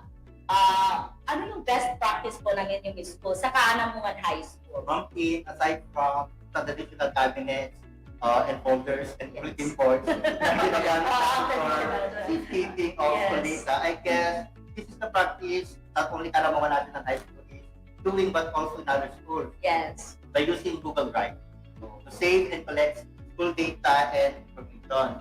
This pandemic has taught us to maximize the use of technology, social media, and different platforms to disseminate and gather information. Dati ang messenger, ginagamit lang for chat, sa love life, kung meron na, pero kung wala, edi gawin na natin para sa MOVs, yung data collection natin. Ginagamit rin yun, and it works kasi napadali ang process ng data safekeeping. May Google link na rin ang QR code na ginagamit for enrollment and requesting for school forms. And we will continue and improve this practice now that we are having face-to-face class. Okay, so as you stated earlier, sir, yung sa Messenger, let me just share to you na katulad din sa Cabanabaan Elementary School, we are utilizing the Messenger not only in disseminating information but also for saving documents, pictures, and all others. Actually, may GC kami for pictures alone. for documents alone. So maganon. So pwede nyo siya talagang i-utilize. Very good practice. But we should be mindful also of the data Yes. privacy act. Yes. Okay. So as the school head, how do you properly utilize your financial resources now that we have shifted to the expansion of limited face-to-face classes? Okay, Dr. Gregorio. Okay. Yes. Okay, so in Marawi National High School, we are applying the rule of prioritization. What is most urgent and needed is what we will procure. For example, hygienic and sanitation supplies such as alcohol, Clorox and others are the most needed items. Then this should be procured following the provision of the Government Procurement Act. Okay. Sa totoo lang, isa sa mga dapat taglayin ng isang school leader sa mga panahong ito, especially we're now in the progressive expansion of the face-to-face, ay ang pagbabudget. There is scarce ang resources. Halos lahat ay napupunta sa procurement ng printing of supplies and equipment for the production of modules. We should be wise spender of school resources, especially our finances. Okay, so napakaganda po sa Marawi National High School. No, talagang, as we observe, talagang napaka-sparse lang ng budget talaga. So, napaka-importante ng mga school heads natin ay marunong mag-budget. Okay, kasi pagkakasyahin talaga yan. At tama yung sinabi niya, prioritization, yun ang ginagawa niya. How about in Wood High School, Ma'am Aurora? At the start of the school year in Good High School of 2021 and 2022, the Secretary Briones already stated in all her interviews about her intention of having a limited face-to-face class. So, lalong-lalo na sa mga low-risk areas. So, kami bilang kabilang sa last mile school na may tutoring or mountain schools. So, upon the issuance of the GMT, Joint Memorandum Circular 2021-004 Guidelines on the Implementation of Face-to-Face Classes, so we already done our work and financial plan in our school, high school. So, for the following fiscal year, na naka-ready na yung submitted prior pa sa implementation niya as of. So, nabasa na namin yung nilalaman ng DMC. So through the assistance ng aming masipag at mabait na PSDS, Dr. Josephine Dubrique, yung mga kailangan for the preparation of the limited face-to-face at yung mga priority na dapat yun nga yung sinabi ni Sir Ferdinand kanina na prioritization. So, naalat na namin earlier pa. So, bago ang sa work and financial plan, bago yung 3 months prior sa implementation ng business. So nakikita natin dear school heads, sa mga best practices ng bawat school, talagang maayos siya when it comes to budgeting. Yes. Okay, so maayos na procure ang mga dapat mag-procure. Okay, now, what is the best practice of your school in terms of managing facilities and equipment as one of the indicators or strands of managing school operations? Ano naman yung best practice natin in terms of school facilities and equipment? We have Dr. Ruel of Malacca National High School. Thank you, Ma'am Christine. Okay, so in our school, one of the best practices we have in terms of managing equipment and facilities is the PRAMIC SAFE. SAFE stands for School Building and Equipment Assessment for Lifetime Use to ensure safety. In this program, our school head, Dr. Susan Grespi Pascual, instruct our property custodian to conduct quarterly inventory and assessment of the school buildings, equipment, and facilities. So the custodian should prepare a report which will serve as the basis if there are containable equipment or if there are facilities in So yun naman sa Malacca National High School.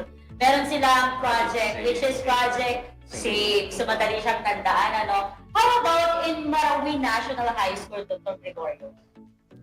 In our school, for the equipment, we have our weekly maintenance schedule. Especially for our printers, laptops na talaga namang worn out sila na itong mga gamit na ito. In our school-owned radio, patuloy na nag-leaks ito, ginagamit pa rin namin. In terms of our school facilities, maintenance is what we are making. Maintenance. We also clean and disinfect this in order to avoid the possible transmission of virus or agents. For those facilities that needing repair, we are allotting budget from the MOOE or maintenance and other operating expenses fund. And we are also outsourcing from the stakeholders, no? Ito yung bayanihan, no? Tinatawag natin, who are generously helping our schools. We are executing deeds, no? Yung deed of donation and acceptance and memorandum of agreement or MOA in order to make these actions valid, legal and binding. So, ang ganda nung sa Marawi National High School, talagang yung mga school facilities and equipments ninyo are properly taken care of. So, ang gaganda, talagang maayos, kumbaga, ito yung showcase ng school ninyo as their best practice. Okay. So, how about you, Dr. Para, of Kanamungan National High School? In managing school facilities and equipment sa Kanamungan School, the school clientele must know first the purpose of these facilities and how to use it. There is someone who is designated to take care of these facilities and in charge of this equipment. And school personnel are oriented in the process of protocol to maximize the use of these facilities. Lab books are also used to record kung ano man ang mga equipment na ginamit ng mga learners or mga teachers. Then the teacher in charge will report on the functionality of these facilities at kung paano, ano pang mga equipment ang kailangan para mabili or may provide at para may provide naman ito and to maintain its purpose for the benefit of the learners. So talagang properly recorded, kumbaga lahat sir, organized and recorded. Yes. Of course, ang mag-benefit naman talaga dyan, our main client is ang ating mga learners. So very good naman ang Kanamungan National High School. So we all know that being a school head requires lots of responsibilities. School operates because it has one of the main essentials, which are the teachers. So they are one of the main essentials talaga para mag-operate ang school natin. So part of managing school operations is proper management of staff. What best practice or practices can you share on how to help them grow professionally and to motivate them in their chosen field? Ayan. So, minsan kasi one of the main role of a school head ay talagang kailangan mong mag-motivate mga teachers. Bakit? Para sa school din at sa mga main clientels natin, which are the learners. Okay. Unahin natin, Ma'am Au. Okay, tama ka dyan, Ma'am Kate. We must motivate our teachers, yung ating mga staff. Kasi, so, in order to motivate them, may mga ginagawa tayong mga school head. Actually, ginagawa rin ito commonly ng ating mga school head.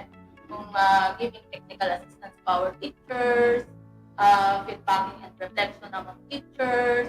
We do Slack sessions, insets. We also encourage them to enroll in graduate school for professional advancement in their career. So, aside from that, alam ko ginagawa din ito ng mga kasama kong school head na kahit mga wala dito. So, yung pagbibigay ng recognition and awards sa ating mga guro. So, yung mga iba naka-reflect din sa kanilang individual performance rating. So, pag naka-receive yan ng siguradong performing yung teacher. So, yun ang iba't ibang paraan paano namin naibigay yung pag-aalaga sa mga kaburuan.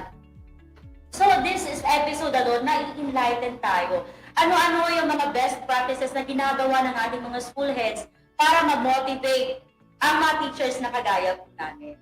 Okay, so ang ganda nung sagwag, kasi talagang yung school head nila na motivate ng mga teachers. Now, I want to hear yung best practices naman ng Kanamungan National High School. Dr. Pala. Thank you, Ma'am Tin. In Kanamungan National High School, are using the 3 hashtags. Yes.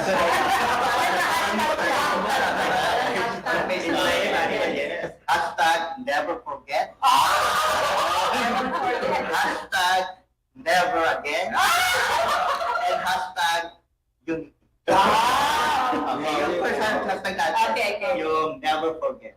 So, never forget na tayo ay naging teacher din. Huwag natin kalimutan kung paano tayo nagsimula, kung saan tayo galing, at kung sino ang mga naging nakasama natin. In managing school personnel, dapat makita natin ang ating sarili sa mga kasama natin para makita natin kung sino at ano ang pangangailangan nila. Na minsan gusto natin ma-appreciate yung mga small achievements natin. Na minsan we need a tap sa likod na say, okay lang yan. Balik tayo sa susunod. Yes. Okay lang ang kamali. Yes, na minsan pasaway tayo. Ayaw na natin magtrabaho. Ayun, kasi as a school din kasi pag nakita mo na yun, alam na natin kung paano natin i-develop yung mga staff natin kasi based na sa mga experience natin. Dito naman papasok yung isang hashtag. Wow, may hashtag pa siya. Yes, hashtag never again. Never again. Never again. These the opportunities to develop our skills, to become a better person. And syempre yung opportunity na pagmahal. Napag-iwanan na tayo. Pagmahal, tumawa, syempre, at pagmahal. And magagawa natin yan if we have the third hashtag, which is the hashtag unity. May function o grupo man tayo, dapat makita natin na we are all united para sa kabubuti ng paaralan, community at mga learners natin. And also to become the best version of ourselves. Ika nga ni Miss Earth 2015. All things are feasible if you work together. We will because we can. Gusto ko yan. Hashtag never forget, never again, and unity. Sa ating mga viewers and listeners, this is not a political campaign. Yes. As you can observe, ginamit po yung mga yon para i-expound kung ano yung ibig sabihin. Ang galing mo, sir. Dahil dyan, unity. Dapat talaga na unity. Unity. Kasi dapat talaga may unity ang bawat school. Sabi mo nga, there is what we call individual differences among our teachers. Hindi pwede na wala talagang grupo. Normal po yan. Kahit sa small at big school, meron at merong grupo. And all we have to do is just to respect each other and their individuality. Yes. Okay. How about Dr. Gregorio sa Marawi National High School? Actually, applicable yung mga sinabi. Galing. Very timely. Best practice talaga yun. Isa yun sa iba pagmamayabang ko sa Marawi. Na kahit may mga different groupings doon or groups, kapag yung vision and mission na sinet mo, target yun ng lahat. Hindi lang ng isang grupo. So, there is no competition and personal attacks against each other. Wow. So, ako naman, I always believe in the tenets of a leader as a role model. So, as a leader, I should lead the way in order that my colleagues will follow, yung mga kasama po natin mga teachers. Kaya nga nagpapasalamat ako, before ako naging full-fledged principal, ay tatapos na tayo sa 2 graduate studies natin. Yes. And blessing yon mula sa ating Panginoong may kapal. Kaya pwede kong sabihin yon at ipagmalaki sa kanila na pwede nilang sundin.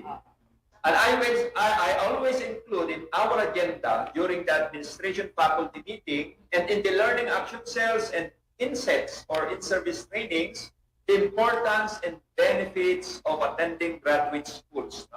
Yun nga, for professional advancements, and finishing a degree. Dapat hindi lang sila matapos, ngunit kinakailangan tapusin nila yung degree. Because it will help them personally and professionally. Tama yun pare, hindi lang academic requirement sana, no? Kayang-kayang tapusin ang ating mga kasamang guro, no? Isa pa, attending trainings is also a big factor, which can be done through online platform in our case today.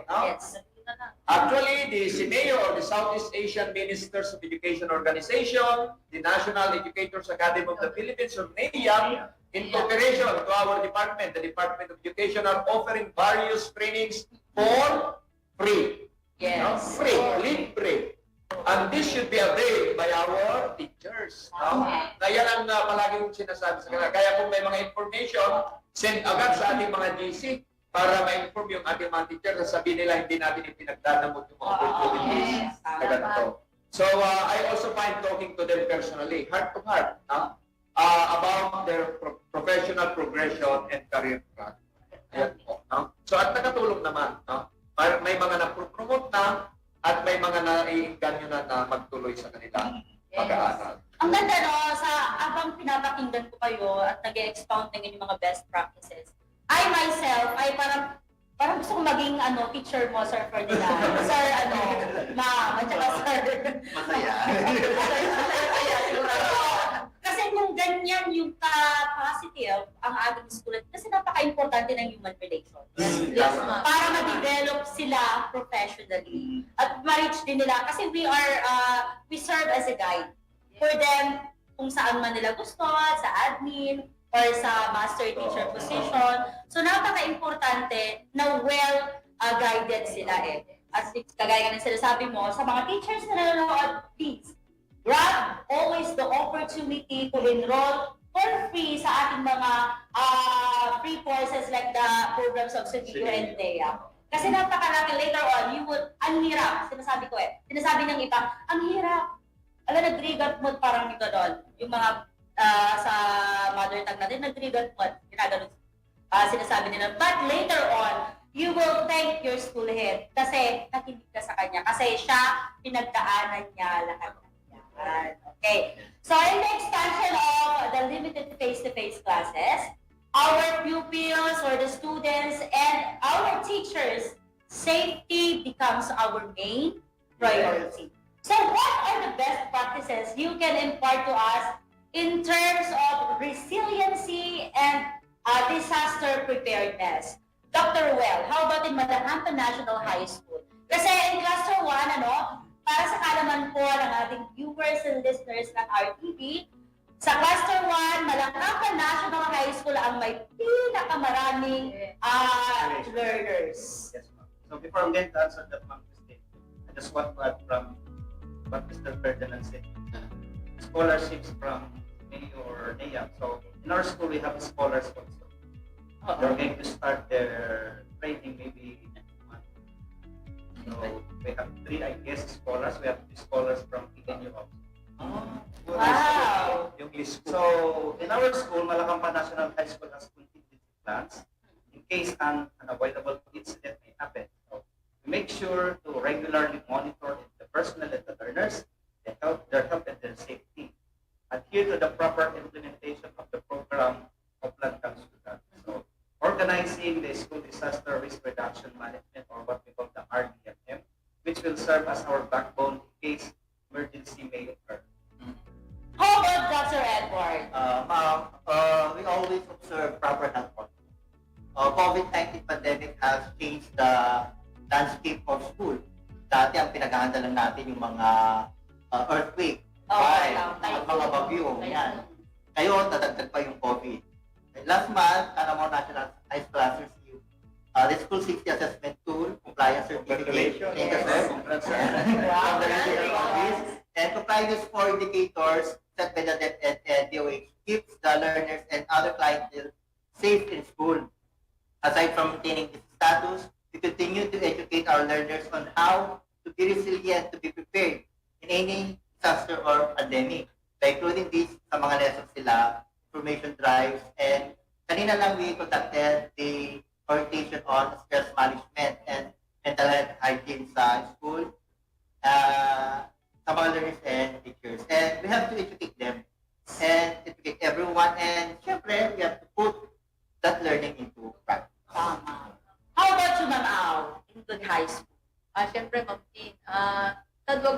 naman, bago pa yung validation ng limited face-to-face classes. So, 3 months prior, nagpe-prepare na talaga kami. We already made the communication plan and contingency plan.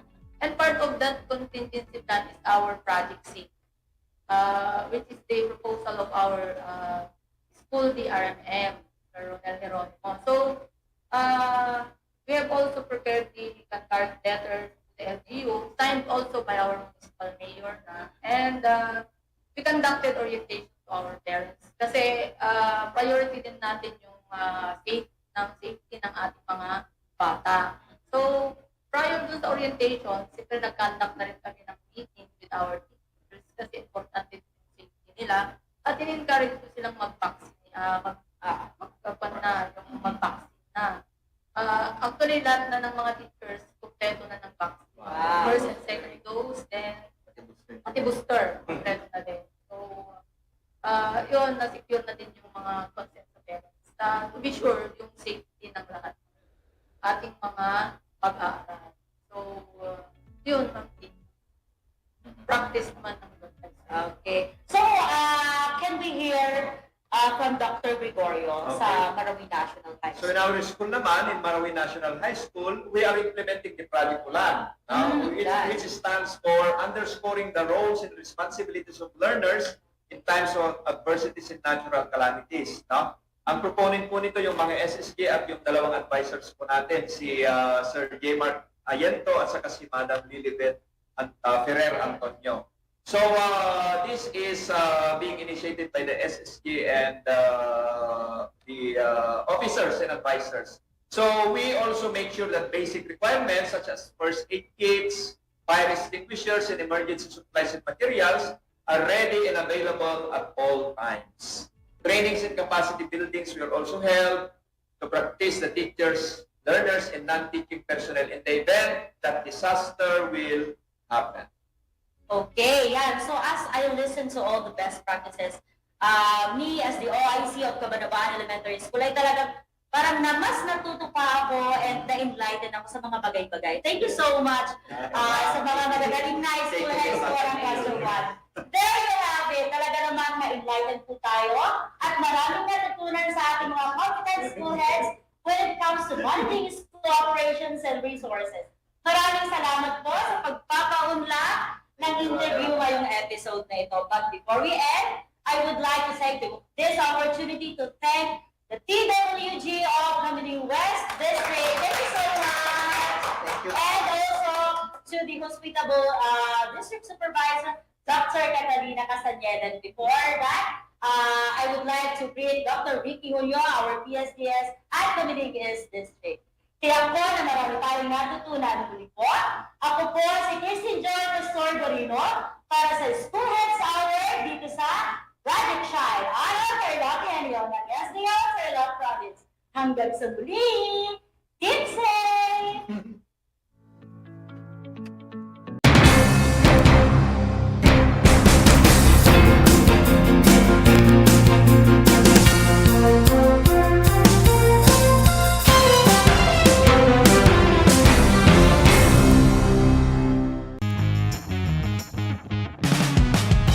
Back. This is Sir Z, your teacher broadcaster. Magandang araw mga kapantas!